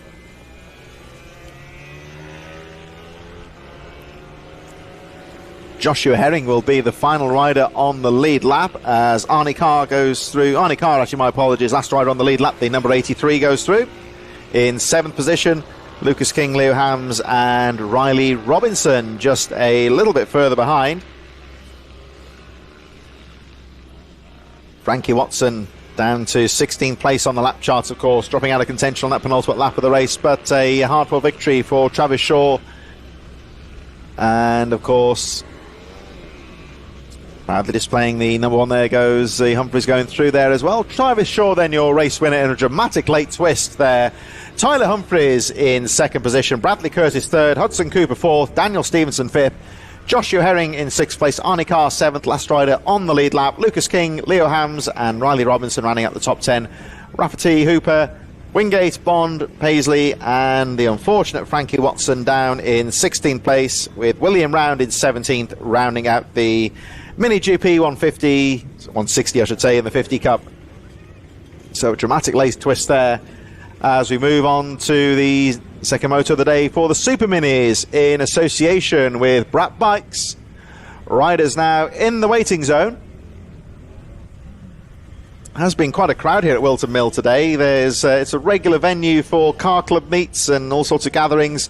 The Northants RS Owners Club down there, a lot of Fords in the area, and we've seen a few people with the Ford branded jackets and t-shirts stray next door here to Whilton Mill to check out some of the action there. Got quite a big car meet next door as well, and quite a few people coming to check out the action here at Whilton Mill today as well. So if you're watching next door at the Northants meet, hope you're having a good day, and if you've been coming over, hope you've been enjoying the action here at Whilton Mill as well. This is the penultimate round, of course, for the British Minibike Championship, and also incorporating road to Moto GP, that pathway where some of the hot up-and-coming riders get the chance to ride on equal machinery. The whole ethos behind Road Moto to Moto GP is, of course, as we know, motorsport and motorcycling, potentially very expensive sports, and it's an idea just to give grounding, of course, to some of the young riders riding on relatively equal machinery. They're not really able to spend money on improving the bikes as such. They are box fresh, and in terms of performance modifications, pretty much equal. So it's just a case of the riders being able to showcase their talents and giving riders that platform to be able to move on to high levels later on in their racing career. The Super Min is something of the opposite, you would say. This is, you would say, the most relaxed class in terms of bike modifications. You can do quite a bit to these Super Mini machines, and we'll watch them go around. There's a few of the 150s, a 252 stroke. That'll be a bit powerful, wouldn't it, for Super Minis? That's a bit more of the heading towards Super Motos, I suppose. But 254 there, a Kawasaki KX85 out there. I wonder if that's running the 112 kit. There is a the Kawasaki's in America. There's a market for a 112 for some of the hair scrambles, and not really sold in the UK because there's no real market for it. Most of these bikes finding their way to... Oh, one rider down on the formation lap there. Is that one of the KTMs going down there? So they make their way up towards the line for the Super Minis. You'll hear in the background the zing of the two strokes. Quite a few of the Honda CRF 150s racing here this weekend as well. You'll hear, of course, the more verbal sound of the 150s. These bikes all derived from youth motocross bikes. Originally, the CRF 150 was heralded as the bike that was going to take over the youth class, but didn't really make the inroads like it did in the adult classes, the four-stroke. It is still very much a two-stroke class, but the CRF 150 are very popular in the world of tarmac racing. Very easy to make it into a Super Mini machine. As the green flag goes up, lights go out, and away we go for Super Minis. Bailey Stewart Campbell with a nice clean start there, number 99. Had trouble in the first race, of course, and we're looking to try and lead from the front here. Clayton Edmonds didn't seem to get away so well there. There he is, down in about 6th place. Winner of the first race, of course. Down the hill towards Ashby they go for the first time, and it looks like Louis Smith in 2nd position there, number 66, having a look on the inside, going for the lead. Lovely move there from Louis Smith. On the exit of the corner, found half a gap, and through he goes. So the Husqvarna leads the way now with Louis Smith in the lead. Bailey Stewart Campbell having a look on the inside, going into boot. Andre Tadea with another lightning start in third place. Fight on for fourth, as having a peek down the inside there was the first moto winner, Clayton Edmonds, having a look down the inside. So it's Louis Smith leads the way, Bailey Stewart Campbell in second place. Today having a look on the inside on the run into Christmas Corner. Can he find the drive up the hill? Here they come under braking into Christmas Corner, and it looks like Bailey Stewart Campbell has got the line covered. Tadea has to drop to settle in that third place. So the battle of the KTMs in second place. The Husqvarna of Louis Smith trying to break away here. Sam Morrison, Nathan Gardner on the Kawasaki in seventh place. James Sidebottom, George Muscat and Tyler Clark running out the field here. But a very close battle for second place here, and this could be the opportunity, as Jake Jones is back on the mic, could be the opportunity here for Louis Smith to try and put a good lap in here and try and pull away. Certainly could. It looks like there's been a couple of fresh start penalties for Nathan Gardner and Tyler Clark, so not entirely sure what's happened to those two, but they've certainly had a couple of headaches out there at the start of the race. In we go to the next lap, 12 to go. Louis Smith ahead of Bailey Stewart Campbell and Andrea Tadea. Tadea looking like he's quite a threat in this one, actually. Bailey Stewart Campbell holding the line down to the hairpin, but he's got one person on his mind, and that is Louis Smith in the lead of this race. So Bailey Stewart Campbell wants to bounce back after having to start half a minute after everybody else in the previous race. Now he is here in second position, trying to get under the skin of Louis Smith. Today at third place, Clayton Edmonds in P4 still. Lawrence Wardle just banking in those points again in fifth position. Edmonds on the inside of Tadea, nearly tripped over the third place man there. Edmonds having a difficult start to the race, but settling into the rhythm quite nicely here with Lawrence Wardle right on his tail. Edmonds with that distinctive handlebars down, swept down style on that KTM. Wardle keeping the pressure on just behind him as your race leader, Louis Smith. Coming under some pressure here from Bailey Stewart Campbell, 53.085, fastest lap of the race. Having a look on the inside, but nothing going there as Louis Smith carries the speed into Christmas Corner. Bailey Stewart Campbell just starting to put the pressure on here. Nice move through Inkermans. Down towards Ashby he goes, down the inside, but not quite close enough to go for the pass. He might get it on the exit, but no. Louis Smith has the line covered, but Stewart Campbell really starting to put the pressure on here, trying to get the exit, and down the inside he goes. They bang handlebars, and that will allow everyone else into the mix here. Tadea goes through into second place. And luckily for Louis Smith, he holds on to the lead, but they tangled bars there, pushed each other wide, and that has really shuffled the pack. The unfortunate Bailey Stewart Campbell drops to fourth position now, and a bit of a reshuffle going on here. Clayton Edmonds looking threatening in third place. Well, this is definitely going to sort things out at the tricky situation for the riders in the front end of things. Andre Tadea really hustling Louis Smith to try and come through up the inside. He seems to have a much stronger bike setup than he had previously. He wasn't quite so much of a hold up in the start of this race as he been. So up to the braking zone for Ashby again. Louis Smith still out in front, looking very strong indeed. Tadea, then Clayton Edmonds, Bailey Stewart Campbell and Lawrence Wardle, all of them covered by a second as they came through last time by. This really is a cork in the bottle effect for Louis Smith now as he holds up Tadea, then Edmonds, Stewart Campbell and Wardle. Very tough to know who is going to get the victory of these five. Yeah, Louis Smith looking very strong at the front here, guarding his lines here, and Tadea certainly looking a lot more threatening in Moto number 2 here. Winner of the first race, Clayton Edmonds, on his tail though, so this is wide open here as they go over the line. Still with a long way to go in this race, and Louis Smith at the moment is having to ride defensively here and try and put off the onslaught from Tadea, who gets a nice drive out of oblivion. Up the hill he goes towards Christmas Corner. Is he going to go for the outbraking? Yes, he does. And, oh, look at that, though. Nice little move there from Clayton Edmonds to sneak through to second place. Yeah, nicely taken from Tadea. He goes to the lead. Edmonds to second place, and now he's hustling Tadea to try and get the lead of this one. Louis Smith suddenly goes down to fourth place because Bailey Stewart Campbell's got through into third position as well here. So Louis Smith losing a massive amount of momentum, unfortunately for him. So that really puts him on the back foot. Clayton Edmonds charging after Tadea. Bailey Stewart Campbell still there in third position looking for a gap. Lawrence Wardle not far away from it either. Look at Edmonds really challenging Tadea through the toe of the boot.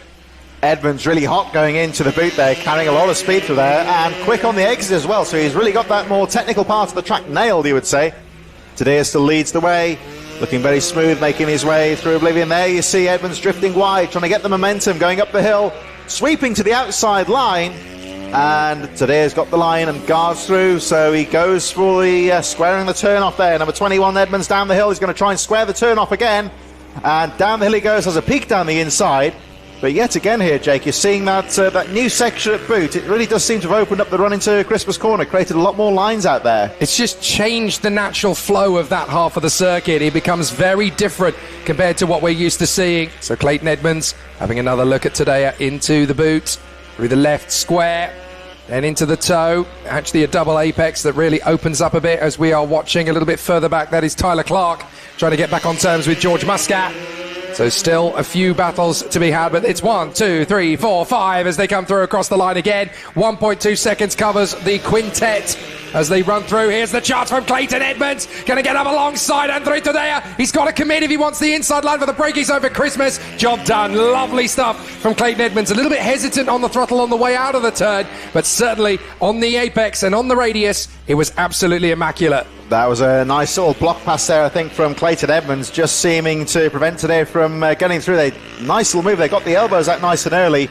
And again, so many lines out there here at Whilton Mill today. Really does seem to be flowing quite well. The track delay Tadea drops to second position. Stuart Campbell in third. We've had it off at Ashby. That's the Husqvarna of Lewis Smith, I think, looking at the leathers. It is indeed, yeah. We've certainly had Louis Smith right up there at the sharp end, and now he's gone down, I'm afraid, right in front of Lawrence Wardle. So Wardle appears to have dropped a long way back as a result of that. So very unfortunate for Smith. Yeah, luckily Wardle was able to, for him at least, Wardle was able to get through. So he's still in fourth place. Louis Smith dropping to fifth position then, and dropping way down the field, of course, having dropped from the machine. I think he's okay, but the race goes on. There are waved yellow flags a bit further round. Yeah, I'd say Louis Smith is well done for this race. Very unfortunate indeed for him there. That looked like a fairly decent high side. He is on the edge of the track here. We should see him in a moment. And there he is on the outside. He's okay, back on the machine, but out of contention. He's trying to get it going again, but he's a lap down. So Bailey Stuart Campbell all over Andre Tadea, trying to nip a wheel on the inside, parallel to the pinion. And the opportunity to try and work his way through out of the hairpin, back onto the large charge there on the far side as we keep an eye on a few of the other riders in the mix. I think that's James Sidebottom trying to work his way further forward. Yeah, Sidebottom, one of the Honda CRF 150 riders on the four-stroke there, making his way through the... my apologies, that is actually George Muscat. My apologies. That's another one of the 150s as well there, isn't it? So a nice little mixture of two and four strokes out there. As down the inside, Stuart Campbell having a look on the inside into Ashby. Neat little move there, and should do the... Yeah, he does the block pass as well. Cuts across the front of Tadea to make the move stick. That's a motocross style pass there, block passing him through into second place. Certainly was. He knew exactly where he was going to cook that one and how he was going to finish off the duel. So down the back straight into that square left-hander, moving up towards the toe of the boot. Now, has Bailey Stuart Campbell got enough time to get back on the toe and then catch up to Clayton Edmonds and have a try for the victory? Got to get these next two laps nailed, he would say. Up the line he goes. We'll have a look at the pace when they make their way through, because Clayton Edmonds is motoring here, 52.763. So Bailey Stuart Campbell's got his work cut out in second place. We can see the leader in front of him, and he is desperately trying to close that gap as they make their way through into Christmas Corner. Leaders now at the top of the hill here at Whilton Mill. Down towards Ashby they go. Starting to close up on some of the tail enders, and Bailey Stuart Campbell being urged on in second position. There he goes, just starting to pull away a bit now from Andre Tadea in third as they sweep. He sweeps around the outside of the number 6 of Tyler Clark, currently in 9th place. Louis Smith is back into the race at the back of the field in 10th position. Down the inside goes Tadea, so he is now clear in third.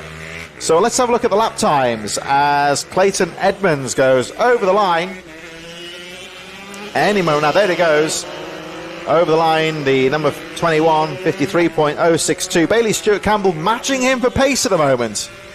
So at the moment Clayton Edmonds has got enough in the tank, but the gap remains around 1.6, 1.7 seconds between first and second place. But make no mistake of it here, Bailey Stuart Campbell is working hard as they make their way down towards Ashby Corner. Clayton Edmonds charging at the front. Stuart Campbell doing all he can to try and make a race of this, though, in second place. So let's see if Bailey Stuart Campbell's going to get enough done here 53.0 compared to 53.1. It would seem that Clayton Edmonds has the overall pace, unless Bailey Stewart-Campbell has been able to unlock a little bit of strength in this. Plus, do we know if the traffic is actually going to cause a little bit of a headache for the last couple of laps for Clayton Edmonds as we watch a little bit further round? This is Nathan Gardner on the Kawasaki there, I think. Yeah, it is. I think he's actually got ahead of Sam Morrison, or at least he's certainly dueling with him, because those two have been battling away very closely together for the majority of this run. Bailey Stewart-Campbell, the gap is 1.2. Yeah, look, Clayton Edmonds has done a 53.6. Bailey Stewart-Campbell on a 53.0 as he dives up the inside of Muscat at a perfect moment. No opportunity lost there by Bailey Stewart-Campbell, but he's got 2 laps to try and find 1.2 seconds. If he gains 0.6 of a second on this lap and then does so again on the last lap, it's going to be to the line. That KTM handling very nice. You can almost see the preload on the suspension. He makes his way down the hill towards Ashby. And he is absolutely dialed here as he tries to close up on Clayton Edmonds with 1 lap to go. There's Tadeo still in 3rd position. Lawrence Wardle a bit further behind, of course, in 4. So Tadeo at the moment looking good for a good steady 3rd place. And the Sam Morrison and Nathan Gardner still fighting away for 5th position. Yeah, Wardle had to get on the brakes there fairly heavily to avoid contact with Louis Smith when he went down. So that's obviously cost him a fair bit. Louis Smith has got going again, by the way, but he's lost 2 laps in the process. So here is Clayton Edmonds. The gap is 1.9. 52.6 for Clayton Edmonds. 53.3 for Bailey Stewart-Campbell. He got held up there when he was going past George Muscat. So that will more than do for Clayton Edmonds. He is going to make it 2 wins from 2. And that really helps him out in the title bid, because he's going to gain some big points here from Lawrence Wardle. Yeah, Clayton Edmonds setting the fastest lap of the race last time round, 52.659. Really recovering well, has a quick glance over the shoulder. He knows he's got the race under control here as he makes his way through Boot for the final time. Still that fight further down with Morrison and Gardner, but out to the final corner now. Here's the number 21 of Clayton Edmonds. Over the line he goes, and it's another strong victory for the number 21. Bailey Stewart-Campbell charging hard to the line. He finishes in 2nd place, and a good ride there from Andre Tadeo to round out the top 3. Really nicely handled, and the championship battle goes on, of course, because Lawrence Wardle comes home for 4th position and banks some decent points on the march. So very decent work indeed there. Clayton Edmonds coming through for the victory by 2.3 seconds. A little bit of a display at the end there to go right the way to the line. Couple of issues there right at the brink as Nathan Gardner managed to get across the line ahead of Sam Morrison to the tune of 0.6 of a second. They were almost whipping their bikes as if they were in the Grand National coming out of the final corner. So frustrations there in the closing sequence, but Clayton Edmonds taking the win to Bailey Stewart-Campbell. And it certainly helps things out as far as the title points are concerned for Lawrence Wardle. 4th place. Interesting little conversation between these two. Sam Morrison and Nathan Gardner at the end there. That looked like it was good-spirited. 2 riders there really struggling with their bikes at the closing stages. I don't think there was anything untoward there between those two. But a very chilled out Bailey Stewart-Campbell. 2nd place was not what he signed up for. The man behind him, though, doing a fantastic job to take the win. Clayton Edmonds in the victory. Bailey Stewart-Campbell 2nd from Andre Tadeo and Lawrence Wardle. 4th place, Nathan Gardner in P5 from Sam Morrison, James Sidebottom, George Muscat, and then Tyler Clark. Louis Smith was able to come home in 10th place, a lap adrift after losing that lap earlier on after a fall. So no Jake Smith, he didn't take the start of that one, nor did Joe Milnes, Nictarios Katakis, Leo Caulfield, Lee Thompson or Michael Med. So hopefully we'll get to see them out again in the 3rd and final race encounter later in the day. Still some good battles then to come. The 190-70 is next up, and this is, of course, the 70 Cup, separate from the 190 this weekend, so that the 190s could have their fantastic title battle, and it certainly has been an exciting prospect. It certainly gave us a very exciting battle. Blake Wilson, of course, sewed up that title a little while ago. But we are in the closing stages of today's race action. It's Wilson Dilks in pole position from Marco Holt for this one. Jensen Bishop and Travis Shaw, then Matthew Thomas, David Whilton, Lucy Curtis and Rupert White completing the grid. So for Marco Holt, this is an opportunity to redeem himself after the difficulties of earlier on. So it could be a really interesting scenario to see how things finish off from that perspective. JW12 asks, what time does this finish today? Well, whatever time it is now, and add on about 3 hours, and that is where we are looking to wrap up proceedings. So I would say we're about 3 hours from the finish. So it's going to be a really exciting battles for all of the contenders in the closing stages. The 70 Cup, which has now been separated by the BMB 190, coming to its conclusion. Wilson Dilks and Marco Holt on the front row of the starting grid for this one. We've got 8 races to go at the end of this one. So it'll all go very well on the nod as the riders are coming through ready for their battle. It's the last 70 Cup race of the day. This is going to be a really exciting end for the 70 Cup riders. Super Mini just finished off for the very last time this weekend. The Mini GPs will finish off for the last time this season. Off we go!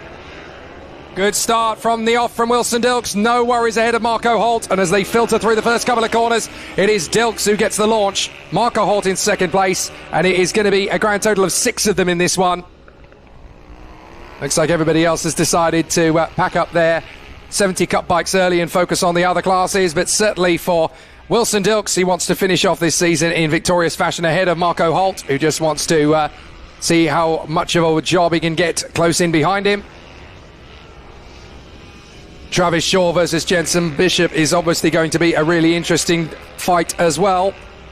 But there is Wilson Dilks, the man who has taken this 70 Cup title. He actually won the crown yesterday, but still wants to showcase his flair. But look at how close to him Marco Holt is preparing to put the bike in the early stages.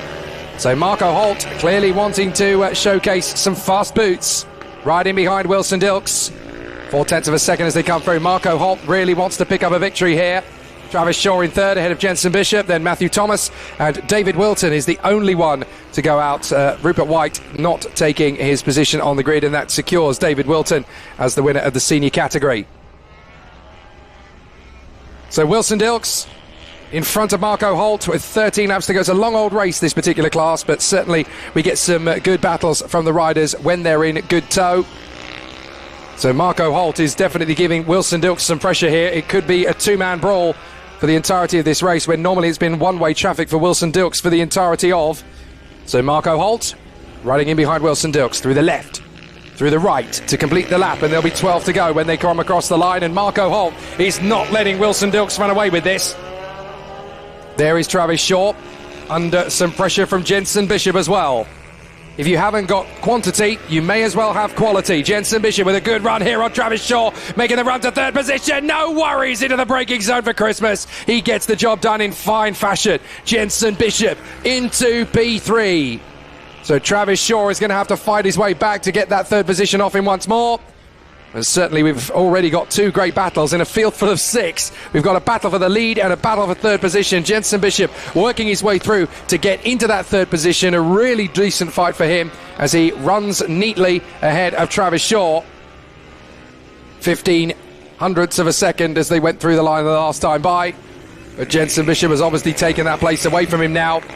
So Wilson Dilks leads the way here from Marco Holt. The gap is 1.4 after a 51.2 from Wilson Dilks, who really has made this class his own in 2024. Would love to see him step up to the Mini GP 190s next year. It'd be great to have the addition of Wilson Dilks into that class. Jensen Bishop comes up with a 52.3 on the last lap. Travis Shaw did a 53.0. So he's still there or thereabouts, but it very much is Jensen Bishop territory now in the fight for third position in this race. Looking likely that it's going to take it all the way to the brink. But Jensen Bishop has definitely found his feet here with Travis Shaw. 11 laps remaining in this one, and certainly some good battles all the way through. We've had a lot of consistency, a lot of solidarity in these lap times. And certainly Jensen Bishop looking a lot more composed than he was earlier in the weekend. I think he's let the pressure rub off him now and he can just focus on his natural race. 10 to go. Wilson Dilks out in front of Marco Holt to the tune of 1.6 seconds. There wasn't much to choose between the 2 riders when they came through last time by. Wilson Dilks did a 51.25, Marco Holt a 51.36. So Wilson Dilks looking pretty happy with his lot out in front. 1.6 seconds in front of Marco Holt. And it looks pretty neat and tidy from his perspective. Wilson Dilks just edging away a little from Marco Holt. And it's the gap that brings the confidence with him. So he's able to run on the back straight. No real catastrophes to consider. Certainly no difficulties with tyres or management of pace. There is the second place man. No, sorry, that is Matthew Thomas in 5th position. Just taking things very nicely on his own there. He did a 53.95 compared to Travis Shaw on a 53 flat, so that gives you a little bit of a understanding of the slight disparity between the riders. But obviously the 70 Cup has been used to racing on the same racetrack at the same time as the FIM Mini GP 190s. So obviously they've not been in the same situation this way around as they have been in previous weekends, and that was to give the FIM Mini GP 190s the chance to race for their own championship without having to worry about traffic. Certainly gave us a great fight all the way to the death. Blake Wilson finally winning that title in fantastic fashion. Well, there's certainly a lot more battles to come over the course of the day. After this race, we've still got 8 races in the can to finish off the season for some of the classes, and then obviously to set up the finale for the remaining classes at Red Lodge in the latter stages of September. So the battles continue, knocking on the door of some pretty fast pace again. Wilson Dilks bangs in a 51.15. That's only a tenth of a second off the best, and there is Marco Holt, 2nd position, dialing himself up, ready for a winning charge in 190 later if he can get there into the battle. So Marco Holt obviously wanting to showcase some excellent pace if he gets the chance to later on. Of course, that race is coming up a little bit later on. His duel with Henry McCartney and Blake Wilson is going to be legendary. So quite an important chance for him. He obviously wanted that little bit of extra run to build up to the final race of the season. He would love to win. And so in order to do that, he's got to get himself a little bit more dialed in with the bike. Wants to give himself that extra race in order to give himself the chance to do it. I have to say, today's racing, in terms of the quality, has been just as good, if not better, than the racing yesterday. Certainly from a safety standpoint, our doctor has not had much to do today so far. Great to see that the riders have definitely put on a good show. We've had some great battles since the start of yesterday, but it's definitely looking a little bit more succinct now. For Wilson Dilks, this young lad out in front, 7 to go, and certainly enjoying life in the head of the field. Looking very comfortable. Marco Holt, P2. 3rd place for Jensen Bishop. 4th is Travis Shaw. Matthew Thomas in P5. David Whilton, P6. About to cruise home and score his final points in the 70 Cup for 2024. And that will obviously put to bed his senior title. So across the line, Wilson Dilks charges through, 6 laps to go. Look at the commitment that he still brings to the bike through Crooked Oblivion. This is a man who's already won this title, has already got himself several wins in the can. He's just collecting silverware at the moment, but he's also, of course, setting up and preparing for the run later in the other classes. So this is all percentages for Wilson Dilks. He's having a go in the 160 FIM later, of course, this year. He's got traffic to deal with for the first time. That's David Whilton, who gets well out of the way. But this is a nice setup for Wilson Dilks, who's got to be thinking now for the first time, really, now that he knows the championship is done, now that he knows this 2024 season campaign is at an end. He's got to be starting to think in the back of his mind, 190. He really wants to get onto a properly quick bike next year. Not that he's not on one now, of course. He's well clear in the 190-70 Cup. But with riders like Marco Holt to go up against in the 190, Wilson Dilks has got to be a contender for that in 2025, and it'll be fascinating to see what he can do to showcase his flair and excellence. Anybody looking at this thinking, well, this looks like a good battle to get involved in.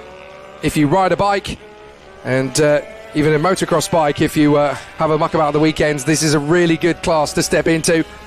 People go from novice straight into championship winning form over a couple of seasons in this category. Head to the British Mini Bikes website, get yourself logged in, like, subscribe and hit the notification bell on the YouTube channel here, and of course on the social media, British_Mini_Bikes on Instagram and Facebook. There's plenty of opportunities to get in touch and get yourselves on the grid. It's never too late. All you've got to do is want to race, and then want to gain speed and time and ride for your own enjoyment. It's not about winning, it's about living life to the full.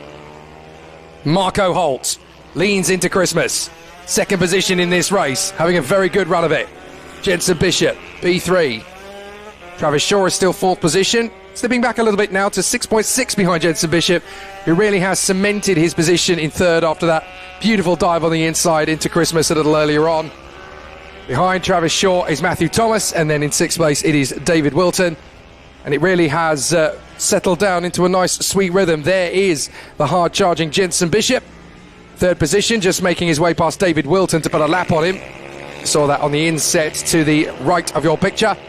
To the left of your picture, we're still watching Marco Holt. There he goes, 3 laps to go, and 2.17 behind Wilson Dilks. Wilson Dilks having a poor lap there, 51.3 by his standards.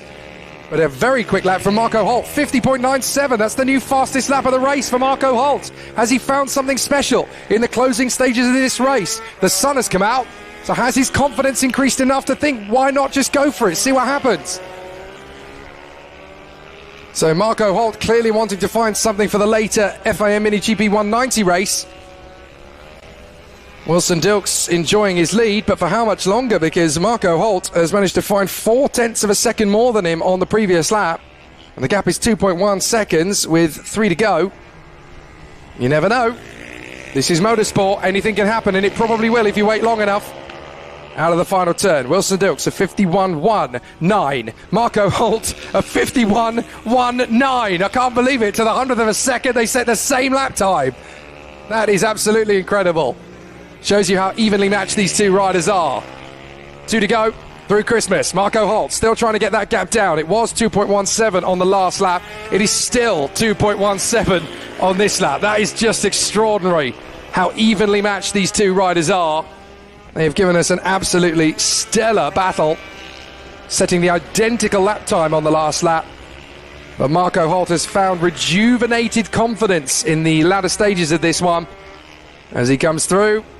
Out through the hairpin, hoping to find just that little bit more than Wilson Dilks in the closing stages, but Dilks is very much a match for Marco Holt on any racetrack. 51.23 for Wilson Dilks, 51.25 for Marco Holt, nothing in it. Last lap begins, and Wilson Dilks has managed to pull away from Marco Holt, but only to the tune of another 0.02 of a second on the last lap. Amazing to see these two at pace, so even.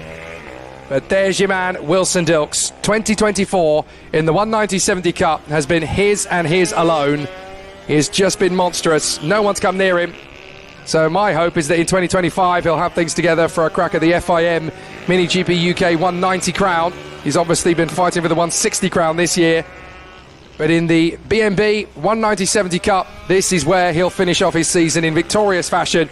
Out of the final couple of corners, no problem at all for Wilson Dilks. He remains on top. The checkered flag flies, and Wilson Dilks is your winner from Marco Holt in 2nd place. 2.22 behind him in the end. He loses another 0.03 of a second on the last lap. So Wilson Dilks, that was a perfectly acceptable Sunday ride in the countryside. And a nice little fist bump and a handshake there from Marco Holt as they finish their season strong. Jensen Bishop will come through for 3rd position. Excellent run then from Jensen Bishop. No worries at all for him to round out the top 3. And then it will be Travis Shaw from Matthew Thomas and David Whilton a lap adrift. But what an exceptional ride from Wilson Dilks. Not just today, but all season long. Yeah, Wilson Dilks has really been on top form in 2024. Came under a lot of late pressure there, but did well to withstand that and take the checkered flag.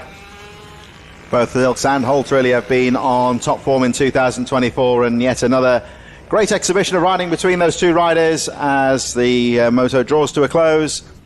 Temperatures out on the track starting to rise in the latter part of the afternoon. The temperatures have really raised trackside, you would say, as the traditional fist bumps and the high fives make their way off to the edge of the track and back to the paddock. Wilson Dilks then taking the win from Marco Holt, Jensen Bishop, Travis Shaw, Matthew Thomas and David Whilton, who has just finished his race there, rounding out the pack in 6th position. But fantastic conditions out there today, I would say, Jake, and the track looking in fantastic form, really bedding in quite nicely. Yeah, where's that rain we were worried about? We were quite cautious about it at one stage. It was looking fairly likely with high humidity, but it just hasn't materialised at all. And for the competitors out there, it's now going to be a very interesting battle. Into the Ovali 110. It's going to be fascinating. Sebastian Goslavsky and Mason Federick, front row of the grid. Max Robinson and Leo Soliu on the 2nd. Caden Herring and Cian Daly. Leon Simpson and Mason Hams. Ella Mosgrove, Jasper O'Neill-White and Austin Wilton. And let's not forget that we've got this magnificent, titanic grudge match for third in the points table between Mason Frederick, Caden Herring and Leo Soliu. It's going to be one of those three, and they are separated by a mere 7 points. Yeah, it's all very close. Three very competitive riders out there as well, and looking set for some good race action out there. As I was mentioned a bit earlier on today, there's a steady stream of spectators here at Whilton Mill. Next door is the one of the North Hants Ford Club having a RS meeting today, and seeing quite a few Ford jackets out there in the crowd today. Was coming into the track this morning was like going back to the 90s, following in a plethora of Mark 1 RS turbos and XR2s and whatnot. It's like the old Max Power days. I still think the greatest RS I've ever driven is a Focus RS Estate. That thing is absolutely mental, that thing. That's a luxury family car on steroids. And great to see, as you said, the RS owners coming and having a look at some ACU bike sport. But what a battle we are set for here. Mason Frederick trying to get one over on Sebastian Goslavsky, but even second place to him would do to wrap up third in the championship after an amazing fight back this weekend. The rider in orange and black, Mason Frederick, he's the one that you want to focus on the start here. If he takes first or second, then it's third position going his way. It's up to Caden Herring and Leo Soliu to bite back.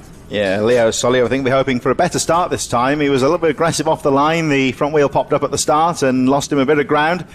It is important to get that start nailed, be quick off the line, but too aggressive and you will just lose that momentum off the start line. With this being a very fast opening third of the lap, you would say, you really can't afford to lose any traction off the start line, because you just pay for that over the first 2 or 3 corners into Christmas, you would say. So the riders getting into position. Goslavsky and Frederick on the front row. Robinson and Herring on the second. Then Soliu and Simpson, Mosgrove, O'Neill White, Whilton and Hams. It'll be a fascinating start, this one. Right, lads on. And off we go. Who's going to get the launch to the first corner? Goslavsky gets a good start. Max Robinson doesn't do badly, but it's going to be Mason Frederick into second position in front of a hard-charging Leo Soliu, I think, going wheel to wheel with Max Robinson. So Robinson's going to get the position into third position, but a good initial launch there from Leo Soliu, who genuinely thought he could have third position. He's really got to take something special out of Mason Frederick here to get third in the championship. Yeah, much better start for him this time as they make their way through Ashby for the first time. Good clean start on that first half lap. They've all got away very well indeed. And Sebastian Goslavsky starting very nicely, but already Mason Frederick starts to put the battle on here, put the pressure on. Max Robinson has got away very strongly as well in third. Those three just starting to break away now from the rest of the field as Goslavsky leads the pack through Boot for the first time, heading out to the final corner. And again, you see those variety of lines available on that final corner. It's a lot tighter than it used to be, and it's really opened up this first part of the lap now as the potential for greater exit speed out to the last corner. The variety is a lot more nowadays. And Mason Frederick having a peek on the inside, but Goslavsky very quickly blocking the apex. They make their way through towards Inkermans and down the hill towards Ashby once again. And let's see what Frederick can do. Watch out for the entertainer, Mason Frederick, right in there behind Sebastian Goslavsky. Goslavsky working hard to try and get a gap here on Mason Frederick, but Frederick looks really poised to make this overtake back again. We already saw these two dice once this morning. Looks like they're going to be back together again for another good fight. All Frederick needs to do is finish ahead of Herring and Soliu, and he will be third in the championship. Goslavsky's already cemented in second place, so it's just a racing for pride and honour now. Bragging rights, as any racer will want at any time through the course of the season. Over the course of the line, is Mason Frederick going to get his chance here? Sebastian Goslavsky's really making him work for it as they go through Crook and Oblivion. A long Manuel's bank, an up fine lady. Can Mason Frederick get the run up to Christmas? He certainly looks like a move is on the inside line. He takes the lead. Lovely. Yeah, Goslavsky didn't defend that one too hard because Frederick was very aggressive on the inside line there going into Christmas corner. And just watching in third place is Max Robinson, just keeping an eye on these two leaders, trying to get involved in this fight for the lead. And immediately you see, much like the first race, Frederick going on the defensive here to prevent Goslavsky from getting back through. Runs a little bit wide coming through, heading through Chapman and heading up towards Boots. There is Robinson still there in third place. Frederick was very quick through the boot section on the last two laps. Had a very nice, neat little line through there. Now has a clear track in front of him, so let's see if he can make that advantage count. Goslavsky peels to the inside here, though. Over the line they go. Still watching in third is Robinson. trying to get involved in this one, but at the moment Fedric has just done about enough. Gazlaski on the charge coming into Christmas corner. So still an interesting charge forward here from Max Robinson in third place. Gazlaski really in a difficult situation now, trying to take on Fedric whilst also fend off from Max Robinson. Robinson's just having fun out there in third position. So too Gazlaski, but they want to win the final race of the season. Mason Fedric would dearly love to win it, and he's got more to prove here to get this win. If he can get the job done, then he is the ipso facto third in the rider standings at the end of a very hotly contested 2024 campaign. So from his point of view, it's really important that he manages to continue this stride forward. But it's not done yet. You can see that Gazlaski's very hungry. And again, you can see with Fedric, he's very aggressively parking the bike on the apex, guarding that lead, which isn't allowing him to pull away either. So he's still keeping these three riders all together. Leo Solio still in fourth. Leo Simpson a bit further behind. Robinson setting the fastest lap of the race there, 56.030. As Gazlaski tries to have a run on the hill up towards Christmas corner. Down the inside he goes, gets the wheel in there, and retakes the lead. Still watching in third, Max Robinson trying to get involved in this fight for the lead. Down the hill they go towards Ashby and line astern as they make their way through. So Gazlaski back into the lead. This is an important one for Gazlaski now. He can really settle back into his rhythm and drive away from Mason Fedric. But what about Max Robinson? Can he do anything about Mason Fedric? It still wouldn't be panic stations for Fedric, even if he were to lose the position to Max Robinson, because his problem is not even in his radar at the moment. Leo Soliu currently in fourth. Caden Herring struggling in this race, down in sixth position behind Leon Simpson. So not really the title fight that he was hoping for to conclude. So Mason Fedric can just hang on to second place here, or he can go back for the victory if he feels like he's got a bike underneath him that'll take him there. Even if he were to lose out to Max Robinson for second place, it's still A-OK for Fedric for third in the title race. Gazlaski setting the fastest lap of the race there as they make their way through Christmas corner, and Robinson just trying to put the pressure back on Fedric, who looks very neat coming out of Christmas corner. Down the hill towards Ashby they go. And Gazlaski can't quite break away in the lead as he runs a little bit wide. He uses a bit more curb coming out of Ashby. Fedric with a neater exit from the corner there, just trying to close that gap. Still all the time Max Robinson. It's Leo Solio, Leon Simpson, Caden Herring, sixth place. Mason Hams in seventh, Jasper O'Neill, White, Ella Musgrove, and Austin Whilton, who has just gone over the line, running up the field. So the leaders will be closing up on the tail enders very soon. And again, Fedric just trying to, he's got that lovely line through boot, and again it gives him the advantage. So these three still locked together. Mason Fedric coming back at Gazlaski. 8 to go as they go through Crook and Oblivion.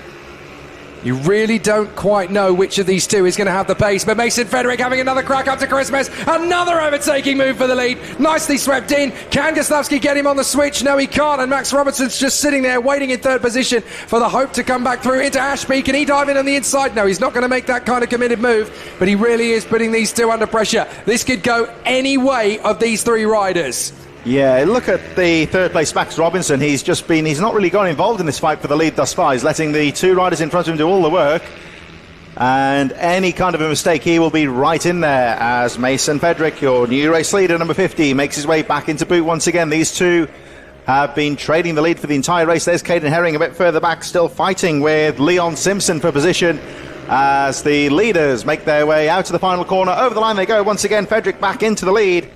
Gazlaski second, Robinson third. Here they come up the hill now towards Christmas corner. Gazlaski with a nice drive out of Oblivion, up towards Christmas corner they go, and Robinson having a look on the inside, just trying to start to put a bit of pressure. Can't find a way past Gazlaski. Down the hill they go, heading towards Ashby once again. Will there be an overtake going on here as Robinson has a look on the inside again, can't quite find a way through.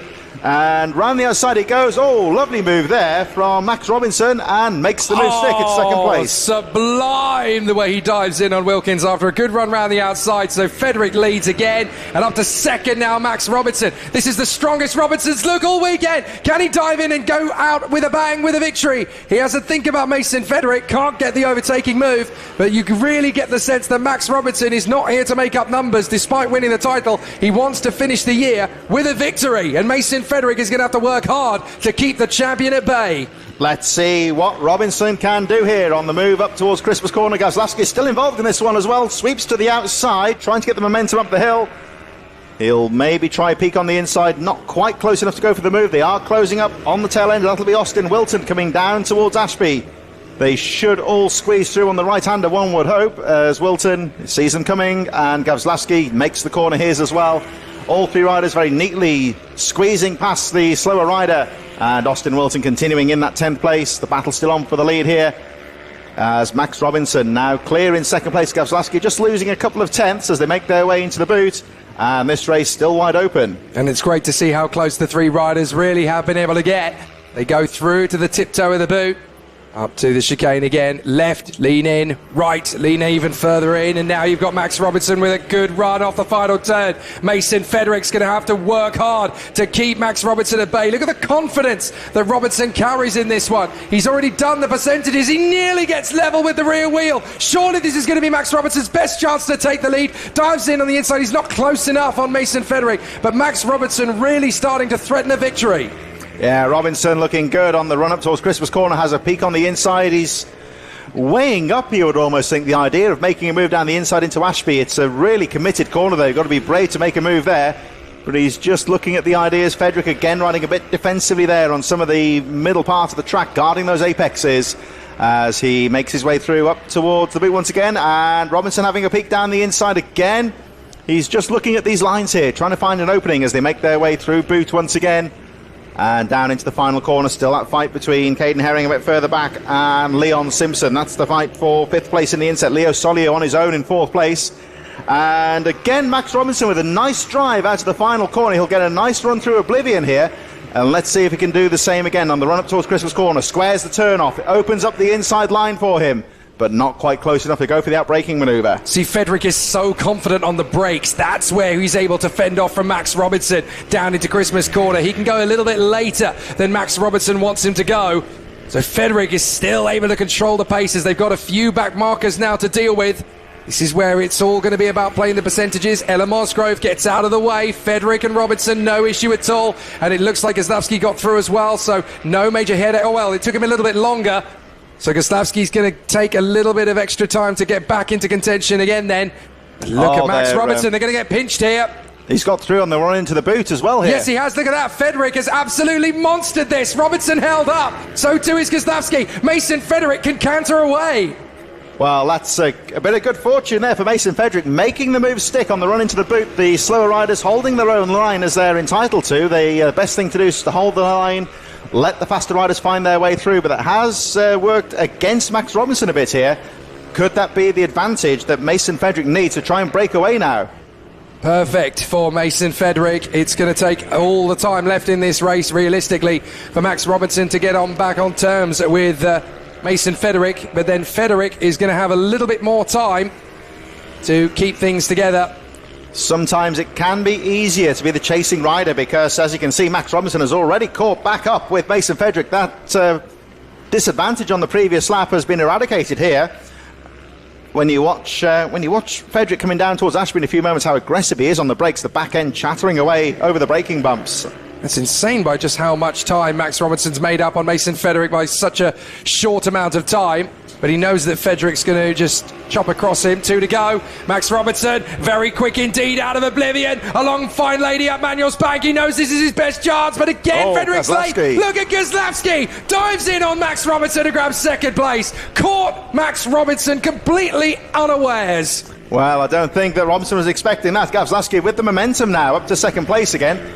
You can see how aggressive the riders are on the brakes as Robinson has a peek on the inside, tries to find a way through, but Goslavsky sees him coming, has the line covered, and now is trying to close back up as we head towards what looks set to be a barnstorming final lap here as they make their way in towards boot for the final time. You can see Goslavsky just jinking to the right there, looking for an opening on the exit of the corner here. I love the Avali 110s, full of action, full of drama. It's a bit like watching the Iamis in karting. What is it about Italian manufacturers? They just know how to create a great piece of equipment for racing. They're full of passion, they're full of drama. We're into the last lap, and now it's time to see which of these three riders is going to have the victory. We need to go back to Christmas Corner to see who's got the best of it. Up the inside, Goslavsky! Sebastian Goslavsky has snatched the lead at Christmas on the final lap in front of Mason Federic and Max Robinson. Brilliant resurgence for Sebastian Goslavsky. He was third for the majority of the last 5 laps. The way he has stormed back into this one has been nothing short of spectacular. Great run from Sebastian Goslavsky. Now, can Max Robinson get back on terms with Mason Federic? I'm not sure that Goslavsky's going to lose this now. There's enough of a gap between him and Federic. Federic's going to be happy to just settle in for third position. He nearly loses it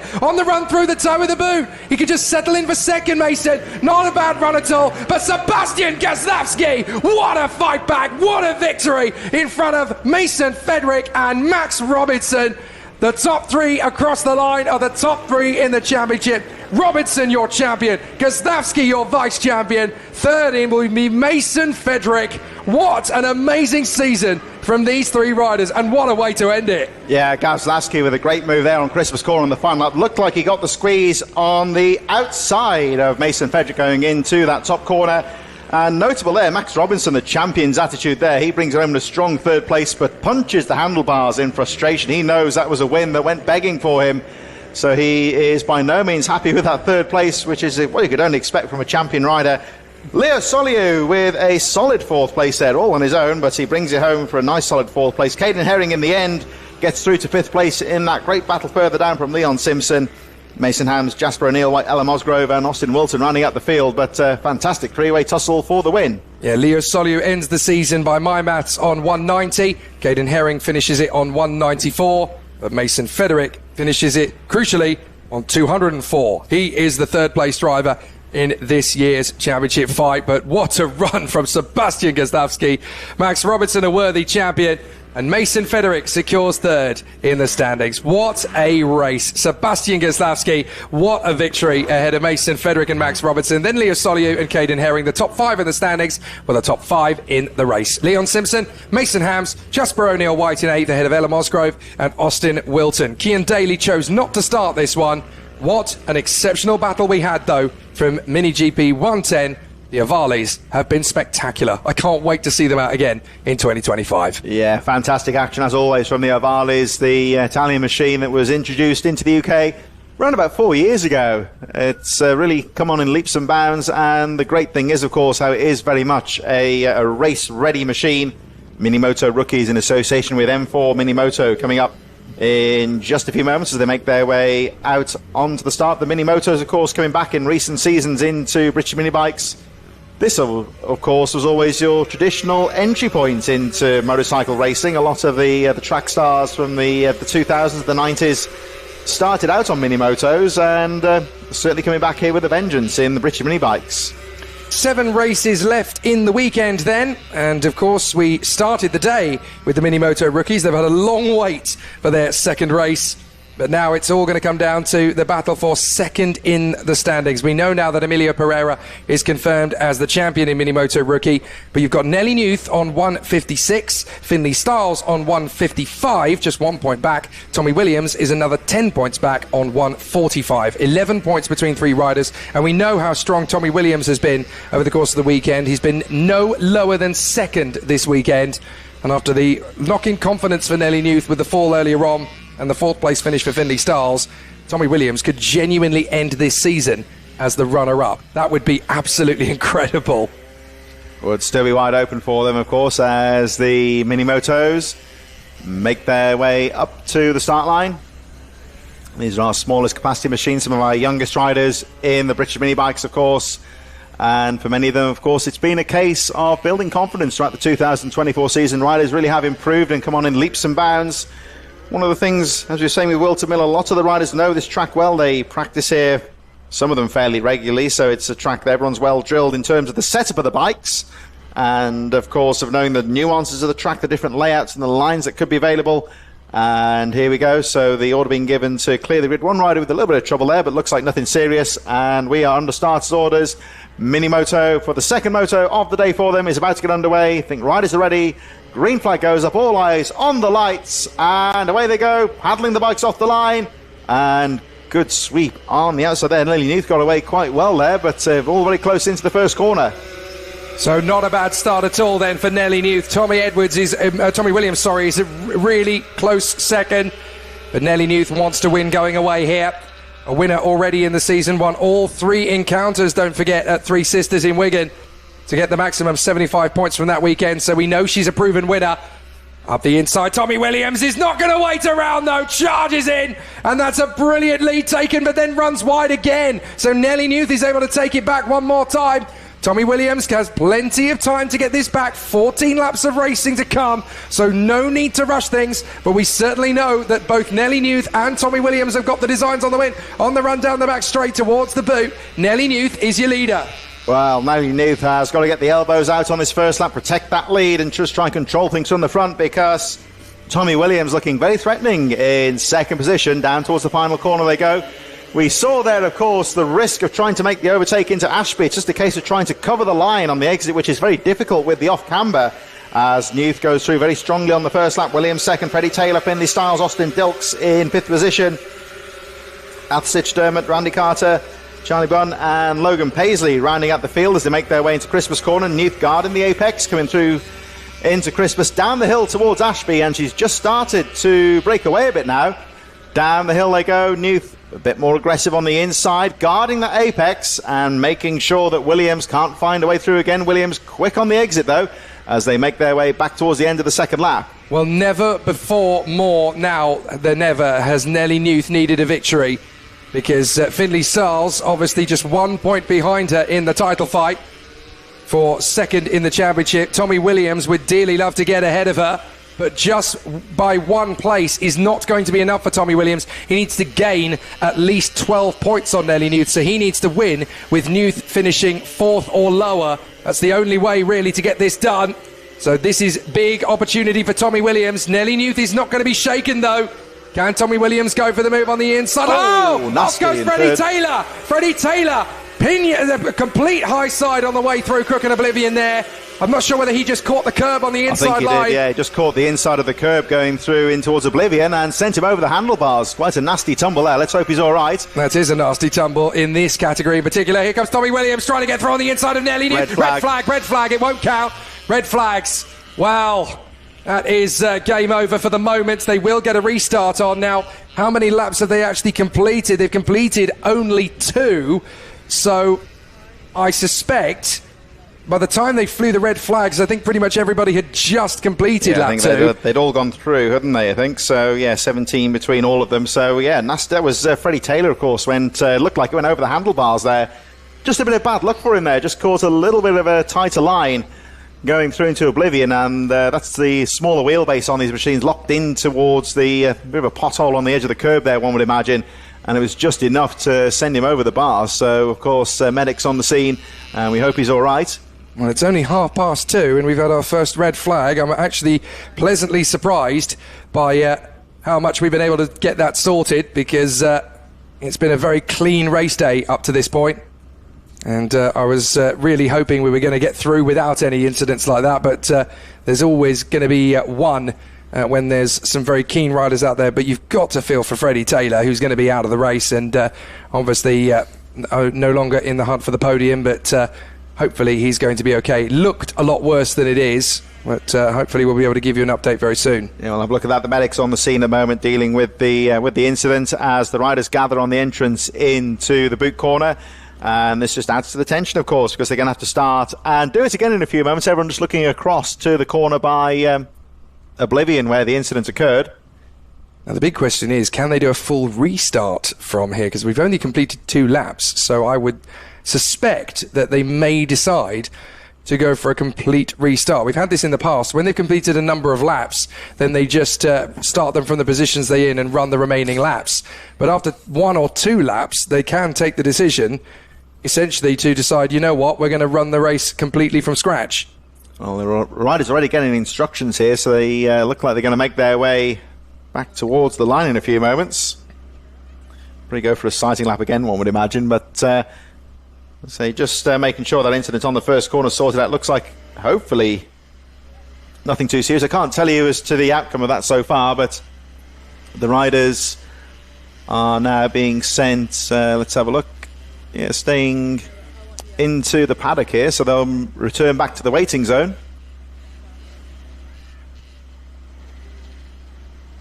So pause in the action here at Whilton Mill due to a fairly high-speed crash involving the third place Freddie Taylor.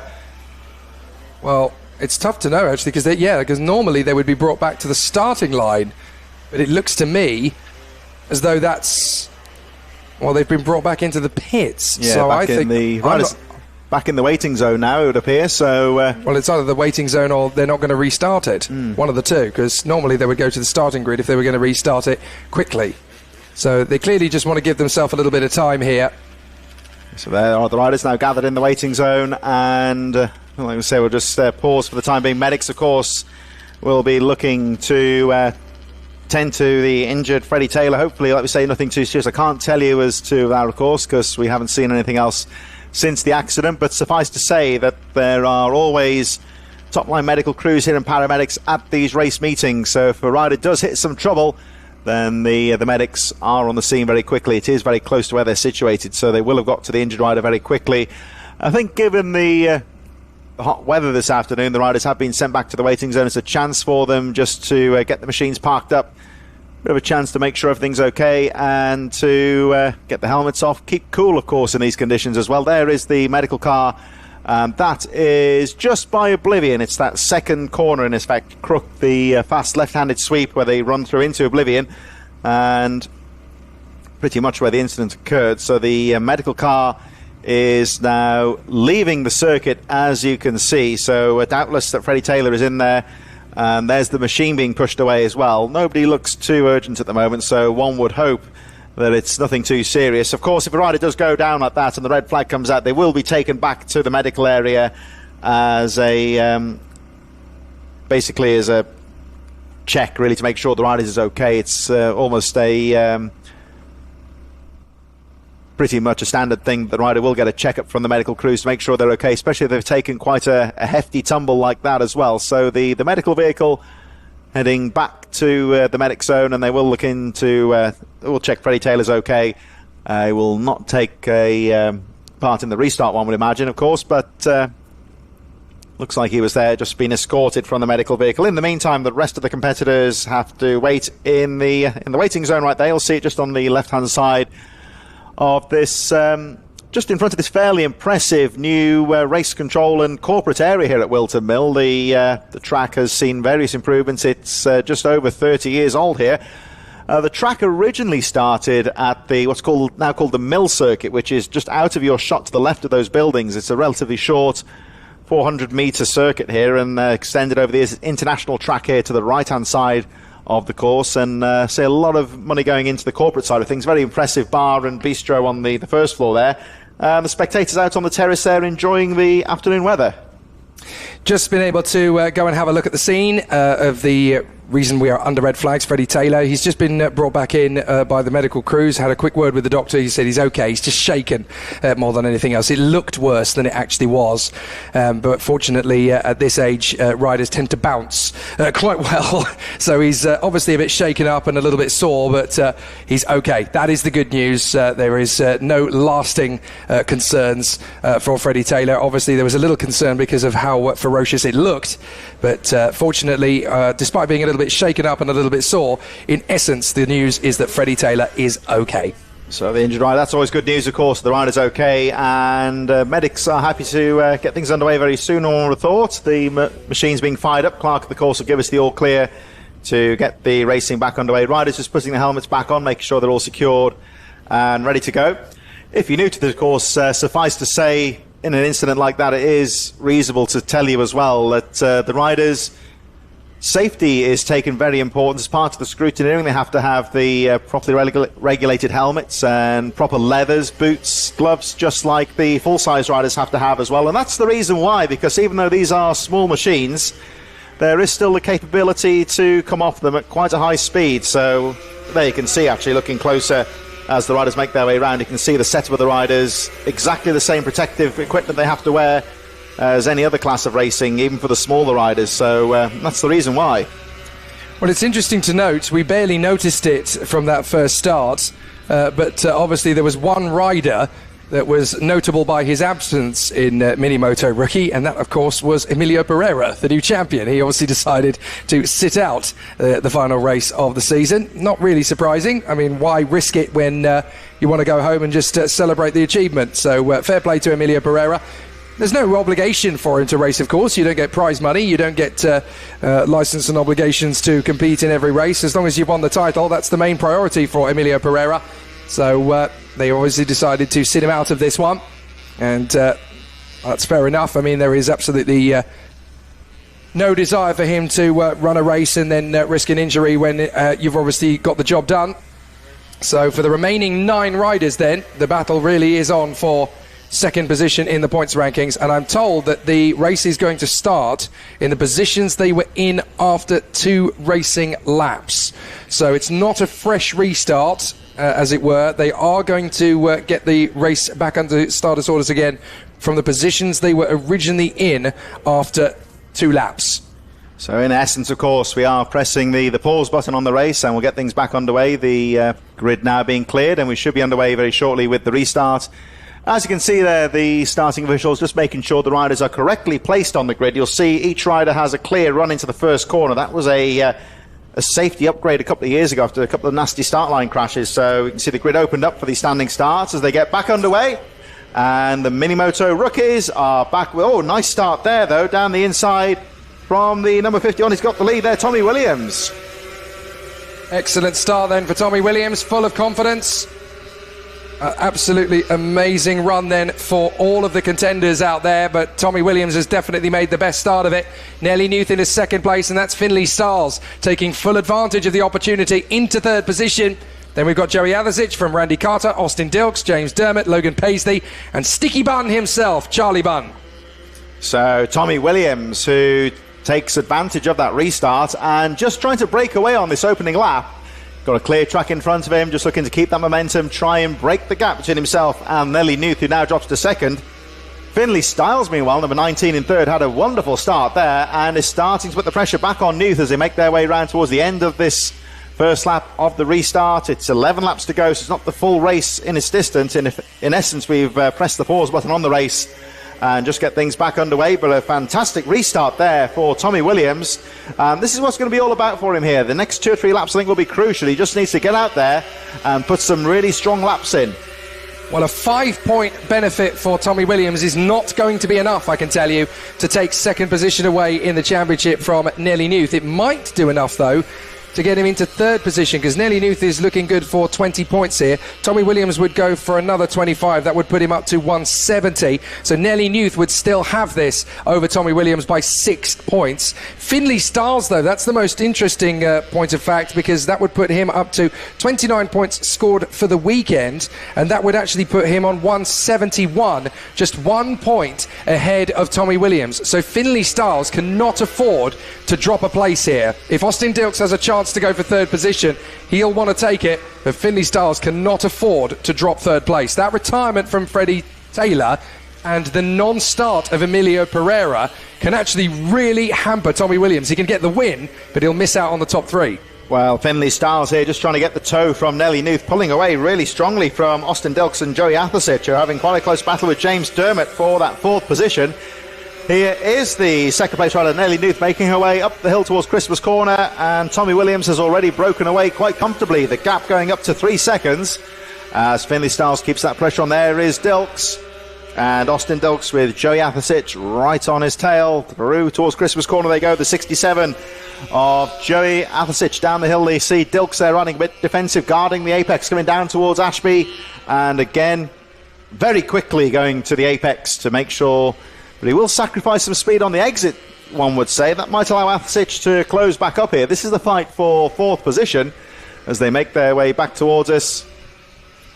And, well, Tommy Williams, 103.8, really trying to break away here, but Dilks coming under a bit of pressure here. So let's see if Dilks is going to have what it takes to fend off from the challenge of Joey Athersic. Athersic through the toe of the boot. Never mind Finlay Stiles losing third position. Austin Dilks is going to have pressure on him to keep in 4th position as they work their way through the hairpin. 8 laps remaining in this slightly shortened race, of course. So the battle is going to continue as they make their way through, although I have been told that the race has actually been reset. So I originally thought they were going to go from the original positions of the first 2 laps. They did, in fact, decide to start the race from scratch. So we've had 3 completed laps, not 5 completed laps. So an interesting challenge now for Austin Dilks. Joey Athersic still there in P5. Then it's Dermot, Carter, Bunn and Logan Paisley. So Dilks there, quite aggressive into the corners, carrying a lot of speed through there to defend those lines. Does leave himself open on the exit there. We saw that on the exit of Christmas Corner coming down the hill. Tommy Williams still leading quite comfortably. The action is on here for 4th place as Joey Athersic just trying to find an opening here. Again, you see Austin Dilks guarding the apex quite neatly, keeping those outside lines covered on the exit of the corner. Here they come back towards the boot once again. Athersic switching to the outside here. He's going to try and get the toe going into the right-hander there. Dilks had the line covered as they make their way down towards the new little kink section here that's really made this last corner quite critical, one would say. Over the line they go. Tommy Williams still leading comfortably. The gap 5.7 seconds. Ellie Newth in second. Finley Styles keeping the pressure on in third, but dropping a little bit of pace there. 2.9 seconds behind in third. And all the action on for 4th here. Drag race up the hill here as Joey Athersic tries to find the opening on the outside. Here they come into Christmas Corner. And there he goes. Austin Dilks has got that line covered. Looking quite neat at the moment. Down the hill they go. There's Finley Styles just dropping out of view in 3rd place. The action on for 4th position at the moment. Styles quite comfortable in 3rd because Austin Dilks is focusing all his efforts here on guarding that 4th place, making sure that Athersic can't find a way through. James Dermot, Randy Carter, Sticky Bunn and Logan Paisley rounding out the rest of the field, 8th and 9th position. And Athersic just trying to find an opening there as Dilks went a little bit deep into the corner. Very close fight for 4th place here. So let's see what the opportunity is now for Joey Athersic. There's a little bit of an unsettled moment there for Austin Dilks under the brakes for the toe of the boot. So this is the kind of thing that Joey Athersic can really take advantage of. You've got to remember that these guys are still very much in their academia of motorcycle racing. They are still learning on the job. Not easy to go to battle. It's a very different thing testing the bike on a closed circuit than it is to racing. Joey Athersic has got a really good run. This might be his chance on Austin Dilks up to Christmas Corner. Can he get there? No, he can't. So he tries again on the exit. This is a character building moment now for Joey Athersic. What can he do in the fight between him and Austin Dilks? You can see him actually coming in some of these slower corners in particular, just looking at some of these line choices here, trying to get the speed on the exit of the corner.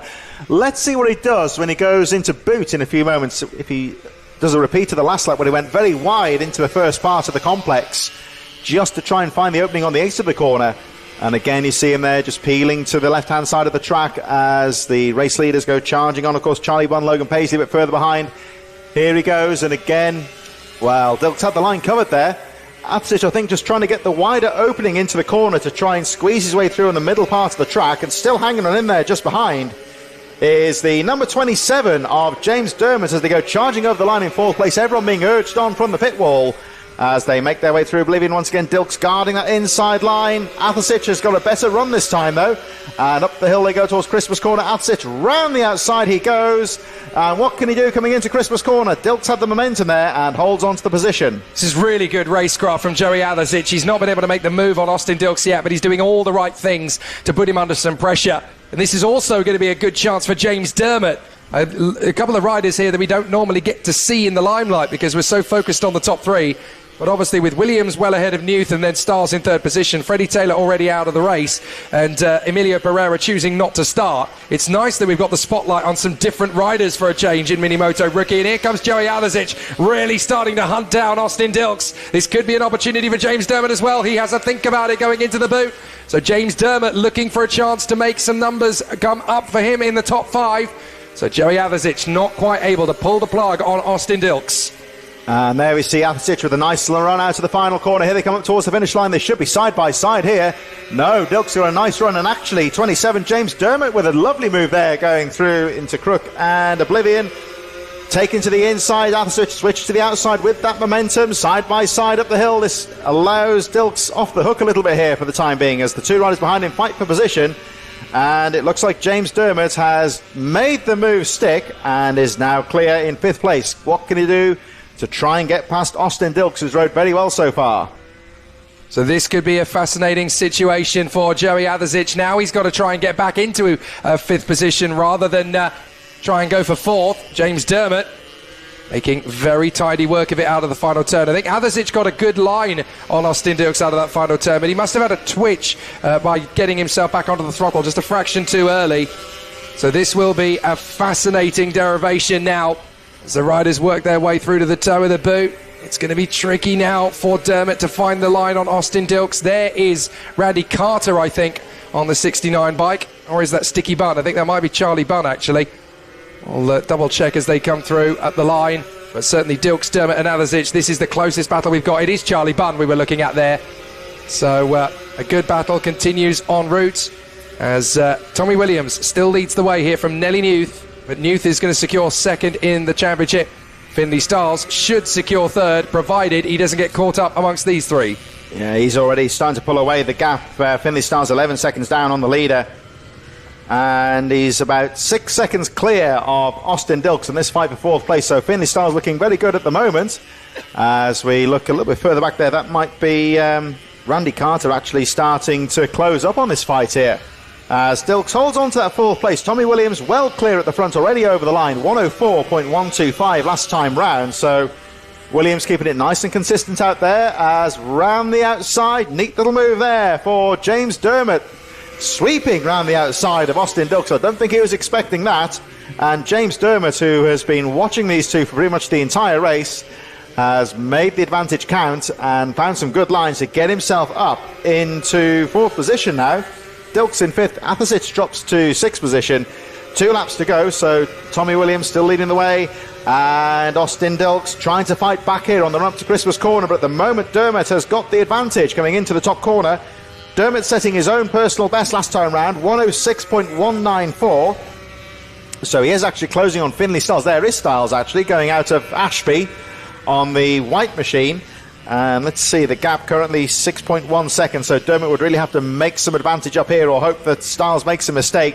So at the moment it looks like the battle of a third. There is Stiles just exiting up towards the boot.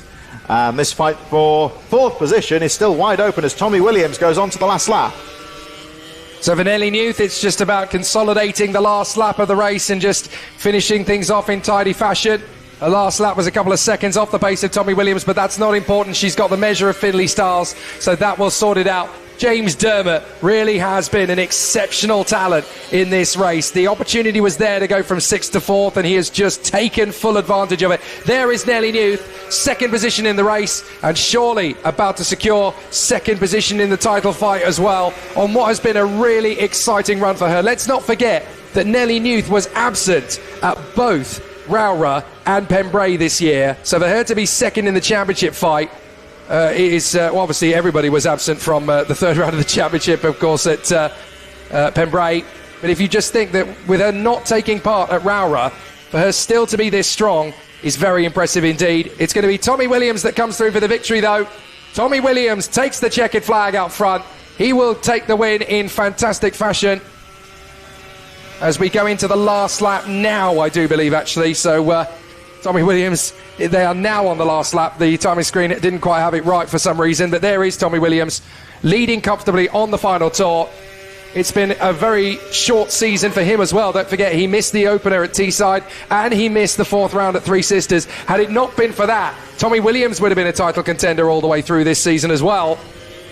Well, he's looking very good here on the final half lap. He absolutely nailed the restart. Got 2 good, strong laps in the bag there, I would say. And that's enough for him to control the race in the front. The gap is nearly 13 seconds.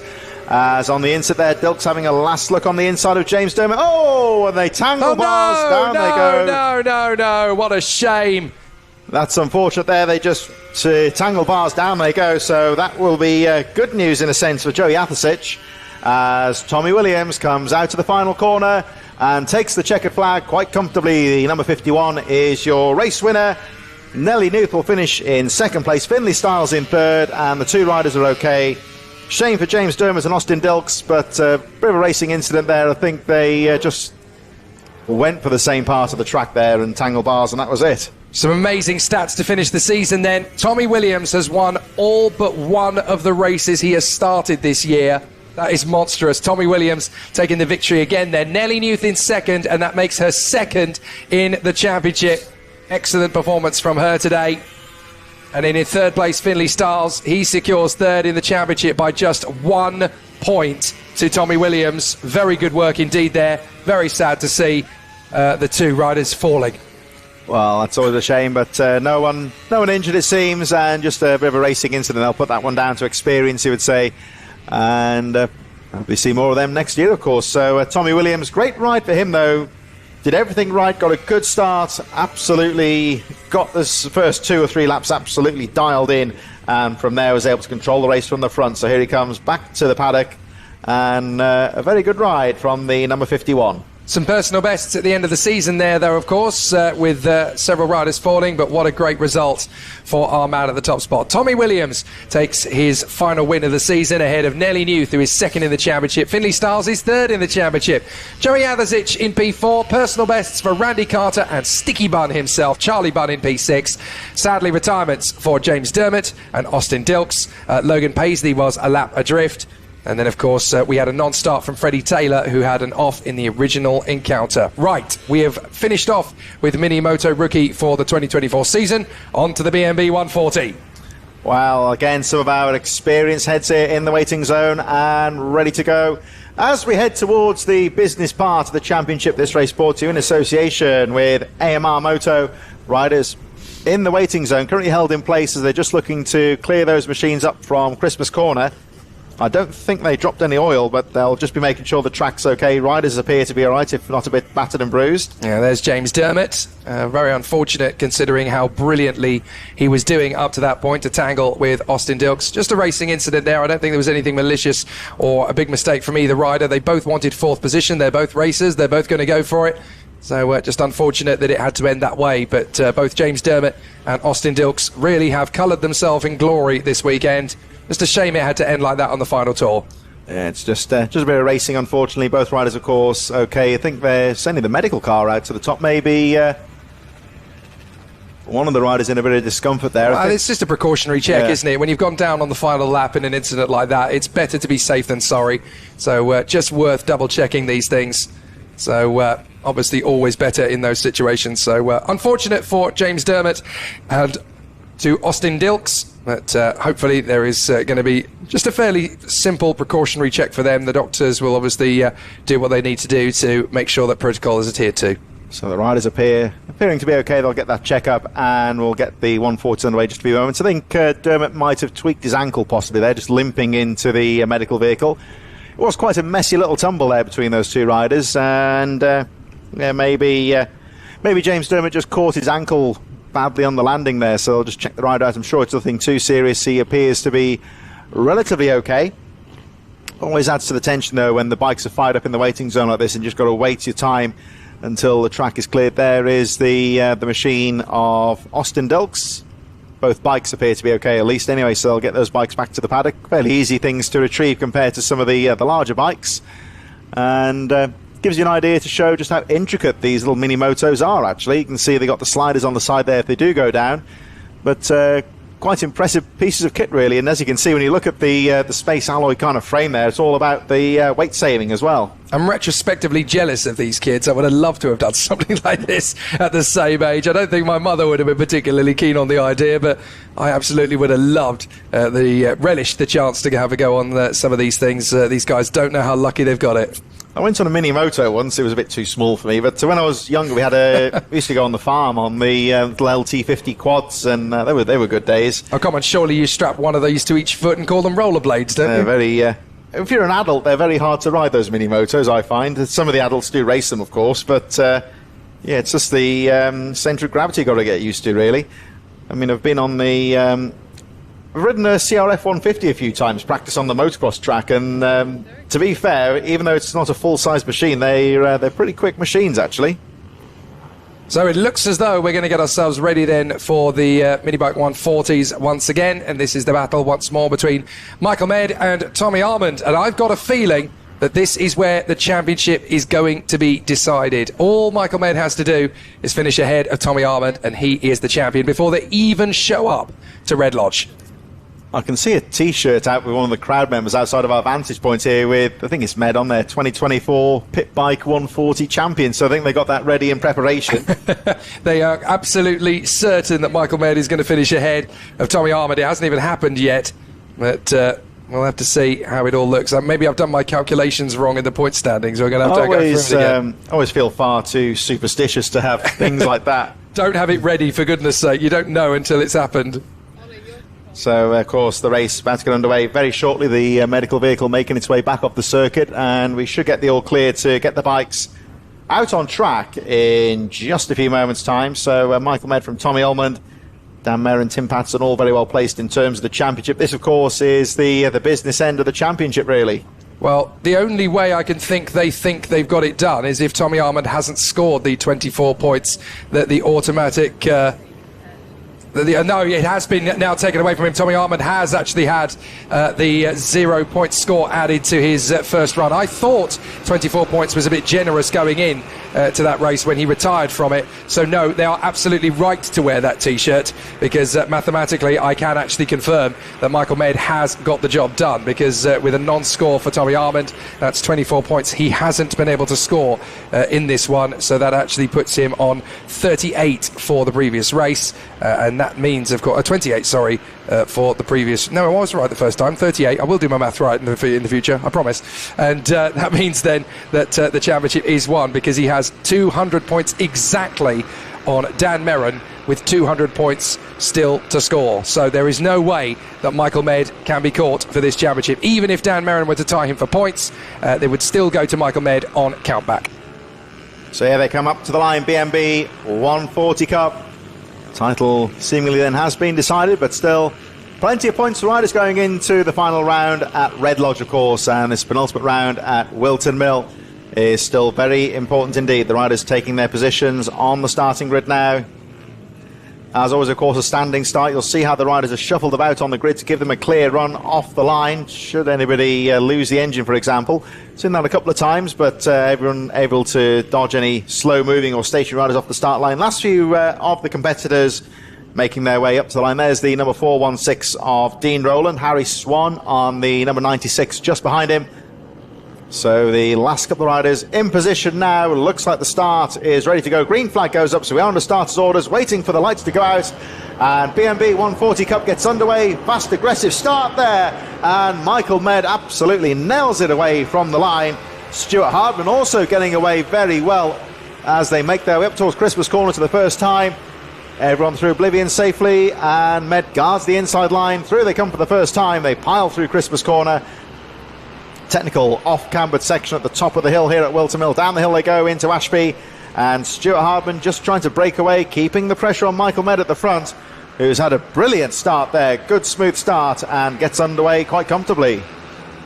So already Michael Med has just decided that he's going to end this season in victorious fashion, but I tell you what, Harley McCabe is absolutely determined that that's not the way it's going to happen. Working his way through. I'm actually trying to make out where Harley McCabe is. He's obviously... actually see him on the Has he not started? Has he not like started the race? I wonder if he's just been either been a party pooper or decided that he's not going to do the last race, but for whatever reason he's not there. Tommy Armand is, though, 6th place. Michael Med from Hardman, Quincy, Merrin, who is in 4th place now, and of course he's now 2nd in the standings. Stephen Humphreys 5th from Tommy Armand, then Tim Patterson, Ben Johnson, Jordan Merriweather, Mark Portis, and then Trinder, Portis, Carver, Yates, Hayburn, James, Swan and Rowland. And yes, we're absolutely right in considering that there is no Harley McCabe. And Dean Rowland there looked like we just saw him a few moments ago on the inset hitting some trouble on the first lap, so it looks like he may be an early retirement. So Harley McCabe opting to it would seem opting to retire early from proceedings here, which opens things up for the other riders here. And Michael Med looking to crown his championship with a victory here at Whilton Mill. The title already in the bag, but would certainly be the right way for him as a champion to round things off here at Whilton Mill this weekend as the victory. Has a look over the shoulder. He can see Stuart Hardman behind him. Harrison Quincy's got away strongly in 3rd position. Dan Merrin, Tommy Almond up to 5th position now from Stephen Humphreys. And Michael Med making his way up the hill in towards Christmas Corner very smoothly. Classic racing line through there. Gets the exit to the corner right. It is actually quite an off-cambered section there at the top of Christmas Corner. And that can really affect the exit from the corner. Dean Rowland, incidentally, has pulled into the pit, so it looks like he's out of the race. But the action is here now between Harrison Quincy and Dan Merrin, just starting to apply the pressure here. So this is where things could get a little bit more spicy than we anticipated, and certainly than Harrison Quincy anticipated. He was hoping for a clear run, but Dan Merrin is definitely going to give him some pressure, knowing that Dan Merrin is now in second in the championship. That's going to be his target, to stay in front of Tommy Armand all the way to the end of the season after Red Lodge. So it will be a fascinating run now to see what Dan Merrin can do. Tommy Armand is only one place behind him now, by the way, as Tommy Armand has got ahead of Tim Patterson and Stephen Humphries, who has fallen to 7th position. Not an easy time of it from him. Ben Johnson finds himself in 8th position ahead of Jordan Merriweather and Mark Portus. The pace of the race very quick at the start here. Michael Med setting in a 54.9, so the temperature's increasing here, but it doesn't appear to be to the detriment of the pace on the track. Sometimes when the temperatures do rise, the tyres can struggle and the lap times can drop if it gets too hot out there, but it does seem to be approaching perfect conditions. Yellow flags going out there, just looking to see what that's all about, but no apparent reason for that as of yet. We'll have a look when they make their way through back towards the timing booth. There was a problem earlier, of course, with the 461 of Dean Rowland, so whether there's any debris or problem on there. But over the line goes your race leader, Michael Med in the lead, 55.2 last time round. Stuart Hardman second, Harrison Quincy third. Dan Merrin, Tim Patterson, after that poor start, has moved up to 5th position now, getting past Tommy Ormond. Stephen Humphries 7th, Ben Johnson in 8th place, Jordan Merriweather and Mark Portus running up the top 10. Just ahead of Simon Porter's Liam Trinder, Dean Carver, Ryan Hayburn in 14th, Lindsay Yates in 15th position. Zach James and Harry Swan running up the field, although Harry Swan has just pulled another rider into the paddock to retire from the race. That's unfortunate and certainly not in the game plan. But what a charge from Michael Med, who leads the race here, looking very comfortable all the way to the death of it. Hardman 2nd place, Harrison Quincy in 3rd from Dan Merrin and Tim Patterson. And Tommy Armand, who's down to 6th position now. So Tommy Armand really struggling for pace in the latter stages of this weekend. Obviously he had his retirement earlier, but slipping from what was 4th position at one stage, now down to P6, certainly not going to help him out. Looking out here for Tim Patterson on the number 13, who is just starting to close up here. Didn't get the best of starts, but he really does seem to have settled into quite a nice rhythm here. And with the exception of Michael Med, currently the fastest rider on the track here. So number 13 closing up on this battle. Oh, was having a pick down the inside. Was Dan Merrin down the hill towards Ashby they go. Look out for Tim Patterson here though, number 13, who is really closing up now. Patterson still there in 5th place, but really has found some good lines out there and is settling into the rhythm quite nicely as he starts to sit on the back wheel of Dan Merrin. I wonder if Merrin knows he is there though. Here comes Patterson down the inside into boot. Ambushes him there and through into another position. Oh, and there's a rider down there. Oh dear. Now who is that that's gone? That's on Ashby. I think that's the it's one of the riders in the midfield, I think, isn't it? Yes, it is. I think that might be Zach James. Quite possibly, number 40. Yeah, it looked like he just ran out of road coming off the curb there, and front wheel washing out into the dust. 3 laps to go here then in the BMB 140s. Michael Med still leading the way quite comfortably.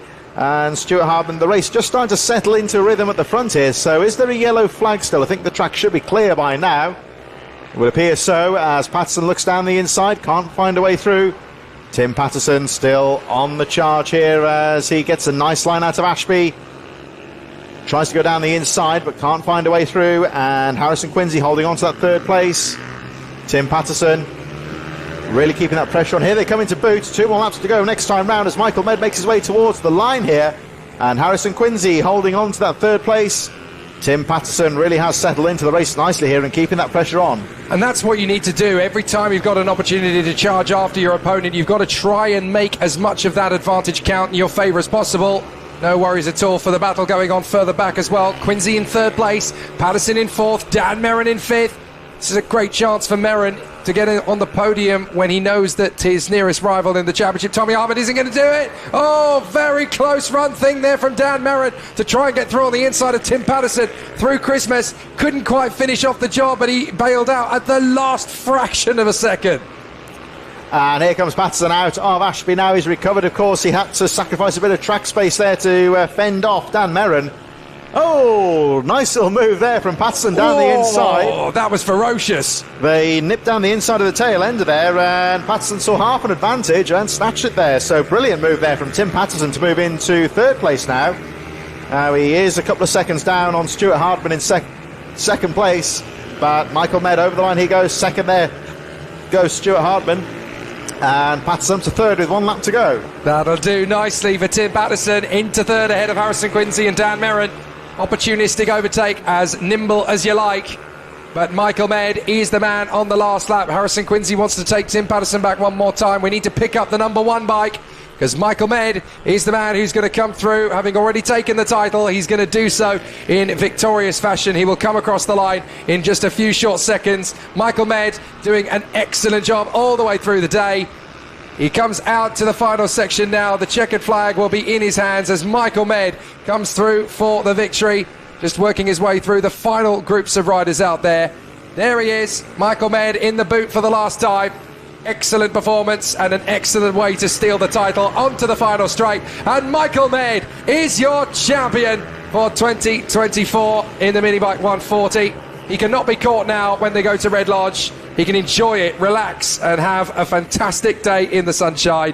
What a great result for Michael Med. Victorious. Stuart Hardman then second place, Tim Patterson, Harrison Quincy and Dan Merrin rounding out the top 5. Stephen Humphries over the line. Ben Johnson just going through in 8th position, and a bit further back Jordan Merriweather, Simon Portis, Liam Trinder going through. Ryan Hayburn just about lapped there, but Liam Trinder just about squeezing through onto the last lap on that lead lap, so he will guarantee himself that 11th place. But Michael Med certainly there, Jake, with a champion's ride, one would say. Got the start absolutely nailed and put in some good consistent laps there to quite comfortably take the checkered flag. So excellent stuff then all the way to the end for Michael Med. He can be very satisfied indeed with that. And no wonder they had the T-shirts ready. They clearly knew more than we did. But excellent stuff then as the job is finished up in Minibike 140. There are 5 races to go today, and the next of those is going to be in the FIM Mini GP UK. Very excited to see how that goes. And with Marco Holt on pole position, we're in for a really exciting battle. Michael Med takes the win then from Stuart Hardman. Tim Patterson in 3rd position ahead of Harrison Quincy and Dan Merrin. Very close between those 3 at the end. Tommy Armand in 6th position. Stephen Humphries in 7th place. Ben Johnson in 8th from Jordan Merriweather and Simon Portis. Then Liam Trinder, Ryan Hayburn, Dean Carver, Lindsay Yates, Zach James and Mark Portis in front of Harry Swan and Dean Rowland. There was no Harley McCabe in that one. But the battle now at Red Lodge is going to be between Dan Merrin and Tommy Armand for 2nd in the points ranks. Let's have some FIA Mini GPs now as we focus in on the 190s. So the 190s will be underway in just a few moments. Riders now making their way down to the waiting zone. FIM Road to Mini GP 190 is getting underway, and this of course one of the headline races, you might say, in terms of the calendar this weekend here at Whilton Mill. The riders now assembling in the waiting zone, and they will be underway in just a few moments' time. It's one of these things, of course, the FIM quite keen to encourage the next generation of youth riders.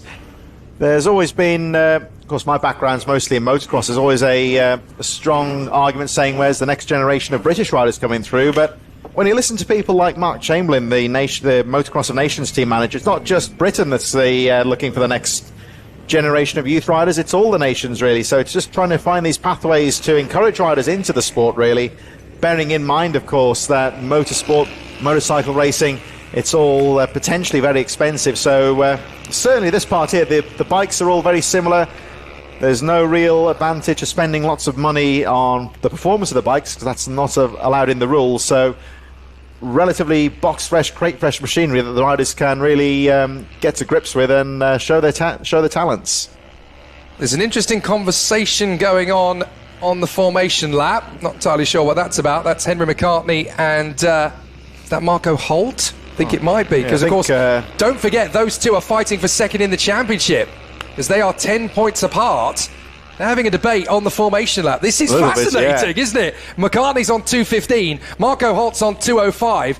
Whoever beats the other essentially gets the bragging rights, but there's 10 points between them, so McCartney needs to beat him by 3 places. We just caught the end of that when I'm wondering perhaps McCartney seemed to be jinking about quite aggressively on the move down into Ashby to maybe like to get some heat in the tyres. Yeah, look at Marco Holt gesturing to Henry McCartney. They're all psyched up for it, though, aren't they? Here they come, the last few riders onto the line. So FIM Mini GP 190. I wonder if he wasn't too happy about the moving about there. The body language, you almost hit me. You almost hit me when you were weaving around there, mate. Come on, play the game. Fascinating dynamic going on here. And interesting how Blake Wilson is not on the bike this time. Off we go. It's going to be a straight fight between McCartney versus Bishop. McCartney versus Holt. For second in the championship, and they're already going wheel to wheel down to Christmas for the first time. It's going to be an interesting one as McCartney gets through on the inside of Marco Holt, and they are dueling away for position already nice and early. A very tight run for all the riders as they kickstart things, and no surprises, Blake Wilson has decided to sit out this one and just let them have the fight for themselves. But what a battle between Henry McCartney and Marco Holt for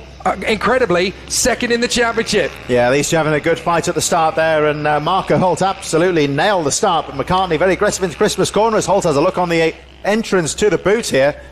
So I think Holt just needs to settle into a rhythm here and just let the first lap pan itself out now. Just looking at the lines now, trying to find a way to try and get past McCartney. Still a long way to go in this race as they charge over the line.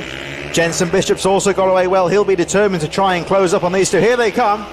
Up towards Christmas corner once again, and Holt having a good line down the inside, going in under braking, very deep on the brakes, bar to bar, and he makes the move stick. So it's quite a late apex there into Christmas corner, and that sort of pass can be on sometimes. What a B-E-A-U-T for Marco Holt. Really makes that one work on Henry McCartney. But this battle is going to be fever pitch all the way. Jenson Bishop trying to stay with them for third position. Then Arnie Carr, Annabelle McCarthy and Sid Marshall. Just 6 of them in this race as Blake Wilson decides, do you know what? I don't fancy my chances in this one. I've already won the championship. I ain't losing any teeth. I don't have to. This is a really good battle between Marco Holt and Henry McCartney into the final hairpin and back on the power up the straight. What has McCartney got in response to Marco Holt? Yeah, let's see if McCartney can repay the favour here coming into Christmas corner. Up they come to the hill once again.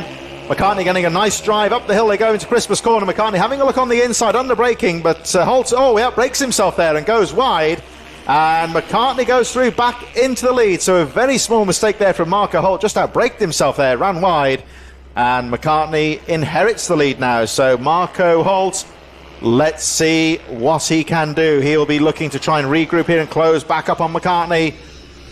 McCartney will be loving that, of course. He put all the pressure on, and Holt making a very rare error there, which allows him through. Jenson Bishop still tagging in there in third place. Arnie Carr in fourth, and looking further back there, we're looking at Annabelle McCarthy and Sid Marshall also fighting away. Here come the leaders out to the final corner, so McCartney back into the lead. Holt is determined to recover from that mistake, running a very fast pace here, 51.5, the best lap of the race. And Marco Holt gets the drive up the hill into Christmas corner, gets the line nice and early.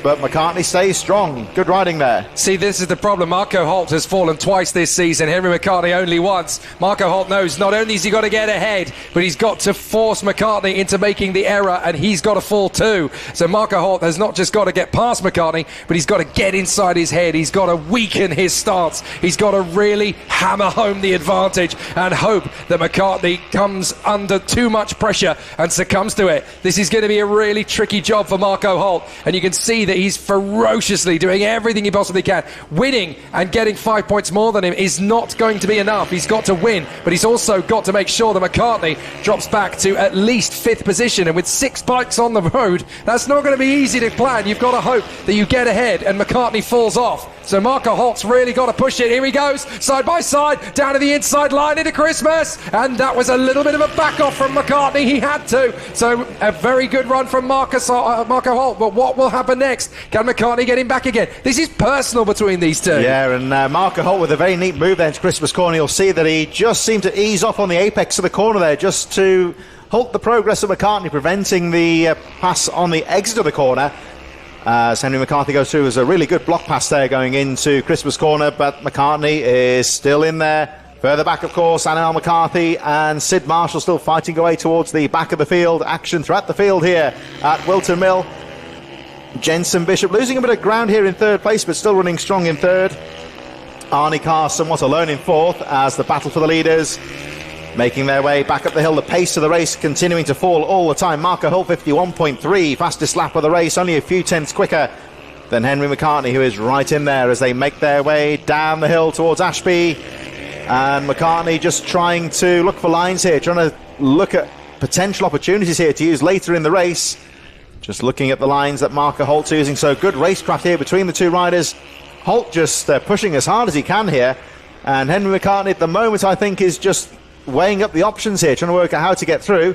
As further on down, Annabelle McCarthy still fighting with Sid Marshall towards the back of the field. Marco Holt has got to consolidate this pressure again now from Henry McCartney. McCartney has nothing to lose here. He's got a 10-point advantage over Marco Holt, so he can afford to really start getting into Marco Holt's blind spots. He can be an irritation now. This is really starting to get to be an exciting opportunity for him. Really wants to get under the skin. Look at it. He really wants to get under the skin of your man up front, Marco Holt. And Henry McCartney is really the man with all the aces up his sleeve here. He's got 10 points to the good on Marco Holt. So even finishing right behind him in second is going to be advantage McCartney. He'll be the vice champion if it stays like this. And Marco Holt there just a little bit ragged on a couple of those corners there has allowed Henry McCartney back into it. He carries a lot of speed into Christmas Corner. And we just saw it just sacrificed a bit of speed coming out of the corner there as well, which has allowed Henry McCartney back into it here. So Marco Holt just regrouping here at the front of the field. Annabelle McCarthy and Sid Marshall still fighting away, but the leaders now making their way through towards oblivion. That long, fast right-hander. This has been opened up somewhat now in 2024 thanks to that change in the final corner. As into Christmas they go. There's still line of stern going through. You can see Marco Holt how much speed he's having to scrub off into that corner. Down the hill they go, in towards Ashby. McCartney just weighing up the idea of going for that braking manoeuvre there, but thinks better of it. Stays on the back wheel of Marco Holt. McCartney, incidentally, fastest lap of the race with a 51.2. You don't need the stopwatch to say that these two are identical on pace right now, but McCartney, at the moment, can't quite find a way through. Marco Holt doing a great job here of guarding the apex, running a nice smooth line. He's doing a good job, actually, of riding defensively, but not sacrificing his own speed into the process here. But McCartney, he goes wide on the final corner, so he's going to try for the sweep here, heading up into Christmas Corner. So now McCartney will try again. This isn't just about beating him in the points rankings, this is about pride. You can see that Henry McCartney does not want to finish second to Marco Holt. Up the inside for Christmas, not enough of an opportunity, but Marco Holt is resolute. He's like the Berlin Wall. You're not going to get past me anytime soon. Excellent stuff from Marco Holt as he works his way now round Ashby, back on the throttle, up towards Wilkins, dropping down to Oziers. This is not going to be easy for Henry McCartney, but he certainly seems up for the scrap. It'll be really exciting to see if he can make this work in his favour. Up to the boot once again, and McCartney looks so resolute in his chance to get back on terms with Marco Holt. He's looking for every inch he possibly can. Jensen Bishop just keeping it nice and tidy in third position. He does it again there. You see Henry McCartney just seems to go a little bit wide into the final corner just to try and get that sweep square the turn off. He's just trying to get the drive up towards Christmas Corner. Here he comes up the hill. Holt has a quick glance over the shoulder. That'll be good news for McCartney because he knows that McCartney knows that Holt's worried about him there. Jensen Bishop we saw momentarily there on his own somewhat now in third place. Arnie Carr, another rider, ploughing a lonely furrow somewhat in fourth. Annabelle McCarthy and Sid Marshall still fighting towards the back of the field here. But at the moment, Henry McCartney can't quite find a way past Marco Holt, who's got that bike positioned perfectly thus far. And McCartney really having to think of all he can here to try and find an opening. Was Holt very deep into the corner once again. You can see that Holt's really working hard to keep McCartney behind him, carrying a lot of speed into the corners, maybe sacrificing the exit speed. And McCartney again gets a nice drive out to the final corner. At the moment, it's not been enough to go for the lead. Here he comes through oblivion. Up the hill goes McCartney, drifts wider, tries to get the momentum on the outside, switches to the inside, and Holt into Christmas Corner, still comfortably in the lead. So is there going to be one final bout here from Henry McCartney? Still edging closer to Marco Holt. These two are such implacable rivals in 2024 and so evenly matched. McCartney has a think about it up towards Wilkins. Can't quite make it stick on this occasion. Still battling away up towards the run through Oziers. It's going to be so tricky for Henry McCartney to make this advantage count. Jensen Bishop on the inset, still just looking good for a third position in front of Arnie Carr, Annabelle McCarthy and Sid McCarthy. Look how tight it is off the turn at toe of the boot. Onto the main straight again. Can McCartney do it? 3 more laps to find out. Well, there's Arnie Carr in the inset there, riding a lonely race in fourth place, but still quite comfortable. Henry McCartney, I think, just trying to show a wheel there on the previous lap, just to make sure that Marco Holt knows that he is right in there. Here they come into Christmas corner. And again, McCartney not quite close enough to go for the pass, but closes up on the exit of the corner. Down the hill they go. They've got Annabelle McCarthy there, I think, or that might be Sid Marshall, actually. The slow rider concedes the corner. And Sid Marshall clear in 6th position. They've got another lapper in front. I think that may be Annabelle McCarthy in front of them. And there is the bit further down there. I think that might be Sid Marshall coming through, looking quite smooth, a little bit further behind. McCarthy, there she is, just going through the boot section now. So that's good news for the 2 race leaders. They will encounter the slower rider, hopefully on a relatively open part of the track. But this will add to the pressure for Marco Holt here. Has Holt got what it takes to sustain this pressure and soak it up from Henry McCartney? And he looks behind him. He knows exactly where McCartney's going to be. Don't spend too long looking over your shoulder. It's an invitation to the man behind, thinking, right, he's worried about me. I'm vulnerable. Now I can go for it. They lap Annabelle McCarthy, no problems at all there. They both have to shift their lines a little bit to go through on Ashby. Now they come off towards Wilkins. Down through the left-hander, back on the power, up towards Ozier's. Coax the bike in, look for a little bit more acceleration off the turn. McCartney looking so strong at this point of the course. Down the back straight, looking for the chance into the square left, hoping for a little bit more. Marco Holt is having to go a little bit more defensive than he wants to be. Down through the heel of the boot, through the left, through the right, back onto it, and we've got just one more lap to find out how this race is going to play out. Can Marco win this? Here they come, and McCartney's got a nice line coming out of Ashby. Let's see if he uses that to good effect on the final lap. This is where it's going to come down to the wire here for McCartney. He tries the outside line this time. He's going to shadow Marco Holt through Christmas corner, down the hill. This is where the pass could be, on the exit of Ashby possibly. Here they come. Watch out for the 31. He's taking a wider line, carrying the speed on the outside. And here he goes. Oh, he's not quite close enough to go for the pass, and I think Marco Holt might just have enough in the tank here. He's done so well to hold off Henry McCartney after the fall earlier on. It would be easy to say he's lost his confidence. Maybe it took a knock to his self-esteem, but no, Marco Holt has held on. Henry McCartney can throw everything he possibly can at Marco Holt. Well, that's now, it's going to jack it on the inside. No way, they're going to go right the way. Yes. Marco Holt holds him off. Brilliant racing from both men. Marco Holt gets the job done in front of Henry McCartney. Oh, brilliant to the end. Marco Holt had so much against Henry McCartney there. They shake on a fair fight. It was a fair fight all the way. But Marco Holt, that is the win of the weekend after the onslaught Henry McCartney gave him right to the end. What a performance from Marco Holt. He doesn't get second in the championship, but he has become the hero of the hour. Yeah, Marco Holt riding very well there. Henry McCartney really he had to give it a try there through the boots. Realistically, he wasn't going to be on there because he's just going to run out of road going into the second part of the boot. But he really tried his hardest there, and it wasn't to be. So a fantastic ride there for Marco Holt to keep his cool through the boots, hold the line, and hold on to victory, because McCartney really gave it his all there. It's Jensen Bishop in 3rd position, Arnie Carr, Annabelle McCarthy, and Sid Marshall. But some real bar-to-bar action there. And Henry McCartney, again, he has to settle for 2nd place, you would say there, but fantastic. I think the spectators would have enjoyed that one as well. Well, Marco Holt, who of course carries the namesake and the number of the late, great Marco Simoncelli. What a result worthy of him. What a race worthy of him. A victory in front of Henry McCartney. Jensen Bishop hangs on for 3rd ahead of Arnie Carr, with Annabelle McCarthy and Sid Marshall coming home a lap adrift. Blake Wilson decided not to start, having become the champion a little while ago. 5 races left in the day here at Whilton Mill. 4 races in the day, my apologies. We've got the Junior Super Moto 90s up next, then the Mini GP UK 160s, then the Mini Bike 160s, and the BMB 160 50s, and we'll finish off in style. So Junior Super Moto 90 in association with Sai Motos is about to get underway for their final moto. Out onto the circuit they go. And for some of the youth riders, there'll be a good chance to showcase their abilities. Of course, Carter Spinks, who's had a bit of a mixed bag this afternoon, he would say, will be looking to try and grab a victory in the final moto. Rex Ullman, JJ Manchester, Dylan Cook, some very strong riders out there, of course. And there was the number 21 there, Rex Ullman. He'll be another one looking for a good shout in this one as well. So plenty of great action here, you would say, in the reckoning for the Junior Supermoto 90s. They've been full value for some great racing this afternoon, and we look forward to a great finale for them.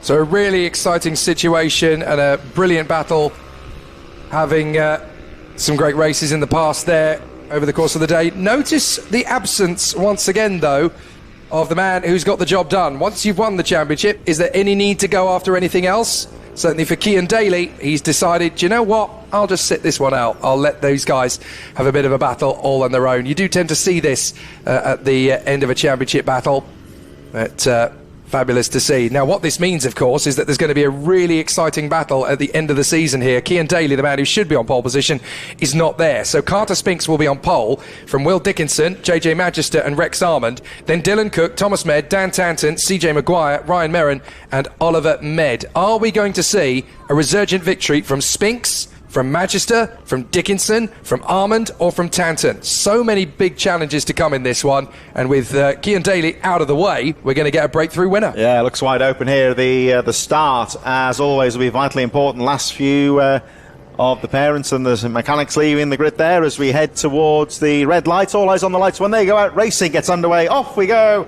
And Junior Super Moto 90s Carter Spinks with a neat getaway. Oh, look at that down the inside there from JJ Manchester.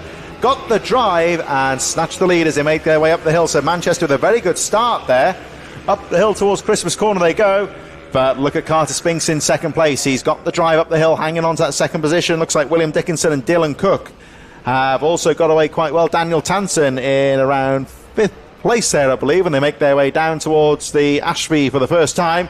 But a brilliant start there from JJ Manchester. Yeah, he really launched away well. He's been a little bit tentative on this first lap, but he needs to get himself into the bit of a rhythm before he can really dial things in. Every rider on this grid knows this is a big opportunity, with Cian Daly deciding to sit this one out. The win is up for grabs. Carter Spinks, who was fastest in qualifying, don't forget, he'll be wanting to try and take this on from JJ Manchester. Ironically, they both wear the same helmet design as they race around, so the only way you can tell them apart is the bikes and the leathers they're on. So Carter Spinks chasing down the new leader, JJ Manchester. Is this going to be a victory for JJ? He's certainly got the fan club on big danger money as they run through the first lap of the race. Into lap 2, here comes Carter Spinks though. He's got a good run off Oblivion, along Manuel's Bank, up Fine Lady, going to get the run up to Christmas. Carter Spinks having a think about it, no chance. JJ Manchester, he's ready for him. Well, JJ Manchester on that first lap just taking some quite conservative lines there, making sure he guards the racing line and making Carter Spinks do all the work. Now, this is the point where he's going to have to try and maybe open up a bit to try and pull away somewhat here. But Carter Spinks just looking for an opening here. Manchester doing a great job here of holding that racing line. Again, you see Spinks peeling to the inside, having a peek on the inside, going through towards Oziers and Chapman, heading back towards Boot to complete the lap. And then a bit further back is, I think that might be Ryan Merrin also in there as well. A bit further down in 9th place, CJ Maguire in 8th from Rex Solman, Thomas Med. Here they come. Through Boot once again. Manchester keeping it nice and smooth.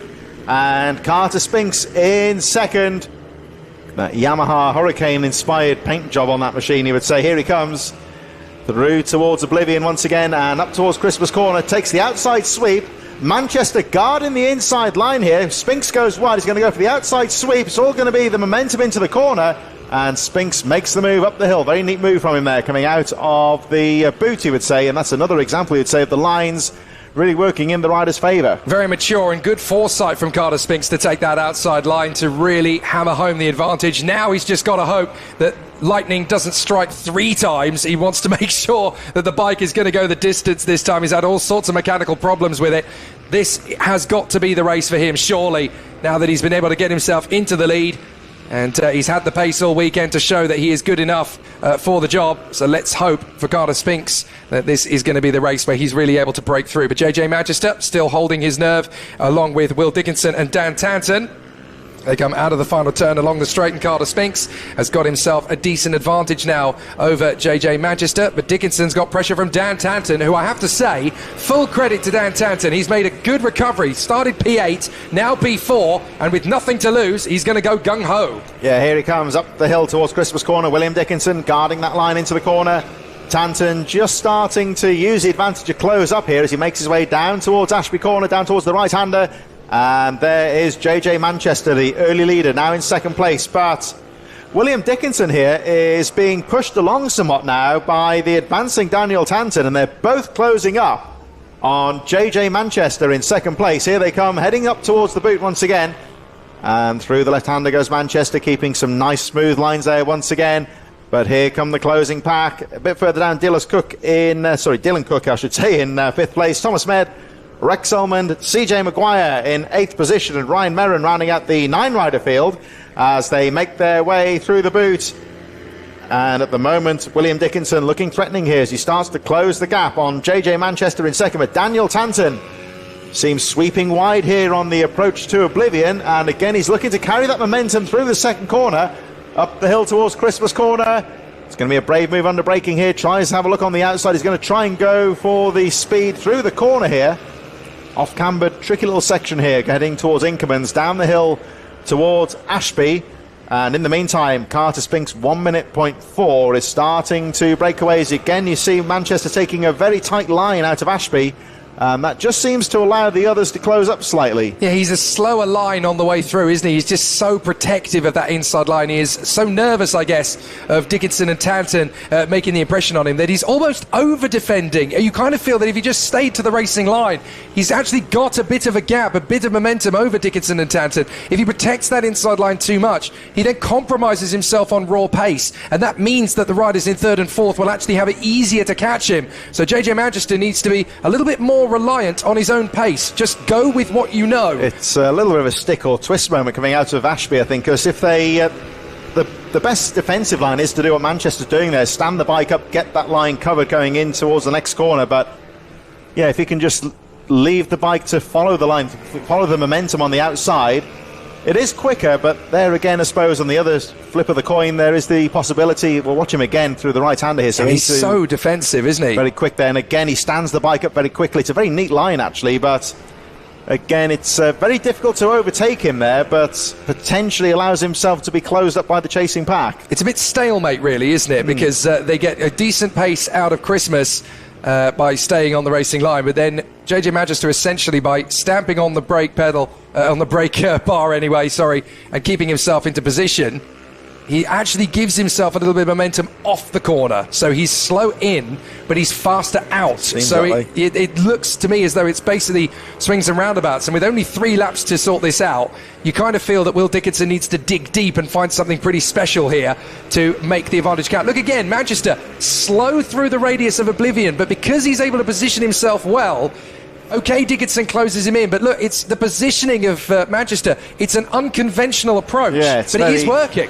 It's very slow. It looks very slow and steady, but the actual line choice is bang on correct there. Again, very defensive into Ashby. He knows he's on full defence here again. Yeah, look again. That's really impressive. You would think that Dickinson would make mincemeat of him, but Manchester's actually been really smart here. He's gone for something that's really unconventional. It looks like he's getting it wrong because we're so used to seeing one particular stance of ride, but this is actually really smart from JJ Manchester. He's going with what works for him. Yeah, it's hard work here because it's just allowing Will Dickinson into the fight here, but Manchester's got to make sure he gets these lines correct. It looks like Daniel Tanton just seems to have faded a little bit, but he's still in there in 5th place.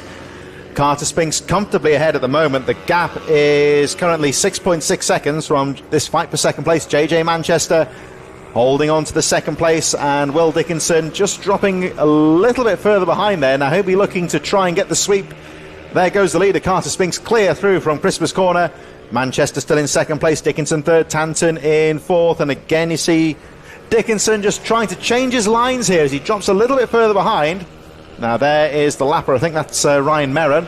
As Manchester again peels very quickly, should squeeze around the outside, as does Dickinson just about, which is good news for him. And also Tanton getting the momentum on the outside line as well. Yeah, really solid, really good ride from JJ Manchester, from Will Dickinson as well, keeping with him. And Dan Tanton is not out of this yet.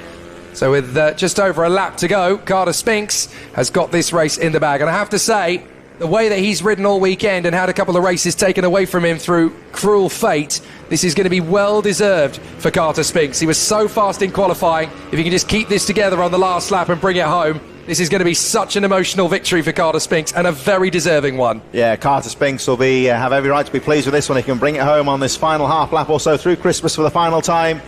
He's looking super smooth. He knows he's got the race under control here, so he can run his own pace down towards Ashby for the final time he goes. Very smoothly goes through. Looks like Manchester still holding on to that second place. Of course, that won't bother Carter Spinks, your race leader. And here he comes down towards the central part of the circuit now through Oziers and heading towards the boot for the final time. Brilliant ride here for Carter Spinks, and looks like he's going to wrap this one up as he makes his way down towards boot for the final time. Gets those apexes nailed on here. He's done all the hard work. It's been a difficult weekend for him, but Carter Spinks looks like he's going to round things off with the checkered flag and just get it through boot for the final time. Here he goes, gets the power down, he knows he's done it, punches the air. Carter Spinks takes the checkered flag. Here's the fight for second place. That's the result he deserved. Carter Spinks in the victory, but who's going to come home second? It is going to be JJ Manchester with his unconventional riding stance. He gets it done from Will Dickinson and Dan Tanton. I tell you what, the shares of strepsils in the Manchester households have just gone up big time. They've all got sore throats from screaming so much for JJ, but he deserves his vice champion status. He had so much hard pressure there from Will Dickinson and Dan Tanton to hang on to second place. He did it. He managed to make it work. But finally this weekend, Carter Spinks comes through for the result he deserves. He's had 2 good races taken off him through technical problems. And finally, Carter Spinks comes away with the win he deserves. That's a really pleasing way to end the Junior Supermoto 90 weekend. Yeah, he'll be pleased with that one. He didn't put a foot wrong for the entire race. And yeah, just sometimes on a difficult weekend, just keep the head up. Whatever it was with the bike earlier on, looks like it's been righted now. It almost was like it was almost like some sort of carburetor issue earlier on today. The way the bike was seemingly struggling for pace out of the corners, but whatever reason, that Ovali working very well in that final moto. Carter Spinks wins from JJ Manchester in second place. Will Dickinson in third from Daniel Tanton. Thomas Med, Rex Ullman, Dylan Cook, CJ Maguire, and Ryan Merrin rounding out the field.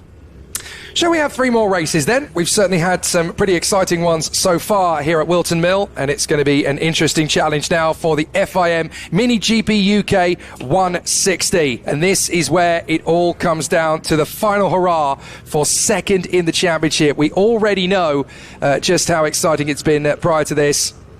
Great to see the messages coming through on the streams in support of JJ Manchester. Stacey Earls writes, so proud of you. Another weekend of racing smashed, and well done all. Angie Carroll, a very proud Nanny Ange. He got it, and thanks to you all. Well, you guys did all the hard work as well. You put these guys in their confident frames of mind to make it happen. So you all deserve the pat on the back as well. So here we go then. This is the fight for third position in the Riders' Championship for the FIM Mini GP UK 160. Just 2 men with the chance to make it third in the title fight. Hudson Cooper versus Frankie Watson, and there's 4 points between them. Whoever beats the other, if it goes for the victory, whoever beats the other becomes third place in the title fight. So I wonder if there's any more absentees in this one. I noticed that Wilson Dilks has got out there. Second position already secured, of course.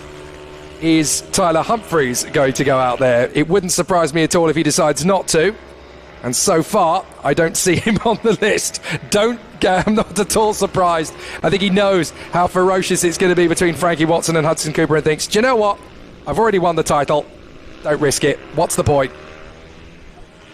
So, going into the final race of the day then for the FIM Mini GP UK 160, it's the fight for third in the championship between Frankie Watson and Hudson Cooper. Tyler Humphreys in pole position, although I don't think he's going to be starting this one. He doesn't seem to be there. Frankie Watson then on the front row alone. Wilson Dilks and Hudson Cooper, Dan Stevenson and Josh Herring, Lucas King and Ollie O'Gorman, from Ollie Ebbets, Chloe Gleeson, Harry Rafferty, Leo Hams and William Round.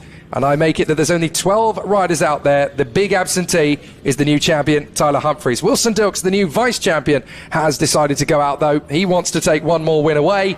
But the real battle is between Frankie Watson and Hudson Cooper. I'm wondering if Tyler Humphreys, there is a rider going to the front there. There was a rider left behind in the waiting zone. Couldn't quite get the machine fired up. So I suppose we'll wait and see in a moment, I suppose. But, there's only 12 out there. There should be 13. So it looks like he is indeed sitting it out by the looks of things. Well, Frankie Watson versus Hudson Cooper. Whoever beats the other will be third in the championship. But there is a 4-point difference between them. So Frankie Watson needs to beat Hudson Cooper by at least 1 place by winning the race. Off we go.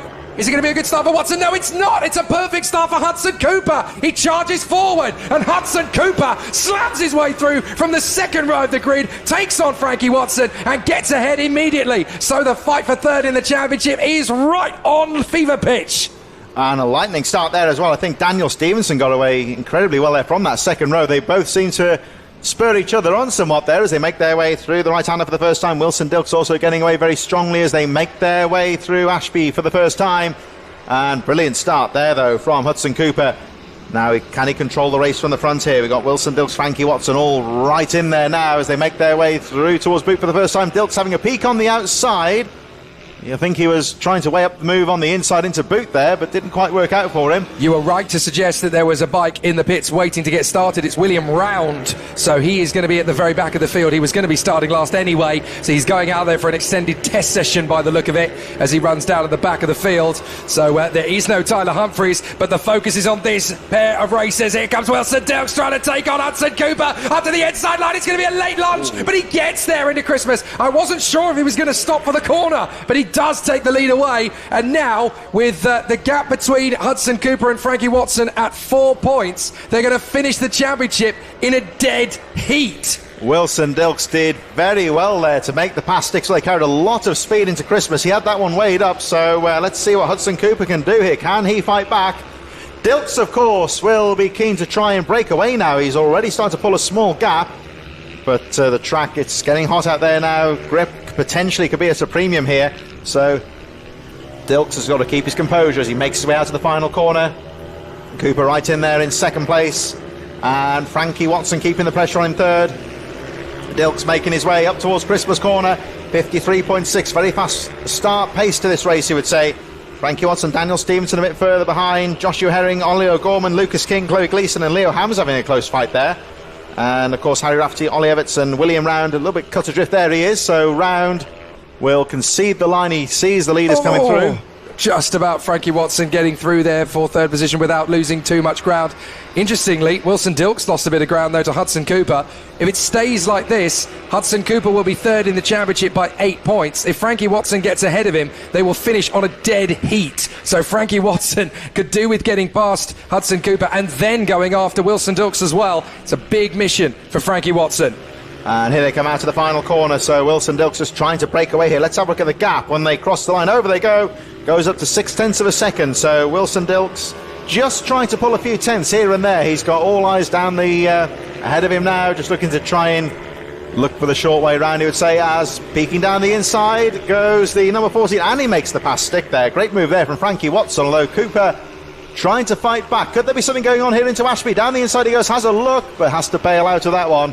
And again Watson goes wide out of the corner, keeps that momentum though, and Hudson Cooper determined to try and fight that place back. So now in the fight for third position, they finish on a dead heat. It is so tight in this title fight, but it's going to come down to countback. And by my reckoning on countback, Hudson Cooper would get it based on his previous race performances with the victories earlier in the year. There's not been a race win for Frankie Watson in a race weekend. What he's been able to do though is be ultra consistent. That's what's kept Frankie Watson in the fight for third in the championship. But Hudson Cooper really needs to come back at him. Look at the gap that Frankie Watson's been able to pull. Cooper struggling on this lap. If anything, actually, Frankie Watson really does seem to be motoring at this stage. 53.582. Cooper doing his best to keep that pace, but at the moment Frankie Watson, he is determined to try and close up on Wilson Dilks. He's using a lot of curb coming out of Ashby, and Frankie Watson absolutely charging here. He knows that this could be on for the lead, trying to close up on Wilson Dilks all the time. I'm going to be keen to see this lap time when Frankie Watson comes over the line in a moment, because he really is motoring, and Hudson Cooper doing his best to try and hold on in third place. Here they come down towards boot once again, and you can see the aggression from Frankie Watson really attacking those apexes as he goes over the line. So Dilks leading Watson second, the lap 53.091, so that's a blistering lap there from Frankie Watson, pulling nearly half a second on Wilson Dilks here, and he's going to try, I think, and maybe not just yet try and line him for a pass. Dilks, I think, just glanced over the shoulder. I think he knows that someone is closing up. Frankie Watson's got to make this overtaking move if he wants third in the championship. Wilson Dilks has already secured second. He's not really in the battle for anything. Come on, Wilson, give me a break here, says Frankie. He really wants to get this third place in the championship. The only way to do it is to get ahead of Wilson. Wilson's racing for pride, but he wants another win. Frankie Watson wants third in the championship, and he could do so if he gets through for his first win of the season. Is up on the inside. A nice little battle going on further back as well. That looks to me to be Josh Herring battling away with Dan Stevenson for fourth position. Those two riders having a really close race of it as well. Wilson Dilks has responded to the pressure here. He's picked up the pace. He's up his own fastest lap of the race, but still Watson closing up here. Here comes the potential move into Christmas Corner. Not quite close enough there for Frankie Watson to try and make a move. Here they come, heading down towards Inkermans. That camera angle gives you an idea of how off-cambered that section is at the top of the hill. Down the hill they go. And at the moment, Frankie Watson, he can certainly keep up with Wilson Dilks, but he can't find a way through at the moment. He's having a look on the outside, trying to get the outside sweep. Carrying the momentum now down towards... Is he going to try and line something up here in the boot, I wonder? Here he comes in towards the more technical part of the track. Has a peak on the inside. Hasn't quite got the momentum to get the drive on the inside into boot, which I think he was trying to do. Here he comes through the boot. And there's that battle a little bit further behind there as the leaders make their way out to the final corner. And Frankie Watson tailing onto the back wheel of Wilson Dilks. Here they are neck and neck coming through. Bolivian, here they come. Up the hill towards Christmas Corner, and Frankie Watson trying to line something up down the inside. He's late on the brakes, but can't quite make it. He's got time, he just doesn't need to rush it. There's 7 laps remaining in this one, and he's clearly got the measure of Hudson Cooper. Whatever you do, Frankie, don't overcook it. We've seen a couple of moments this weekend where he's had the chance to go for the lead. He's gone too hot into Christmas, and he's run wide and not been able to recover from it. You've got time. Let Wilson Dilks do all the hard work. All you've got to do is just sit behind him, put him under pressure, wait until he makes a mistake, then you can make the move almost without even trying. Look at the defensive line from Wilson Dilks. Frankie Watson putting him under massive pressure, but this is critical. As far as Frankie Watson is concerned, he knows just what's at stake here to try and get ahead of Wilson Dilks. Look at Hudson Cooper dropping back. He's got to be careful, Hudson Cooper, that he doesn't lose more time, because Stevenson and Herring are having a great fight for fourth position. He can lose out to them. Here we go. This is Frankie Watson's best chance yet. Up to the inside line. Can he finish it off? Yes, he can. Frankie Watson takes back the lead, but now Wilson Dilks is coming straight back at him. Up towards Ashby. Can he sling it back up the inside? Yes, he does. Frankie Watson's got to react well on the exit. Can he outsprint him? Yes, he can. Brilliant from Frankie Watson. Yeah, Frankie Watson had to be strong there, because Wilson Dilks did very well to square the turn-off going out of Minkermans down towards Ashby. Just about ran out of road, so rest assured here that Wilson Dilks will be determined not to give that lead up lightly. Question is here, has Frankie Watson shown his hand a bit too soon here, I wonder? He's not going to be too worried about that, though, of course. So we're looking... Oh, dear. Oh, hey, no! Frankie Watson collides! No, the front end washed out on him there, and Dilks with nowhere to go went straight into him. Oh, my goodness. Yeah, the front wheel washing out on... yeah, just... Both of them gone. We need to see that again. So that means Hudson Cooper, of course, takes the lead all on his own.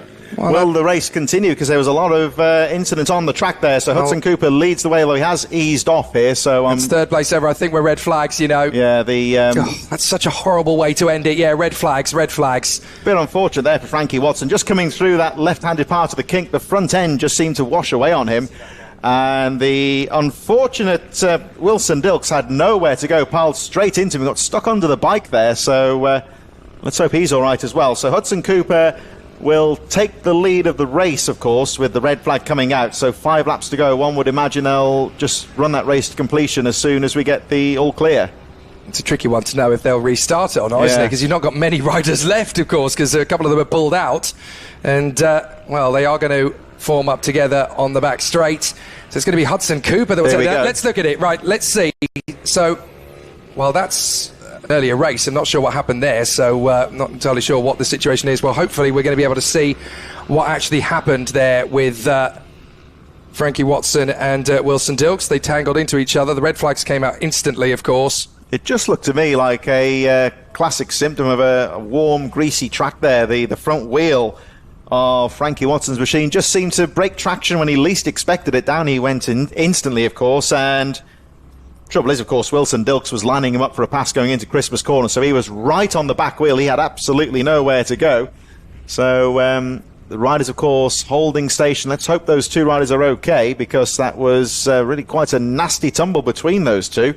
And at the moment, the riders gathered just on the approach to boot. The incident, of course, occurring about 50, 60 metres ahead of this part of the track on the exit of the... pretty much on the exit of the boot complex. The riders now gathered in position. So when the red flag came out, Hudson Cooper had taken the lead. Daniel Stevenson, Joshua Herring. There was that brilliant battle earlier on between Lucas King, Ollie O'Gorman and Chloe Gleeson. They're having a good fight there. I think that looked like the number 14 machine of Frankie Watson's bike being pushed away a bit there, back to the paddock. So, fortunately, on my monitor in front of me, I've been able to rewind the stream a little bit, and we can sort of look into it. He's just taken a little bit too much throttle. A little bit too much it was. Too much. It just low-sided, unfortunately, and because Wilson Dilks was right behind him, there was nothing Wilson Dilks could actually do to get out of it. He tried his best, but because he slammed on the brakes, here we go, let's look at it. Just washes out underneath him. And look, Wilson Dilks is too close to him. Nothing he can do to get out of that. So unfortunate. The two leaders coming together, with Frankie Watson obviously having his moment, and then Wilson Dilks no time to react to it whatsoever. What a shame. Frankie Watson will feel that tomorrow. That was a nasty tumble off the bike there. It's one of those, it's those sort of slow speed tumbles that they really, you will wake up and notice that in the morning. That was, of course, the safety equipment doing its job as well. And yeah, he'll be sore, won't he? He'll definitely be sore. A real shame for him, though, because that was, say it was an error. It's a bit harsh to call it an error, really. It was just the case coming in quite hot into the corner there. And warm afternoon, of course. The track getting quite warm out there as well. Those tyres may give way when you least expect it as well. So, as always, of course, in an incident like that, the medical vehicle is on the circuit. They'll take those riders away just for further examination, standard protocol, really. I don't think there was any serious injuries. The riders appear to be up and about. So, well, the unfortunate Dilks family, they're going to have a bit of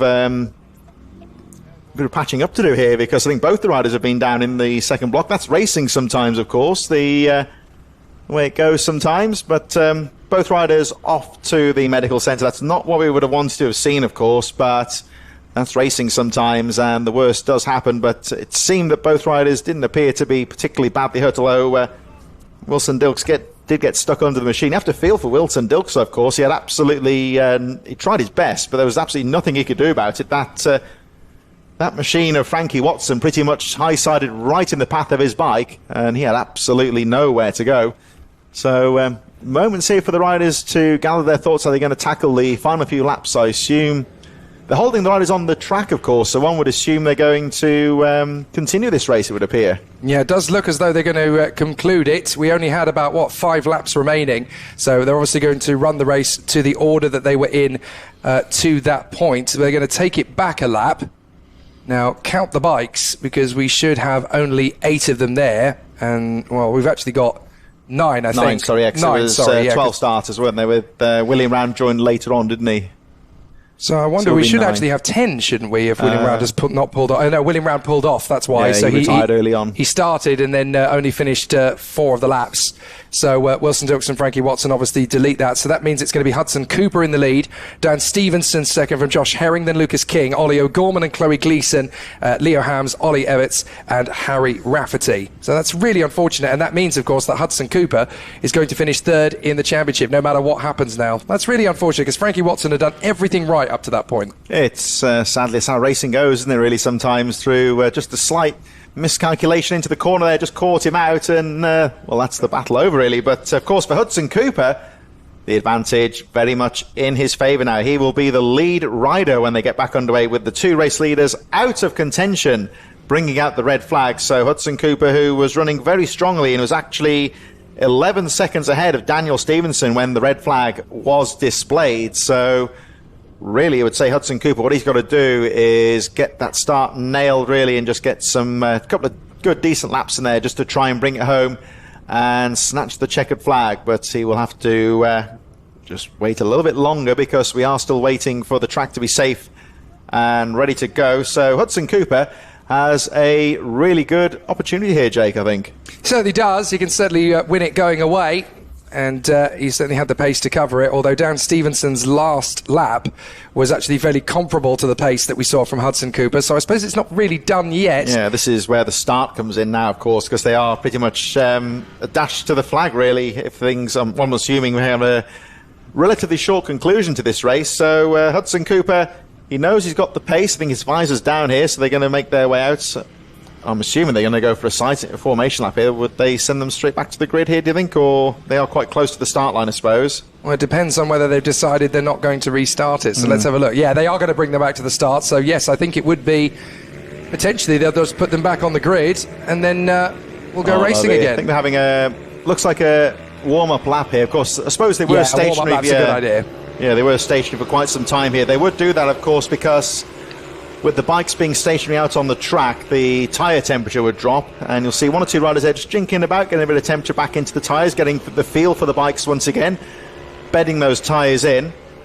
It's you'll know this, of course, as well, Jay. Of course, with competition tyres, if you try and drive or ride a vehicle, a bike or a kart with racing tyres on cold, it's like just understeers off the track on the first corner.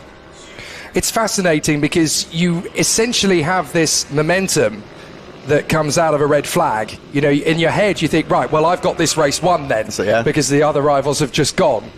But it's not quite as easy as that. You've got to then rein it back in. You've got to dial back in that adrenaline. You've got to have that focus and that momentum ready then to take it into the conclusion. I mean, for a rider like Dan Stevenson and Josh Herring, this is a golden opportunity. They know they're pretty much a shoo-in for a podium now that Watson and Dilks have gone down.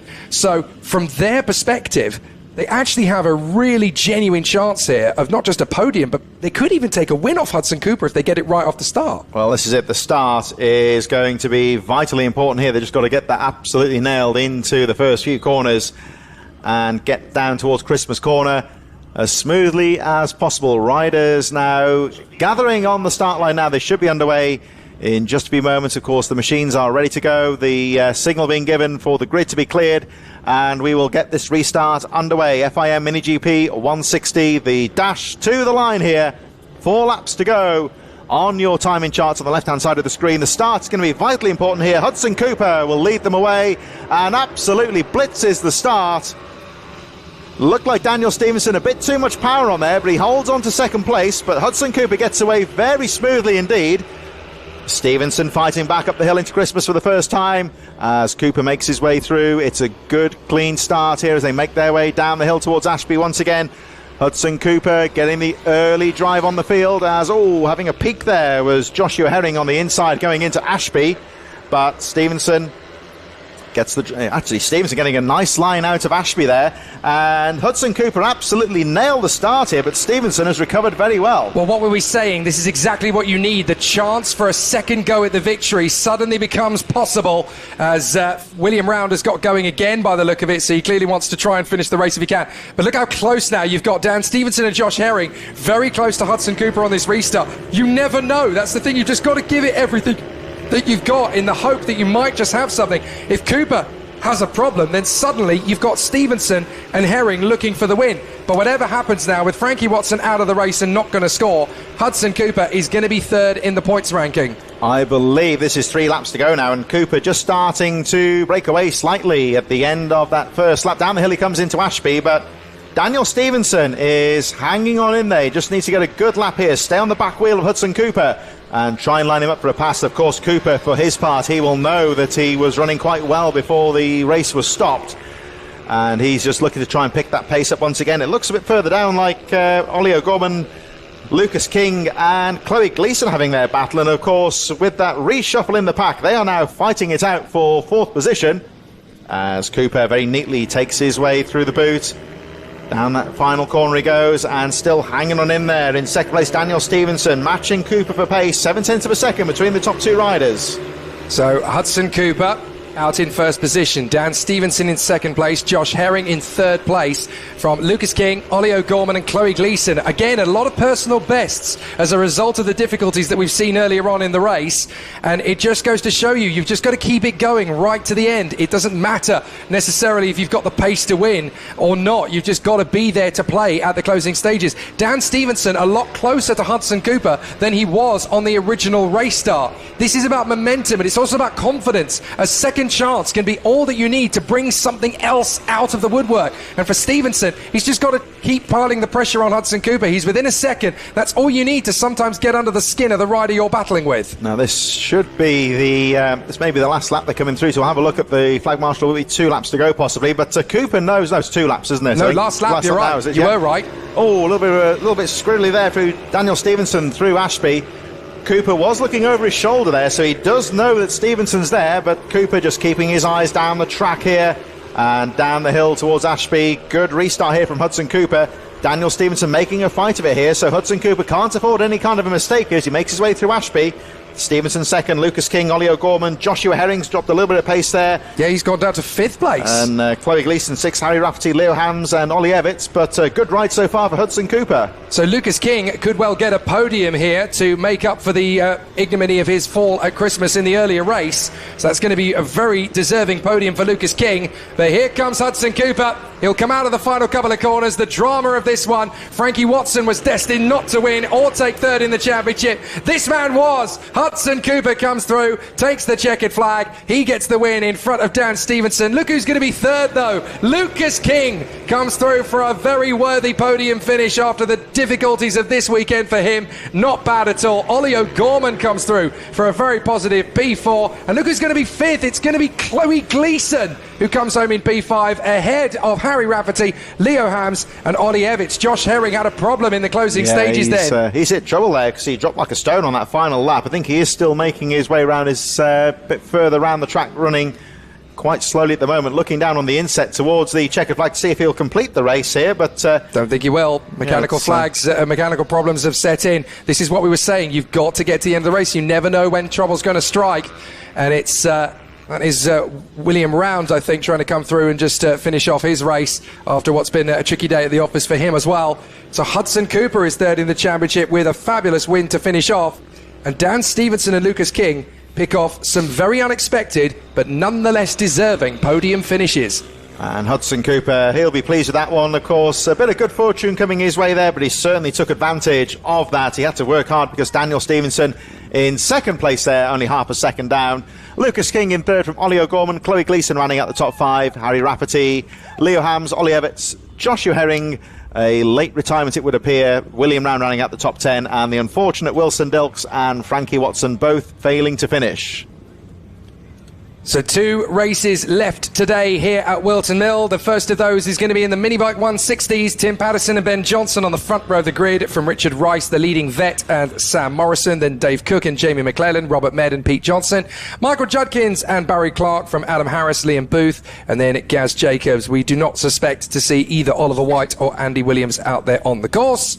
But of course, with this championship not quite declared and over yet, you can see for yourself that Tim Patterson is in the pits. There is definitely no points to concede or give away at this closing stage of the championship. So from his point of view, another win would be just what the doctor ordered heading to Red Lodge. Yeah, he makes his way out of the waiting zone, just taking his time, and joins the track in quite an orderly fashion, making their way out onto the circuit now. Of course, we're in towards the late afternoon here, going out trackside earlier. It does seem noticeably warmer than it did earlier, so whether that will affect the setup of the bikes or the handling into some of the corners. We've seen 1 or 2 tip-offs there, of course, with riders losing grip when they least expected as well. But track looking in prime conditions. We've been blessed with some very nice weather here at Whilton Mill. There was a risk of the thunderstorms, but I think realistically, with 2 races to go, it looks like that's abated, and we've got some very nice late summer, early autumn weather coming in here, as Ben Johnson was a late comer onto the track there. I think he did get out onto the circuit just in time, so there might be a very brief pause when the riders make their way onto the line. There's that Rothmans inspired leathers there from the 97 of Michael Judkins. as they make their way up towards the line. There's the 21 of Richard Rice, who's had some good outings today as well. He'll be looking to round things off in style. There is Ben Johnson at the back, just coming out of Ashby, so he'll be able to catch up with the rest of the field, and they make their way down towards the line here and get this penultimate race of the day underway. You can see that the paddock's looking a little bit thinner. Some of the earlier races making their long journey north or south on the M1, depending which way they go. The likes of, I always think the likes of riders from Northern Ireland and Scotland, they really do put the miles in. I mean, even the closest track, Teesside, depending on where you are in Scotland, is quite some drive away, and that's the most northerly round, you might say, along with Rowrah. And they're both fairly big journeys. And of course, we've had quite a lot of Northern Ireland riders here in the past as well, who have to make the ferry crossing as well. So you can't doubt the commitment of some of the more further flung riders. Here we go, the flag goes up, away we go with the 160 and the vets. Tim Patterson nailing the start there, nice smooth start. Ben Johnson, despite that late arrival to the track, has also got away very well in second place. Here they come up towards Christmas Corner for the first time, and Sam Morrison I think also in there as Johnson has a peek down the inside, but Tim Patterson with a nice smooth start has got away well. Richard Rice having to start the race from the pit lane by the look of it, so he's definitely going to be on the comeback charge. As up the inside, Ben Johnson slices in on Patterson. Patterson's had an issue, and it looks as though both Ben Johnson and Patterson were sluggish there. Sam Morrison almost taking the lead away from Ben Johnson. So Tim Patterson down to third position. It looks like we're going to have a proper ding-dong of it. That's Dave Cook in fourth position trying to move up as well. Riders struggling out some of the corners there as Patterson goes back into second place. It looked like Johnson was just looking down at the machine there. It seemed to bog it down a little bit there. That's Richard Rice in the inset. Got the drift there, yes. So he's got to try and get back into this. Whether it's the warmer temperatures, I don't know, but there's problems for one or two of the bikes there coming out of the corners. It did seem like they were bogging down a bit coming out there. Maybe it's that, or... And again, you see... Ben Johnson getting the weight over the rear wheel there coming into Christmas Corner. Well, you've got to remember the whole weekend they've been on 93% humidity with overcast clouds. The circuit has not been particularly hot. It's been quite cold and greasy, so the bikes would have been set up for that. Then all of a sudden the weather's changed. The rain that was promised has not materialised, and now all of a sudden these guys are on a Whilton Mill circuit that they haven't really had. They've not had these temperatures. They've not had this heat over the course of the weekend at any point. So this is a different beast for them to handle. And again, you see there Ben Johnson just struggling to get the traction. He's hanging off of the back of that machine as well, getting the traction over the rear wheel, got his weight quite nicely settled on that bike. Tim Patterson just trying to make the opening, but of course Ben Johnson's got the line. Here he comes, so Johnson out to the final corner, over the line. Patterson right there in second place. It looks like Patterson really closing up on Johnson according to the lap charts on the previous lap. Here they come up towards Christmas Corner. Patterson trying to line him up on the inside going into Christmas Corner, trying to get him under braking, and he does so. He'll try and park the bike on the exit, gets that line covered into Inkermans, and Patterson back into the lead here. Johnson again having a look down the inside into Ashby, and he'll get the line, and he should be able to block pass there, which he does so. But again, you see the bike just struggling for momentum out of the corner there. So it's pretty tricky to see how things are currently shaping up, but you've got Tim Patterson right in behind Ben Johnson, shoving his weight around to try and get a little bit of momentum. Now he's got a run at him on the way to the boot. He has to bail out of it to avoid the contact, but you really get the sense that they're fairly evenly matched. Every time Patterson gets a move, Johnson's got one in response, and look how close Sam Morrison's getting to them Sam now. Morrison's getting involved in this one as well, because Ben Johnson does seem to be struggling at the front there. Look at him heading on the straight down towards boot. Once again, he was constantly looking down at that machine. It's not really responding in the way he would have wanted to, but he's able to ride it out to the moment and get that bike positioned well, making Tim Patterson work here as he goes back into the lead. And let's see what Patterson does here, because he left himself open for Ben Johnson to make the move into Ashby. And again, there you see Patterson a bit more defensive going into Ashby this time, so he may well have made that pass stick. Let's see what Johnson can do. And still got Sam Morrison behind him here.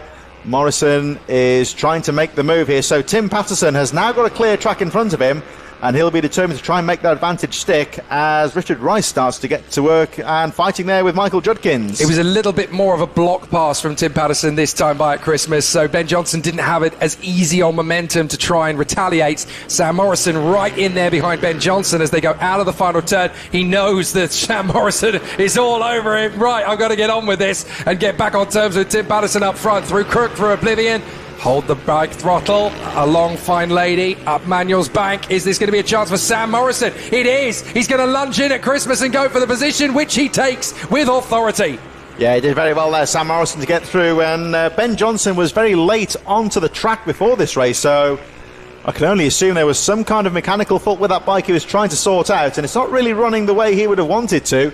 I think he was hoping there just to try and get those lines sorted out and try and make that bike as wide as possible, but both Patterson and, of course, Sam Morrison have got through to first and second place, but he is trying to fight back here on the run in towards Boot. Oh, he has a look around the outside, trying to go on the inside line there, but no. Morrison gets the line covered, and Johnson has to back out here, so any ideas I may have had there of the demise of Ben Johnson appear to be a little bit early here, because he is fighting back here. He seems to be getting into the rhythm of things here, and that bike is responding well. He seems to be fighting. Oh, he gets the front wheel down the inside there, but Morrison stays strong. Johnson tries the outside line, but can't find a way through. He's going to try and square the turnoff, I wonder, here, and go for the pass on the inside, going into Ashby. Here they come down the hill. Morrison very strongly gets that line covered, though. Johnson still there in third place, and it looks like Johnson is starting to pick the pace up here. He seems to be running quite well now. So whatever faults he had at the start of the race, it looks like he's got it sorted out. Well, the bike seems to be responding quite... again, you can see there down the straight a lot better pickup from that number 34. Further back there, we've got the fight there. I think that's Jamie McClelland, Robert Medd and Richard Rice a bit further back, having their own fight further down the field. Richard Rice has got past Michael Judkins, and Pete Johnson on the 2-1-3 rounds out the pack as the leaders make their way through. 4 laps to go. And a nice move from Ben Johnson out to the final corner.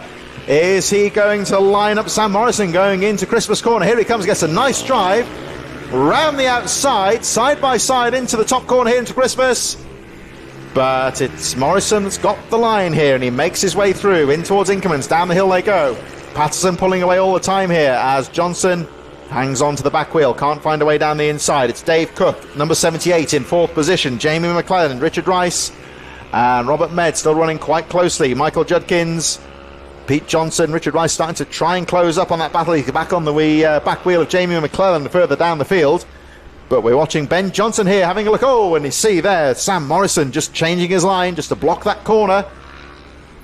Here they come through the boot. Oh, and again you see Ben Johnson trying to find an opening there.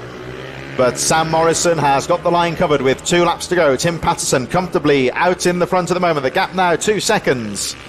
Here they come up towards Christmas corner once again, and at the moment Ben Johnson, he gets the momentum coming up the hill here, but he can't quite find a way through. Has a look down the inside this time, deep under braking, but Sam Morrison has got the line covered. Here they come through Inkermans, the right-handed flick down the hill, and again you see Morrison very aggressively guarding that inside line coming in towards Ashby. Has a little glimpse over the shoulder, and you can see that Morrison is still there. It looks like Ben Johnson has really sorted that bike out, though. It's running quite nicely now. And here he comes into boot. Next time round will be the last lap. And again, you see Morrison checking his shoulder. There is the 21 of Richard Rice, who's now into 5th place, trying to catch up on Dave Cook, who is about 2 or 3 seconds ahead of him. Here they come. And Tim Patterson over the line. 1 more lap to go for the number 13. Sam Morrison and Ben Johnson still fighting away, but Tim Patterson, with a good clean ride so far, has the time to glance over the shoulder, and he can take his time on this final lap of the race as the fight's still on for second. And Johnson trying the outside this time. Can he square the turn off on the exit here and line him up going down the hill into Ashby? That's what he's looking at here, but Morrison's got the line covered. Down the hill they go, but oh, very aggressively guarding the inside line there for Sam Morrison on the 3-1-2. Tim Patterson, meanwhile, making his way around the final few corners, and he knows he's got this race under control. He's taking it nice and smoothly. He's slowing down quite a bit now, actually, and the leaders, the 2nd and 3rd place, are starting to catch up here. But I think Tim Patterson has got things under control here as he makes his way.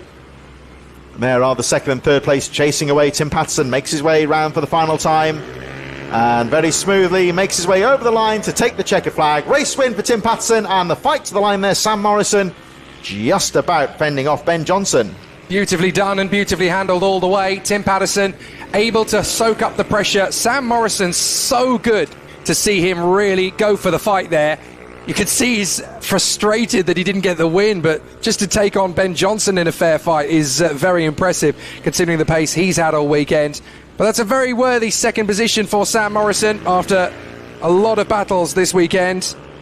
So it is very difficult to see just how much more of an effort Sam Morrison would have been able to make there. But yeah, fascinating stuff, and a very solid effort for Tim Patterson. Another victory to add to the books, heading to Red Lodge. It's his title to lose. And he would say Tim Patterson would certainly go well. He seems to go very well on the technical stuff there. So we're at Red Lodge, of course, a very different track.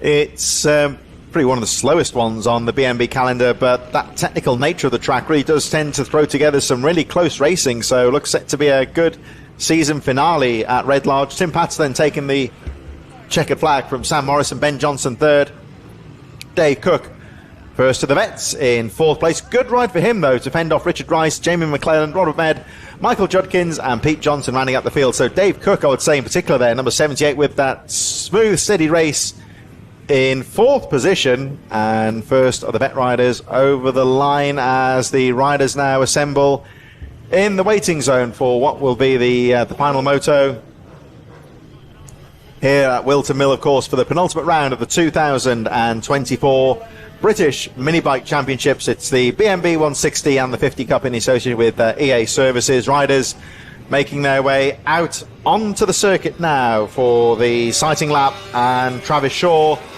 Bradley Curtis, Hudson Cooper, Arnie Carr, Riley Robinson, all these top riders right in there. This looks set to be a very close and very exciting finale here for these riders as they make their way through into Christmas for their sighting lap and what has been a very exciting day's racing.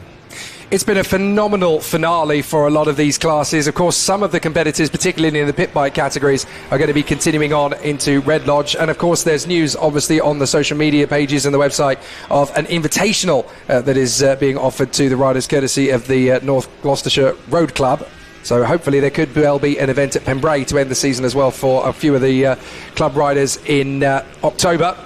But certainly to finish things off, it'll be nice to see this battle. We've got Travis Shaw and Frankie Watson, Tyler Humphries and Bradley Curtis, Hudson Cooper and Dan Stevenson, Josh Herring and Arnie Carr, Riley Robinson and Lucas King, Leo Hams, Harry Rafferty, Isabel Wingate, Archie Hooper, Thomas Bond, Riley Paisley and William Round. 17 were due to enter it. There are 2 absences. Guess who they are? They are Tyler Humphries, who of course doesn't need to race in this one.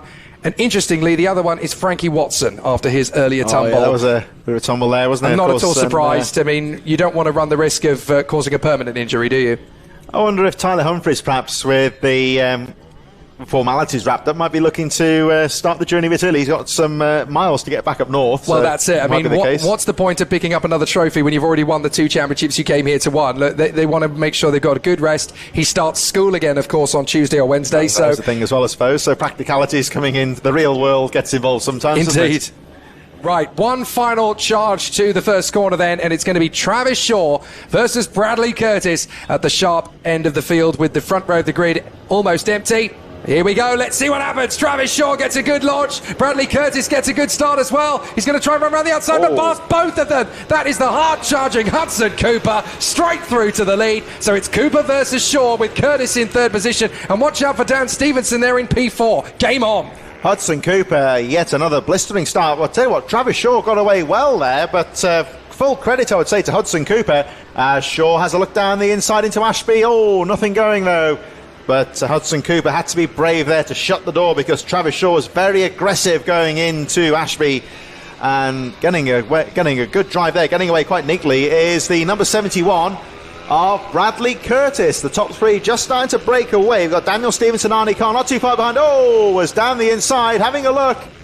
Oh, he tried to pull that one off. He was very unlucky there for Bradley Curtis. Almost got through to second place. But Travis Shaw gets the elbows out, holds on to that second place, tries to go down the inside of Cooper into the first corner. He'll pull back from that one, I think, and try and line himself up for a move going into Christmas corner. Lovely drive out of Oblivion. Oh, what a move there from Travis Shaw. Lovely line on the run out of Oblivion and makes the move nice and early into the top corner. Hudson Cooper drops to second, but he's not going to give this one up lightly. Down the hill in towards Ashby they go. And the 71 of Bradley Curtis in third place. the top three just starting to break away now from the rest of the field, but a wonderful move there from Travis Shaw to take the lead. Yeah, Curtis looks like he's actually come out of the blocks really quickly here, having a little bit of a go. Mind you, having said that, there was a bit of an error of judgment there into Ozier as he lost a bit of ground. So now it's all going to come down to what Hudson Cooper can do to come back at Travis Shaw. Having taken the lead away from him, you would have thought that Hudson Cooper would have had this one-way traffic, but no, Travis Shaw clearly wants to finish things off on fine style. So it's Travis Shaw who leads, then Cooper, Curtis in third place from Stevenson, then it's Arnie Carr. The battle for sixth position isn't done yet. Lucas King has got a bit of a gap now, though, to Leo Hams from Robinson, Archie Hooper, and the 10th position is currently Isabel Wingate, my former co-commentator. She was in your shoes yesterday. Oh, she was down here yesterday, wasn't she? So she's out on the track, of course, today, running up the top 10. Running well there from Joshua Herring, Harry Rafferty, Riley Paisley, Thomas Bond and William Round running up the field, but Travis Shaw getting back to the front in good style on the previous lap and just trying to put a couple of good solid laps in here to try and break away from Hudson Cooper, who is now coming under attention here from the 71 of Bradley Curtis as they make their way into the boot. You can see Curtis using that line on the inside, but Cooper's got the line covered as they make their way through the boot further back there. That battle further down the top 10, we've got the likes of Arnie Carr, Lucas King, Leo Hams, Riley Robinson right in there. This is good news, of course, for Travis Shaw, if he can just get his head down here and try and pull away from this fight for second place. As a nice drive out of the corner here up the hill from Curtis, gets the move done under braking, but Cooper not giving it up. Here they come through towards Inkermans, this off-cambered section of the track. Down the hill they drop, and Cooper, is he going to try anything on the braking? No, he doesn't. It looks like the 71 of Bradley Curtis getting a nice line as they make their way through the centre of the circuit now. Travis Shaw just starting to break away here. So is this going to be a bit of a comeback charge from Hudson Cooper, or is this a trend that he can't buck? Because with Travis Shaw now leading and Bradley Curtis into second place, it does look as though Hudson Cooper has actually got his back to the wall a little bit in this final race of the day. When he got into the lead, I think it would have been easy for people to predict, well, that's it, he's going to disappear, he's going to pull clear. But that's not been the case at all. Shaw's got ahead, Curtis has got ahead. If he's not careful, he's actually going to lose more ground, and Dan Stevenson could have a look at the top three. Yeah, Dan Stevenson not too far behind Cooper, though. I think he's looking at the lines here that Bradley Curtis is using, just trying to get a pull from the number 71. Keeping himself strongly in third there he is. He's hanging on in there at the moment. Let's have a look at the times when they come back around here. He was about quarter of a second behind, and now it looks like he's starting to regroup. He's just changing his line slightly here, looking at possible openings here to try and repass into second place. And there is the number 17 of Daniel Stevenson, not too far behind in fourth, but further down on the edge of the top 10 we've got Joshua Herring, Riley Robinson, Archie Hooper in there, Isabel Wingate a little bit further behind. Here they come back over the line. Travis Shaw leading the race quite comfortably at the moment as they make their way through boot once again. And Cooper just changing his line here, trying to find an opening to get past Bradley Curtis up the hill. And the gap has gone down. Hudson Cooper in that third place. Up the hill they go. I don't think he's close enough yet to go for an out-braking maneuver, but he's having a look at the opportunity. As a peak on the inside, nothing going there. He's a little bit too far back. Bradley Curtis holds on to that second place. They make their way down the hill towards Ashby. Cooper again just looking on the inside line there, but Curtis has got the line covered. Stevenson still in fourth place. Arnie Carr rounding out the top five. Lucas King, Joshua Herring, Leo Hams, Riley Robinson and Archie Hooper rounding out the top 10. As again, it looks like Hudson Cooper regrouping here, but can't quite find a way past Curtis at the moment. There is a great duel currently on the offing between the likes of Hams, Robinson, Hooper and Isabel Wingate. They're all fairly close together and swapping and trading lap times, so that could get a little bit spicy before the end of the race. But look at Travis Shaw, 8 laps to go, and he's just got so much confidence on the bike. He's well clear now of Bradley Curtis, who can't quite drop Hudson Cooper. Cooper's still giving him plenty to do. As they get down to the braking zone into Christmas, not quite going to have the opportunity to slice in. So Hudson Cooper still needing to find that little bit of an edge. Bradley Curtis has completely caught him off guard here. I think Hudson Cooper thought, well, with Tyler Humphries gone, with Frankie Watson gone, I've pretty much got this my own way. No chance. Well, Hudson Cooper, we'll watch him again this time round. He was just trying that tactic of trying to float a bit further on the outside from the apex, going out of the boot. That slightly wider line is sacrificed a bit of track space there, you would say, but it does allow a bit more momentum. Here he comes. In towards the boot he goes. They are closing up on some of the slower traffic, so Cooper, again you see him just carrying that speed through the corner. They have got some slow riders in front of them, though. That will be William Round and Riley Paisley in front of them. And they hold their line. Oh, and the unfortunate Hudson Cooper just got squeezed out there a bit, so he'll be looking to try and close back up. That was a bit unfortunate there, because the slow rider, I think it was William Round, just holding his line, doing the right thing and letting the faster riders find their way through. And it was just a little bit unfortunate, you would say, that they came across him on that corner. There he goes, in towards Ashby, with the number 18 of Daniel Stevenson starting to close up. There is the number 71, Bradley Curtis, who, of course, has had a little bit of good fortune there.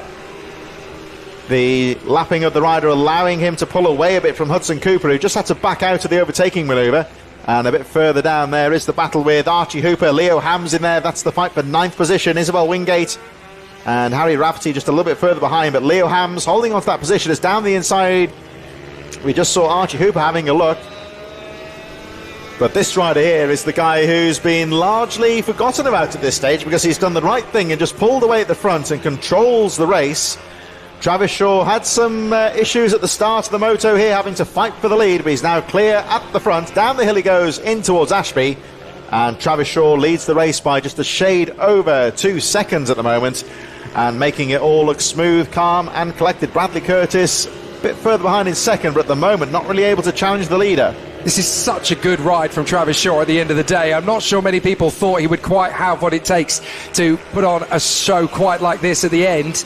But it's wonderful to see that he's been able to dig deep and find something pretty smooth. He clearly seems to ride better in the warmer conditions, and Travis Shaw definitely taking full advantage of this opportunity. There's Isabel Wingate on the inset. She's there in the mix with the likes of Robinson, Hooper and Leo Hams. Lucas King's actually lost a bit of ground as well, so that's at the expense of 6th position, because Joshua Herring's been able to get back into P6 again. And Lucas King is actually in danger of losing out to Riley Robinson here. So Riley Robinson's got a chance to move forward. And then we've got Hooper, Hams, Wingate. I think Rafferty's in the mix there as well. So 4 riders very much in the hunt for 9th position. It's great to see we're ending on a high note. Just watching Bradley Curtis there in 2nd place. Where's Hudson Cooper gone? He's just left it behind a bit. I think he's they had the got split by the back marker, and I think that's just been the momentum for Bradley Curtis to pull away here. So we'll have a look on the lap charts in a moment, but I think Cooper has just dropped a little bit of pace there. I think that might have been in there. Cooper's dropped so much pace. Yeah, he just lost the momentum when they got split by the back marker, and that's allowed Curtis to pull away. Has Curtis closed up by very much? Not really, no, just visually looks closer than it is here, but he's still keeping going. 3 seconds is the gap now between Curtis and Hudson Cooper. That's devastating. It's just when you lose that momentum sometimes. You get split by the back marker, just lose the toe of the rider in front, and it's just allowed Hudson Cooper to fall back into 3rd place on his own somewhat now. So Bradley Curtis trying to close up here on Travis Shaw. He's not really making much inroads, because Travis Shaw did set the fastest lap of the race last time round. But Bradley Curtis, the rider here in 2nd place, is motoring. Any kind of a mistake from Travis Shaw and Curtis will be right in there. He just seems to have picked up the pace over the last 2 laps. Yeah, the bike was a little bit unsettled at the start, wasn't it? It wasn't quick to warm up, but now that it has got some heat into the tyres and brakes, now that he's got his composure, Bradley Curtis is suddenly on the comeback track. Now, who's that's gone? That looks to me like William Round may have some more problems there. I've just double-checked. That's one of the ones a bit further down, wasn't it? I think one of the riders in the midfield, possibly. I think it might have been William Round. Either that, or it's a bit more dramatic. It might even be Riley Robinson, but we'll double-check as everybody comes through to see who is missing. Certainly the top 4, no problems at all for them. Still Travis Shaw in front of Bradley Curtis, Hudson Cooper and Dan Stevenson. Arnie Carr is still in P5 across the line. Riley Paisley has gone through a lap down as we expected. William Round has not come through to complete the lap, so I wonder if that was possibly William Round pulling off. Yeah, still not showing on the lap charts here, showing us 2 laps down at the moment, so he's still not completed the lap, so maybe it was. Oh, Round has now done so maybe it's not. In which case it's going to be somebody in that 9th place battle, so that leaves us with Archie Hooper or maybe Leo Hams. So Leo Hams has come through. Isabel Wingate has dropped behind Harry Rafferty. It could be Thomas Bond then, maybe. No, Bond has come through. So someone's obviously gone off the road and then rejoined. So looking at the slow lap time pace, that might have been Riley Paisley, actually, because they've just done a 1 minute 20. Meanwhile, you've got still this phenomenal performance from Bradley Curtis just working his way through the traffic, and the gap is down to 2.4. And look at the traffic jam that Travis Shaw has got to face. This is it now for Bradley Curtis. He's got to go for it. Travis Shaw's got a bit of work to do. He'll be interested to see where Bradley Curtis encounters these slower riders who are all having their own battle further down the field. There is Shaw, who is balked momentarily as he fights his way through. Careful. And of course, there he goes. He'll get the front wheel in there and make that move stick. Sometimes it's difficult when you're the leader, especially when you're lapping riders in their own battle. You've just got to make it known that you're the leader. Sometimes they might get vocal or they might just get a front wheel in there. But looks like Shaw is clear with 1 lap to go, and he should be able to hold on to that momentum. Yeah, really good ride from Travis Shaw to finish the day. Good to see him really take advantage of the situation here. Obviously, a lot of good momentum from the previous race. Hudson Cooper losing a bit of time to Dan Stevenson, but not enough really to hurt him. Bradley Curtis in second place. And a really good resurgence here from Bradley Curtis in the closing stages. Just working your way through the traffic. Don't trip over anybody. Last couple of moments then in this race, and it's going to be Lucas King and Riley Robinson that will just get out of the way of Travis Shaw as he comes through the run to the victory. So here he comes up towards the final couple of corners now, the number 4 of Travis Shaw. He had to work hard at the start of this race, but was able to control things from at the midpoint and has done very well. Bradley Curtis keeping him honest in second place, but Travis Shaw through the boot for the final time he goes. Just got to get it around that final corner, and over the line he goes. Travis Shaw taking the checkered flag. It's going to be Bradley Curtis in second, 2.9 seconds down at the flag. And Hudson Cooper put up a good fight there. He will finish in third place. There's the 53 of Riley Robinson fighting away. Lucas King in there as well. So they're trading positions for 7th place. Looks like Stevenson in 4th position. Daniel Stevenson.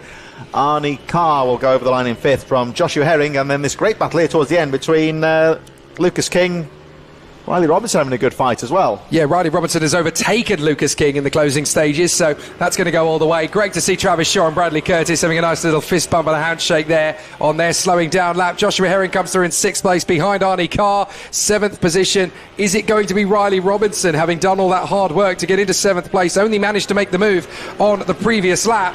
So Riley Robinson will be the one in front of Lucas King, I do believe. No, Lucas King has got Riley Robinson back again on that last lap. So 7th position after the earlier podium, though, for Lucas King. He will take some silverware home.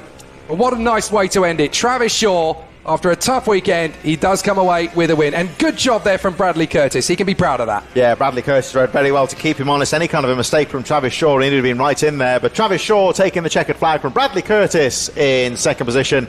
Hudson Cooper with a strong 3rd, fending off Daniel Stevenson, who rounds out the top 4.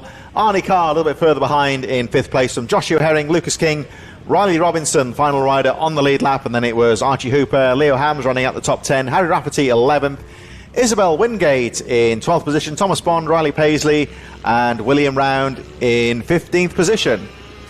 So with Red Lodge in the autumn, there are still just 2 championships still to claim for Tim Paterson and Lawrence Wardle in Minibike 160 and Super Mini to conclude their season in the autumn. But it's been a weekend really of champions. Emilio Pereira in Mini Moto Rookie, Kian Daly in Junior Super Moto 90, Michael Med in Minibike 140, and then of course Max Robinson in Ovale 110, Mini GP 160-50 claimed by Tyler Humphries, Wilson Dilks in the Mini GP 190-70 Cup, and then of course our FIM Mini GP UK 190s. The top 3 in 190, Blake Wilson from Henry McCartney and Marco Holt, and in the Mini GP UK 160, Tyler Humphries from Wilson Dilks and Hudson Cooper. A fantastic end to the season for all of those competitors, Chris, and what a great weekend here at Whilton Mill. Yeah, and as always, Whilton Mill delivering plenty of great on-track action, and always great to see the next generation of young riders coming through in towards the Ovales and the FIM Road to Moto GP. We've seen so many great riders even in the past 2 or 3 years, really, since the Ovales really took off, and really demonstrating their skills to take on to the next level. So it really is working, and yet again some great racing and some fantastic racecraft between the top riders. Thank you, Chris Azora, from me, Jake Sanson, and from everybody here at Whilton Mill. Thank you very much indeed for watching the British Mini Bikes season finale for the Mini GP categories. There's still great racing to come, of course, in the autumn from Red Lodge. For those who want to continue following the sport, like, subscribe, hit the notification bell. You'll never miss a moment of British Mini Bikes. And, of course, you can follow along on social media as well at British_Mini_Bikes. We will see you in great action again as we continue on our journey on the road to Moto GP. Bye for now.